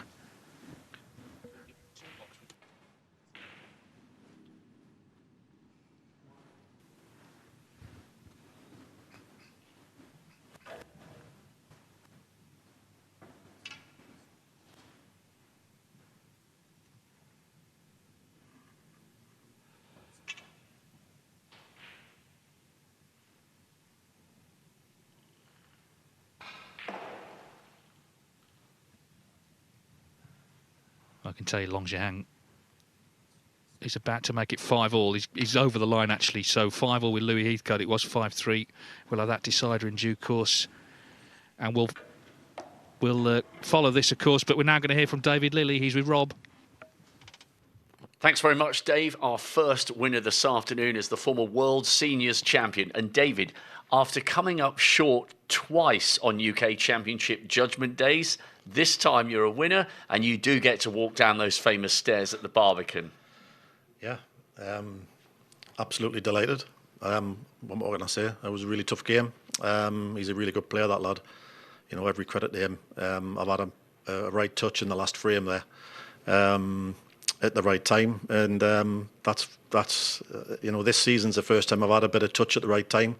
So, you know, someone's looking down on us, I think. But yeah, I got lucky there. But please get over the line in the end. And across the match, you scored really well, a century and then a whole hatful of half centuries. So when you got in, you generally took your chances, luck or otherwise. Yeah, generally. Today I did, yeah. It's not been the pattern this season at all. Don't know what's come over us today. Started potting some balls. Yeah, so no, I'm pleased overall with how I played, and I'm pleased with the win as well, of course. And it'll be a great occasion at the Barbican. I think there's a different magic around the UK Championship now that you do have to work so hard to earn the right to be there, and it's not just the flat 128. Will you get a big buzz when you walk down the stairs? Oh, of course I will. Yeah, I mean, you know, listen, I'm a snooker fan, just like everyone in TV land and all you lot are. You know, I sit and watch the snooker as well, just as much so to now experience walking down the stairs rather than watching someone else do it is yeah, I'm really looking forward to it. And has anybody whispered in your ear who you've got? No, has a draw been made? The draw has been made. Oh, right, okay. I can confirm you will be playing last year's runner-up, Barry Hawkins. Okay, cool. Yeah.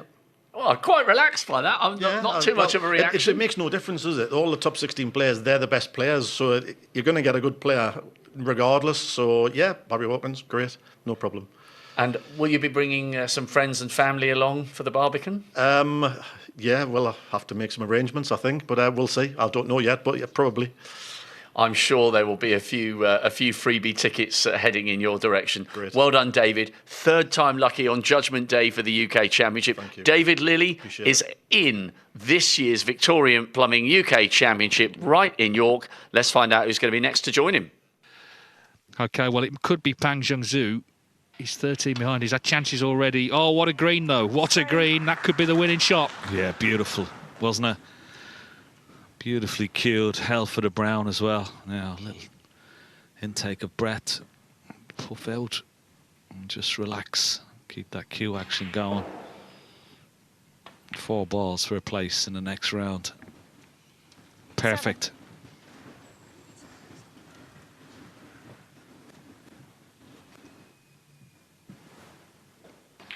The black is not on a spot, so he's got to get on it perfect. He doesn't want to be low or too high on it. Almost dead straight would suit him perfectly here. So this is the key shot, really. Nice little bounce off the cushion and be almost straight on the black. Don't want to be low on it. Oh, is he under hit it? He's low on it. That is the last place he wanted to be. Just another inch or two with the cue ball. This is missable. And he's got to commit to it. He can't stun this. He's got to play this. Just almost let it fall into the pocket. Give it a chance.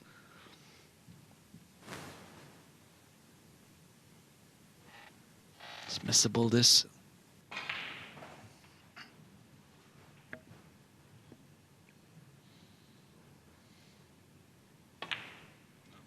Oh, dear.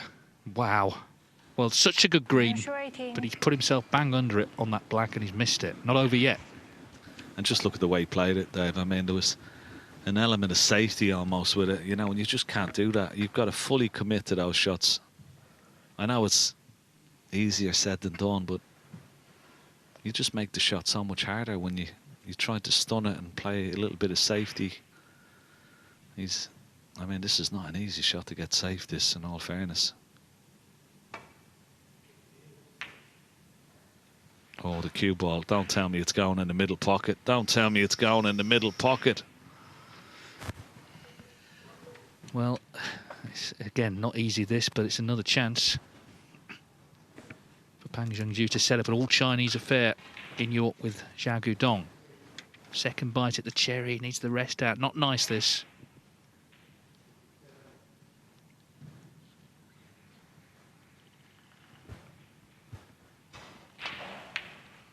Oh, but a great pot now. Where's the white? He's okay. Well, he'll be relieved. He'll be very relieved. There's the handshake.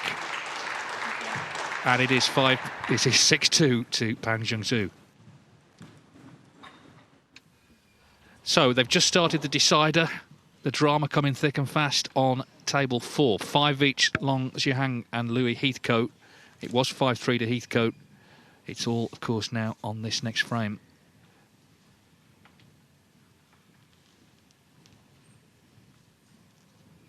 Ryan Day's just gone 5 for up on the save of 5. That's the other match. As Heathcote pots the first, oh sorry, not the first ball, but pots that red.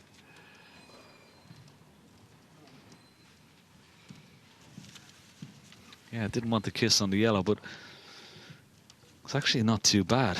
It's a natural angle. If he pots the yellow, the cue ball will be coming off the left-hand side cushion.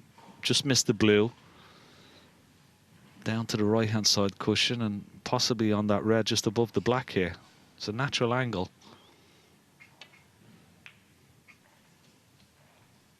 It's okay, he's judged it nicely and he's on the red. Good recovery. Yeah, I mean, it's the old cliche, but it's a cliche because it's true. All you want is a chance in the decider. This is Louis Heathcote's first. It might be his only one. Let's see what he makes of it. All that work he's been doing with Anthony Hamilton could hold him in good stead here, but of course he's on his own out there.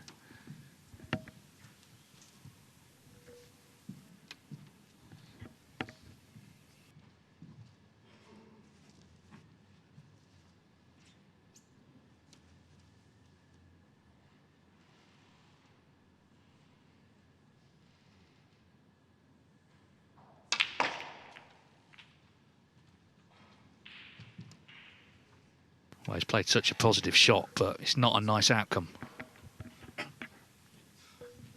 Well, that is so unlucky. I mean, the action he got on the cue ball was perfect and anywhere but there. I mean, he's almost on this red into the corner, but he's not. The red is snookering, but look at the way the reds have split as well. I mean, he's so unlucky. Well, it's first chance over, it would seem. But let's now hear from our latest qualifier, Pang Zhengzhou, with Rob. A fantastic victory, and Pang Zhengzhou is through to the last 32 at the Barbican for only the 3rd time in his career. I wonder if Zhou's going to help us with translation. Zhou, fantastic win for Pang. Could be the start of a really good run of form now, because that was not an easy match. 首先谈一下今天的发挥得非常精彩。然后主持人询问觉不觉得可以把这个状态延续到正赛比赛中？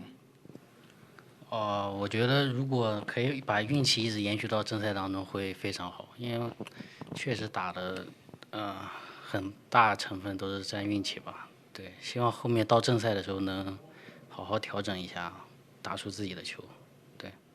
I feel like the fortune was on my side today. If I can carry the fortune towards the main draw, that'll be great.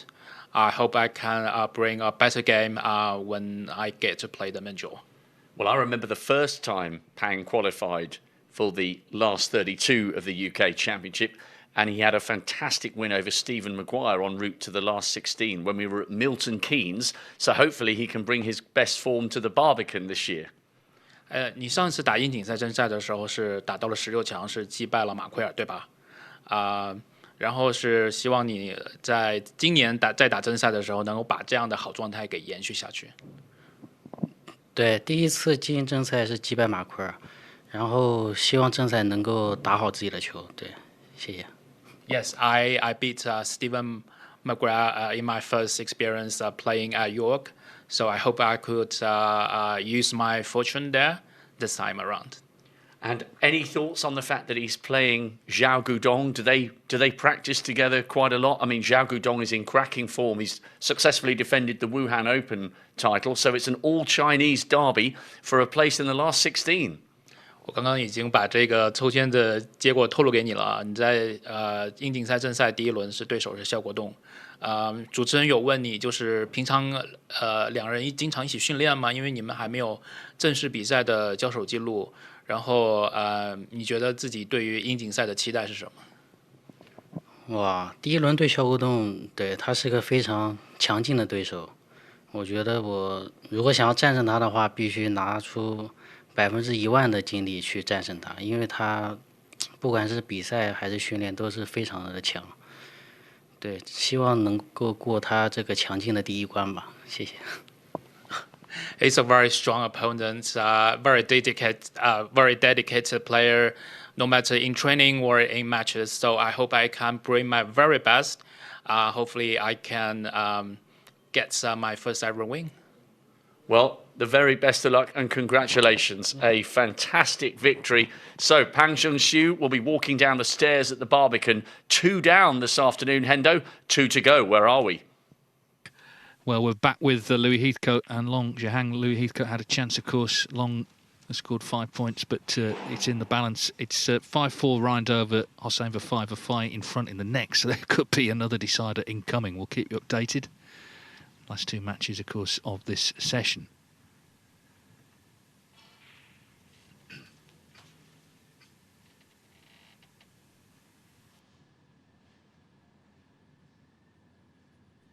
In fact, let's go to table 1 and just show you Hossein Vafai as he attempts to level up here, Ken. Yeah, I mean, this was always going to be a close game, wasn't it? Look, shake of the head, just a little bit of adrenaline in the back arm for Hossein Vafai. Just got into the cue ball too much. And he had 2 reds to play on, as you see, into this left corner. He's still on a red, but certainly not the red he played for. Now, just got to judge the bounce off this cushion. Try and get up for top side of the blue, or maybe even a ball colour. Played that nicely. 50. Played it lovely. Perfect on the blue. And now we can go down for those 2 reds into the same pocket here in the left corner pocket.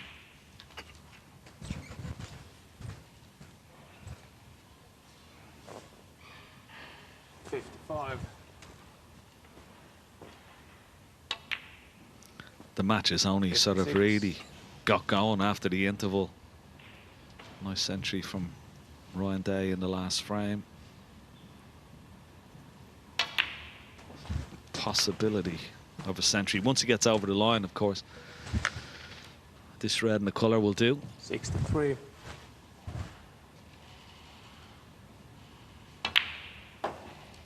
$64.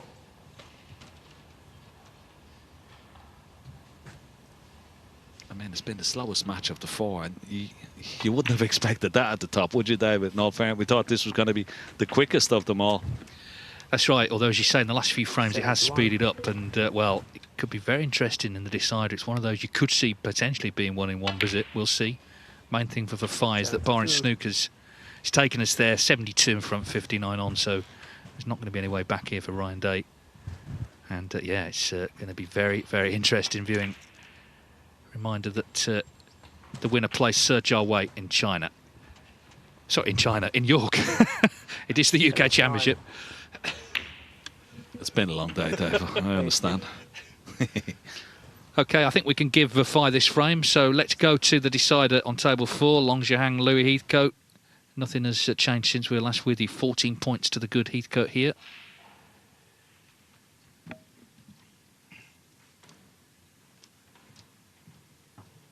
Neither players reached the last 32 of the UK before and had that experience of the 2-table setup in York.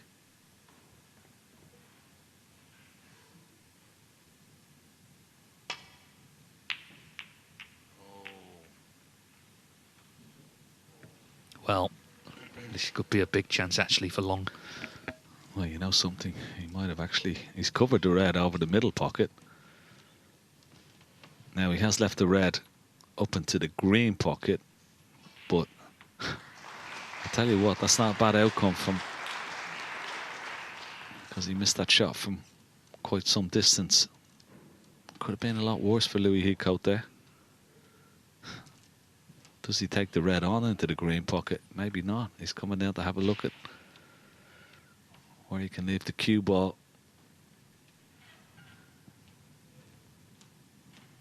He's had a bit of a result there. He always, no matter how good or talented you are, and even the best players in the world, you can't beat a little bit of luck when you need it.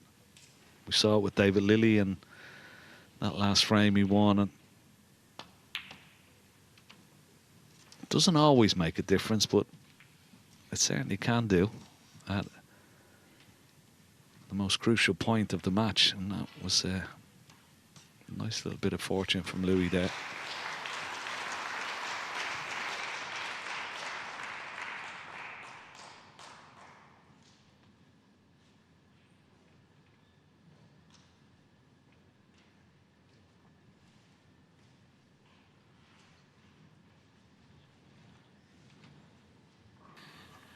Just to confirm, it is 5-all for Fai and Day, as we knew it would be. We'll be having plenty of action from the decider when it starts. Yeah, he's got out a result, actually.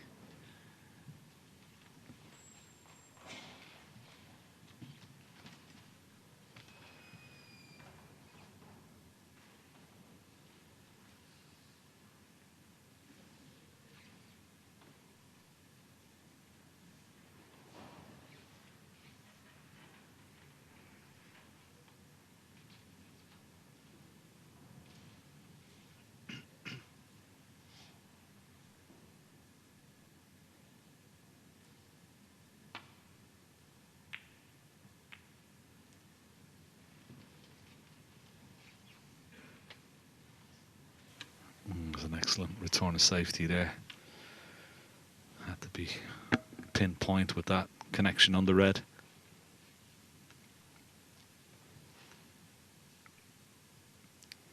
As does Louis Heathcote here, because as you can see, the pink is blocking these two reds near the pink spot. It doesn't have a natural angle off any of these reds to get back down to the bulk.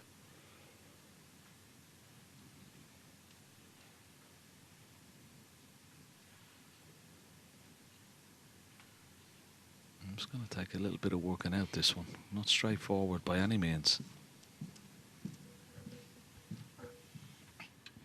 No, and I mean, you've come this far, haven't you, winning matches just to get into this position. It's, of course, a sickener to lose in a decider.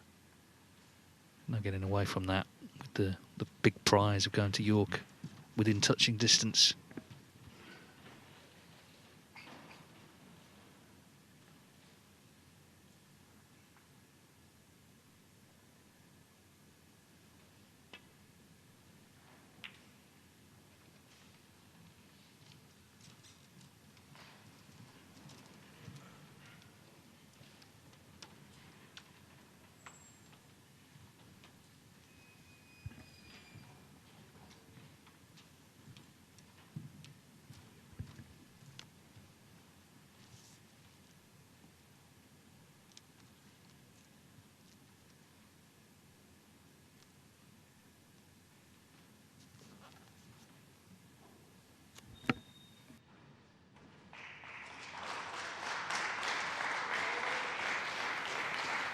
Now then, we'll just show you the start of this decider on table one. Ryan Day and Hussein Vafai. Very difficult match to predict right from the off, and it remains so.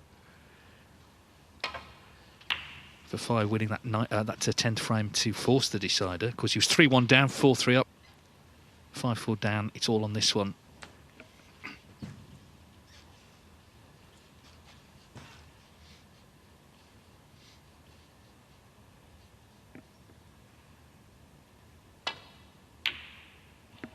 Oh, he got so close to that, my word, and he would have been on the black.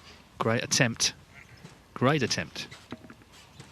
Yeah, and when he hit it, he probably thought it was in, because he stayed right down on it. He was looking at it all the way. Now, has he left the possible red into the left centre? I think he has. Free shot this. No pressure on this whatsoever, because he's not going to leave anything. Only the red he's playing. And they're the ones that you expect players to get. And that red, you see it at the base of the pack, just to the left, is available, so you can play on that.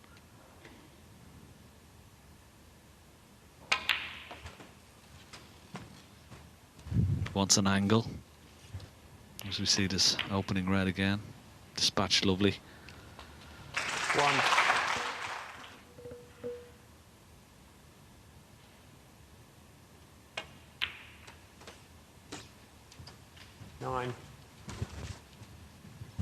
last 3 frames, Ryan Day's had 131 and 72, Vafai 115, so they have upped the scoring in the back half of the match after a slow start.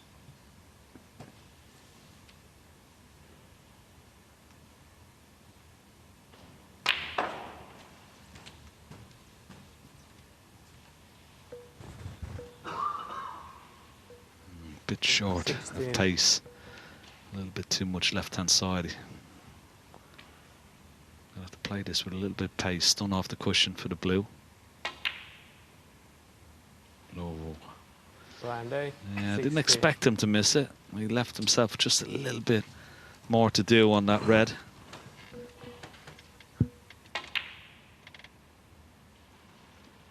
Brian Day, 60.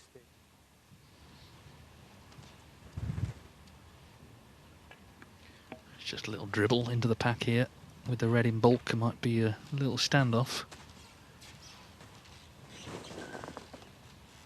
Touching ball, please.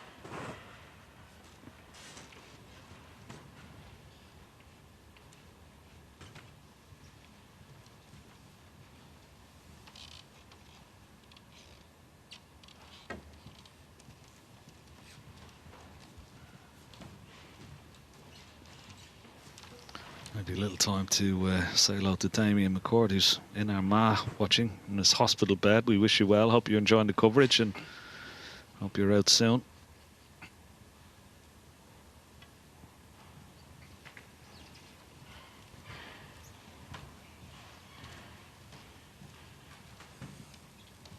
Well, Ryan Day's going to play this red in bulk, I think, so that might just end the stalemate for now.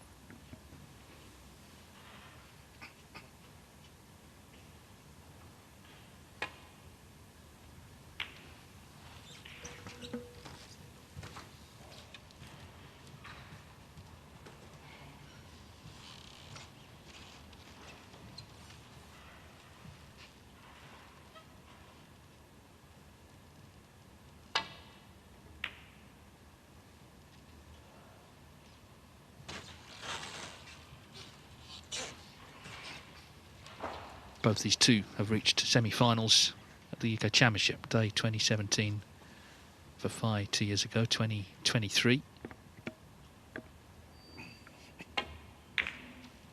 Ooh, he's double kissed the red there.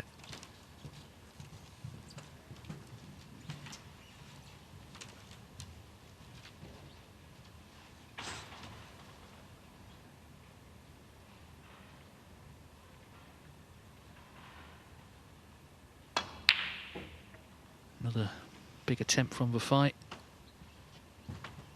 but no damage done.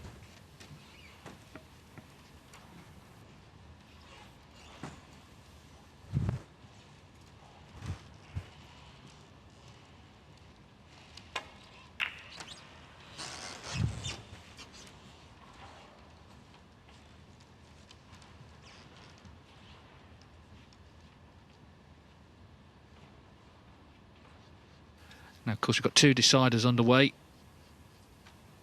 We were watching Long Zhihang and Louis Heathcote a moment ago. Just one red potted since we were there. That's the position, with Heathcote 13 in front. Needs this red to bounce a little bit away, which is just about done, I think. So, very tense moments here in Wigan. Got a good cue ball there, Heathcote.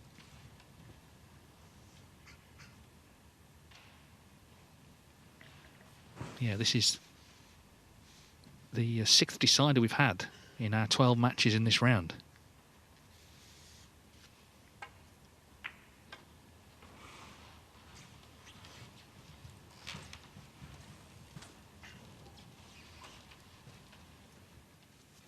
And remember, the winner of the Long Heathcote plays the world champion Zhao Xingtong, recent winner, in fact, a week ago of the Riyadh Season Championship.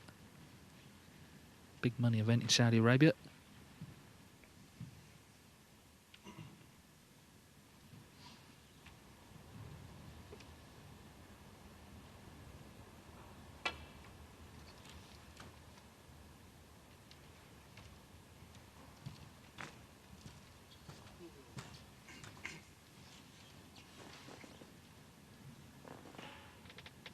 Touching ball.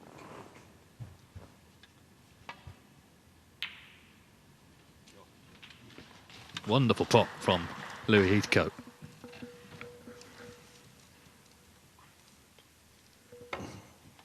Well, that was just fantastic, wasn't it?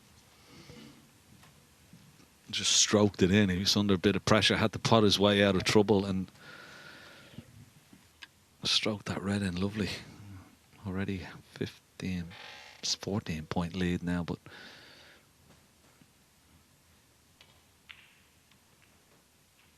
oh, it's not the connection he wanted. I don't think this red pots past the other red.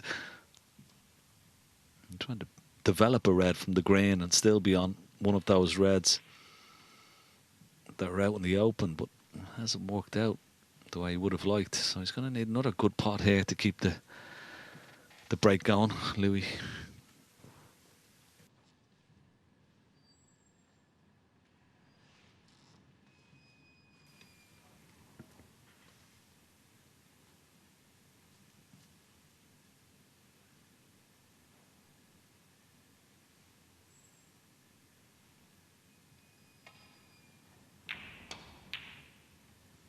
And he's pulled it out. And Ryan Day, meantime, we saw him size up that plant, obviously with heavy safety in mind.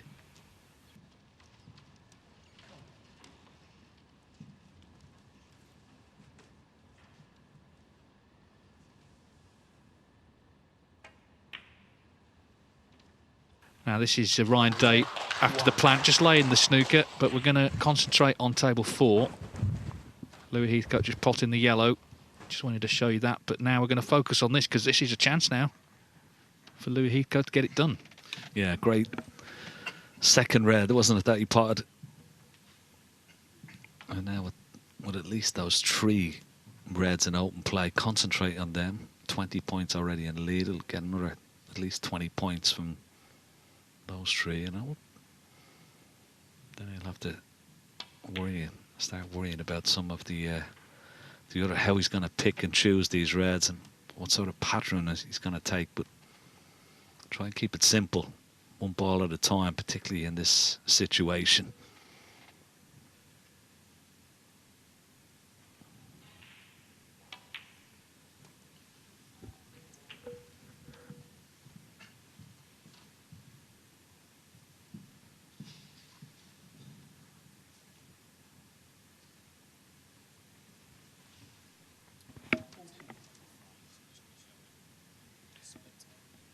Now, meanwhile, this was because for 5 snookered, as we saw, and he's going to hit the pink and leave a red on. Early mistake.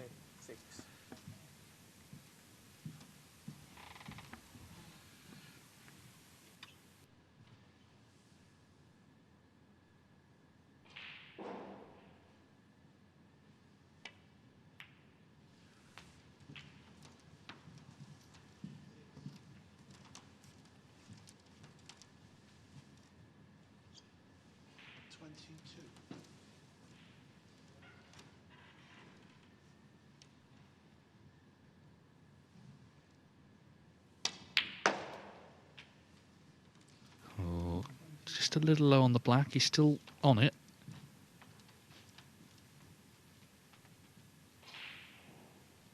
Got a couple of reds on cushions, of course, with the lead he's got. That's in his favour.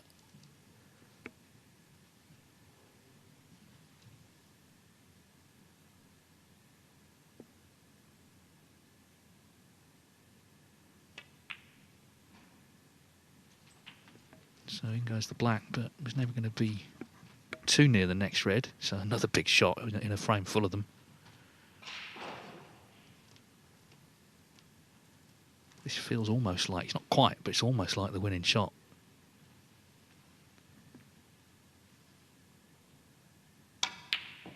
And it's not in. But a good cue ball nonetheless, so 43 the difference.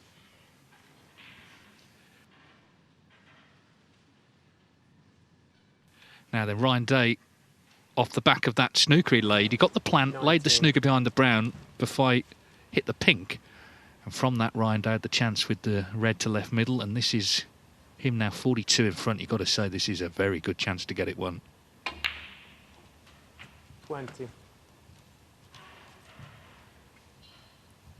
Said right at the start, he's a bit of a veteran of these judgment days and often seems to come through them, Ryan Day. Looking to kickstart his season. He's been in just one last 32. That was at the Northern Ireland Open. Of course, that's the round he's looking to get to here.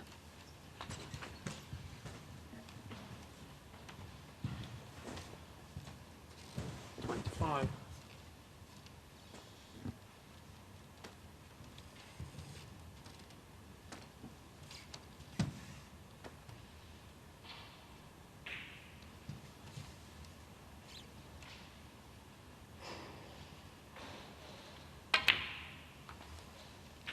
$26. Just a matter of staying focused here because you can't really ask for a better chance to get it won.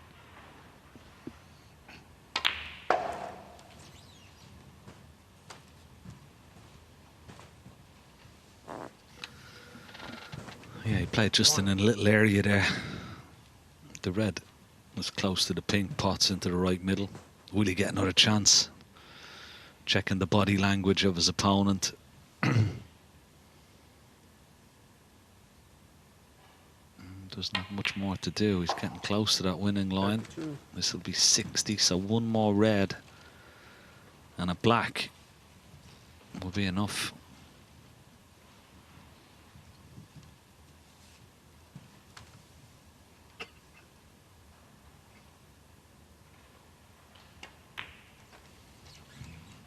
That shot tells us that red beneath the pink pots. So he's looking good here, Ryan Day. 37. Holding himself together. Quick glance at the score. Yeah, the five played what looked like a pretty routine safety put. He'd left a plant. They got in, laid the snooker, and from that, got the chance. 38. Here we go then, Ken. This is match ball. Yeah, and he'd be perfect on the red when he pots it. Yeah, well played, Ryan Day. Good performance.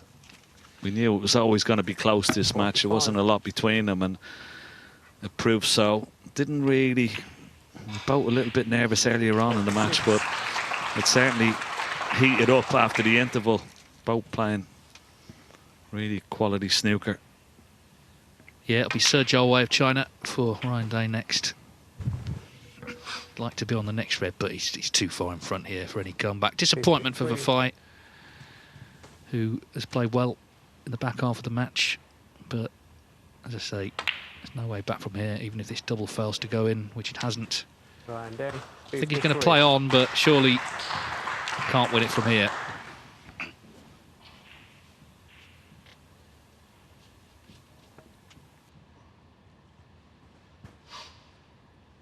So, barring a sort of miraculous recovery, it's Ryan Day through, but Long Zhihanga's just potted a red in this other decider, 42 behind. Remember, he was 5-3 down, but dominated the last two frames. Heathcote only scored 4 points in those two frames. Of course, he's made the running in the decider, Heathcote, but will be concerned right now.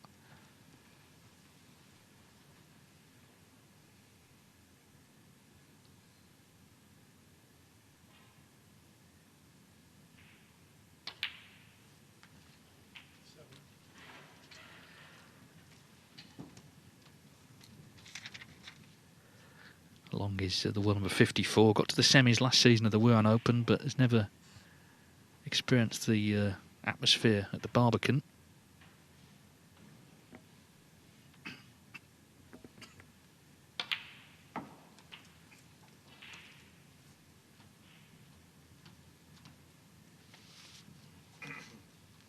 Of course, we've already seen Lu Haitian, Zhou Yulong and Pang Zhengzhou qualify from China.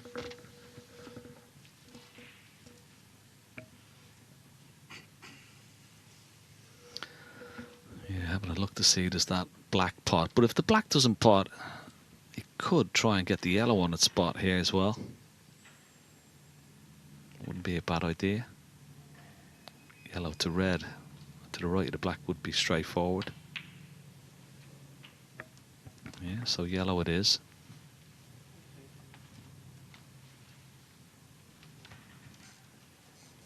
And this will certainly help because yellow will go on its spot, and He's going to obviously leave the red into the bottom left corner pocket last.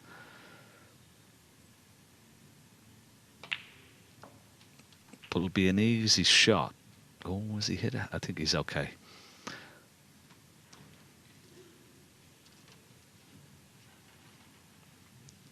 Yeah, if he takes red-black here, gets on this last red, leaves a nice angle on the black.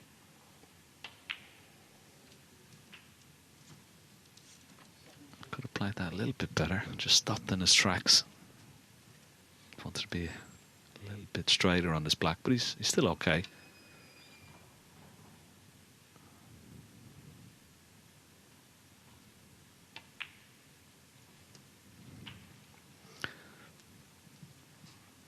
Can't do anything with the cue ball, just try and make sure. And this is why I say the yellow is better on the spot here, because he was always going to be dropping this red in and he's going to be low on the black where the yellow was previously. That was no good to him, so that's why he had to get the yellow back on its spot. It was good thinking from Long Chewang. Now you just got to drop this red in, and any sort of angle on the black, the cue ball will be going up, but this is missable. If he plays it with pace, it's missable. But if he can just drop it in almost dead weight, it gives the red a chance to drop into the pocket.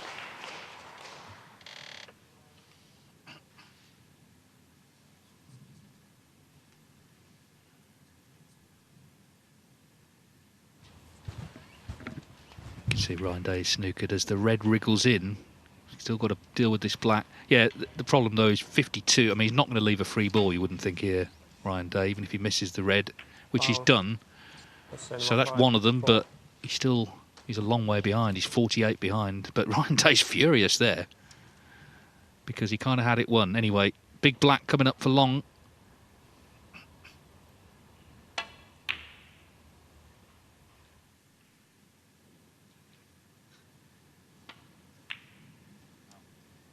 And in it goes. Now, where's the white? Oh, is he behind the brown? Oh, can you believe it? Can you believe it?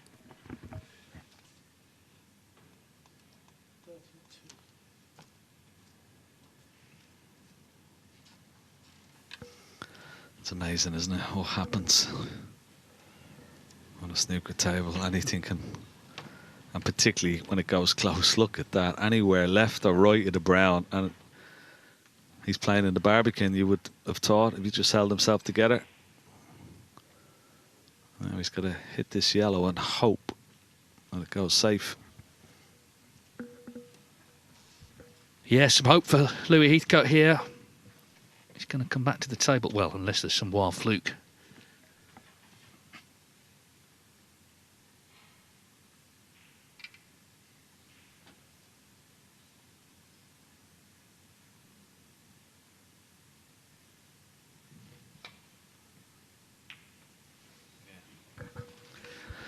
Well, that's a very good shot. He didn't hit and hope there. He played it in a calculated way and played it very, very well.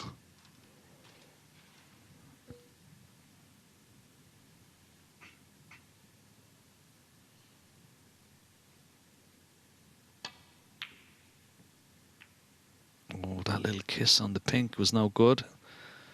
I think he might have covered it, though.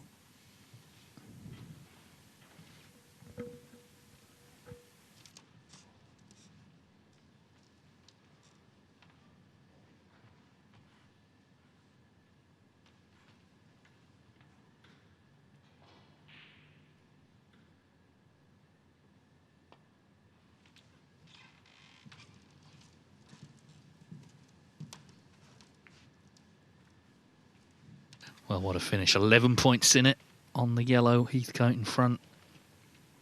Long looked to have had it won. Would have done, I'm sure, had he landed on the yellow off the black. But she's coming right down to the wire. Vafai still pursuing those snookers next door. I can just show you, though, Ryan Day's put the red over the pocket here. Of course, Vafai doesn't really want to pot it. And he hasn't. Incredible result, actually, that. His best chance, his only chance, is to get a free ball on the red.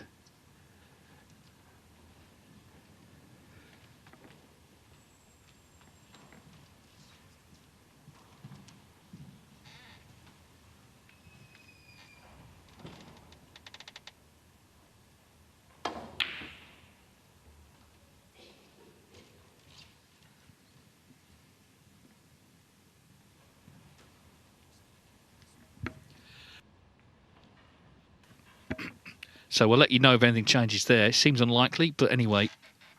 Meanwhile, this is where the action is.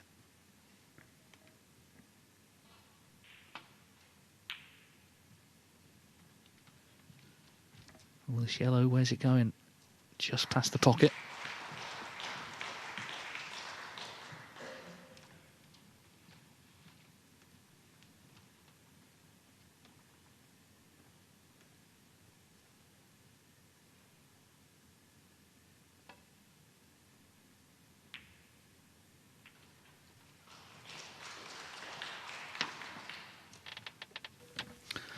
Well, it's gone wrong. Not a chance for the young man here. Don't think it's a natural angle. He may have to play this off 2 cushions with it. A little bit of left-hand side, try and check it off 2 cushions. Well, maybe he can. It's not easy getting onto the green from here. Well, he could go off. Yeah, he went off 2, but could have done with a little bit more pace. He's still got a shot at the green, but a little bit shorter with the cue ball. He's going to have to use the rest. Yeah, it's one of those sort of quintessential deciders where just everything's difficult, basically. You know, they've been here several days battling away now in the last frame to get to the Barbican. Nothing's going to come easy. Typical sort of qualifying decider in many ways.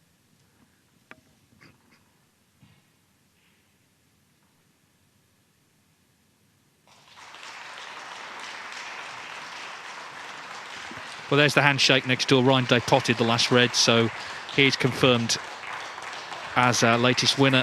And we'll hear from him in due course. But can Long knock this green in meanwhile and set up the chance to finally get this one?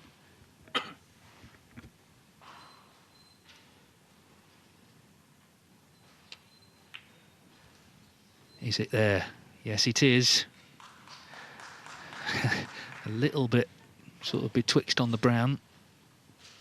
Could be easier, this. There's pressure on every shot, of course, now.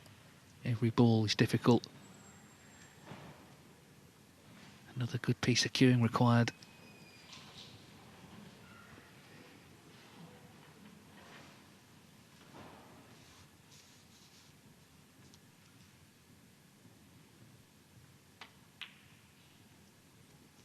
Very good. Very, very good. So he needs blue and pink. He was 5-3 down. This decider. There's been chances on both sides. It's been really highly pressurised. 2 more pots needed to put himself through to the Barbican in York.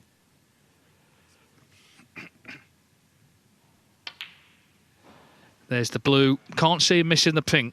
No, it's been a great clearance in all fairness. It really has held his nerve very, very well indeed here.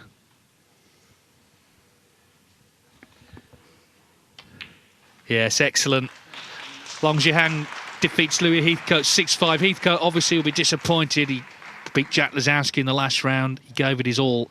That was a quality little clearance, though, from Long. So he completes our lineup from this session. We've had 3 deciders, and he joins the players already through. And, of course, he's going to play the world champion, Zhao Xingtong. So let's go to the studio then and hear from our latest qualifier, Ryan Davies, with Rob. Great performance from Ryan Dynamite Day. 3-1 up, 4-3 down. And Ryan, that was a good display of nerve there in that decider against Hossein Vefai. And you're through to the last 32 of the UK champs for the 13th time in your career. Well, there you go. Yeah, I probably at 4-3 down, I could have been already finished. I lost quite a few frames that were close, and yeah, 4-3 down, give myself a little bit of a ticking off in the toilet, and played a lot better after that. I felt okay all the way through. It was just couldn't quite get the breaks to come together, but they came together at the end. On paper, it was one of the picks of the Judgment Day round, but it just took a while for the match to kick into life and for both of you to settle into the contest, didn't it? Yeah, the table at the beginning was absolutely beautiful, but then it was so warm in the arena, and then I think your kind of hands are perspiring, that's getting into the cloth, and the cloth became a bit heavy, but yeah, it was a bit of a slow burner, but picked up towards the end. And it'll be a massive occasion. You've got Sijawi in the last 32. We did the draw whilst you were hard at work. Any idea what day I play? Sorry? Any idea what day I play? I can't remember, actually. Okay. We've got so many matches coming in. But it's Sijawi. You'll be walking down the stairs. You'll get a great reception. Massive match. Yeah, of course, it's a fantastic place to play. It's gone from kind of strength to strength. The last few years, it seems to have ramped up a little bit. And it's certainly one of the ones that all the players are aiming to have a good run in. And you never know, a run like this through Judgment Day and whatever happens when we actually get to the Barbican, it could be the kind of run that maybe kicks your season onto another level.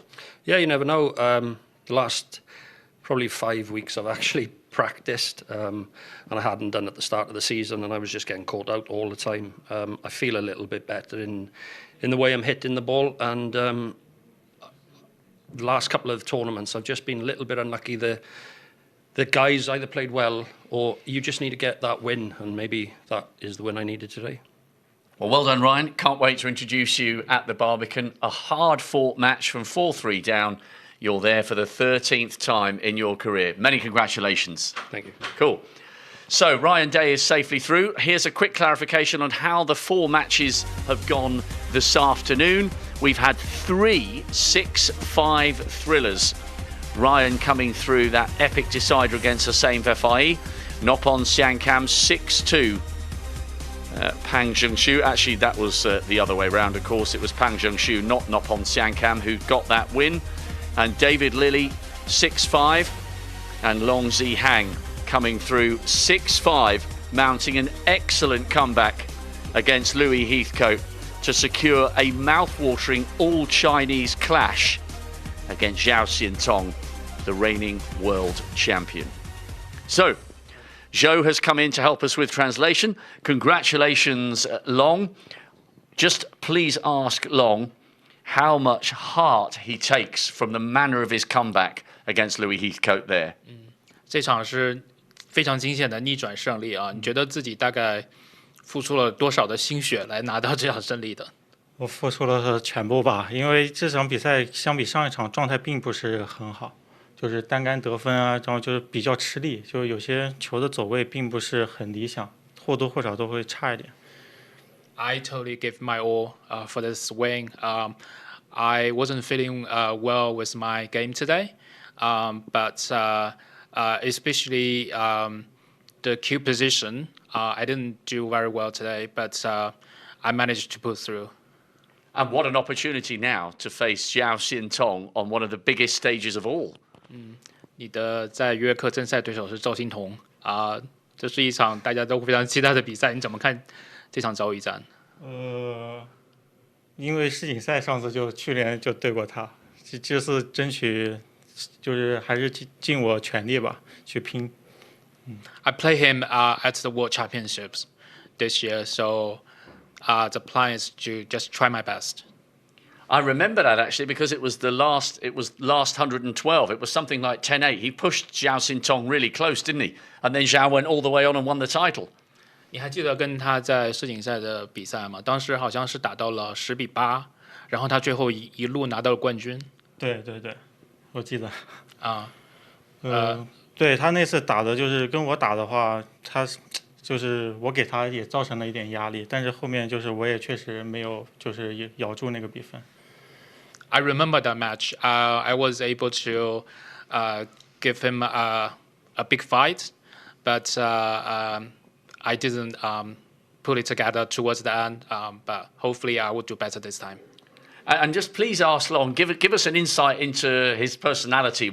Does he really enjoy the kind of stage that we'll have at the Barbican? Will he relish performing in front of a big crowd? Is he a bit of a showman, or is he just going to be fully focused on each ball at a time?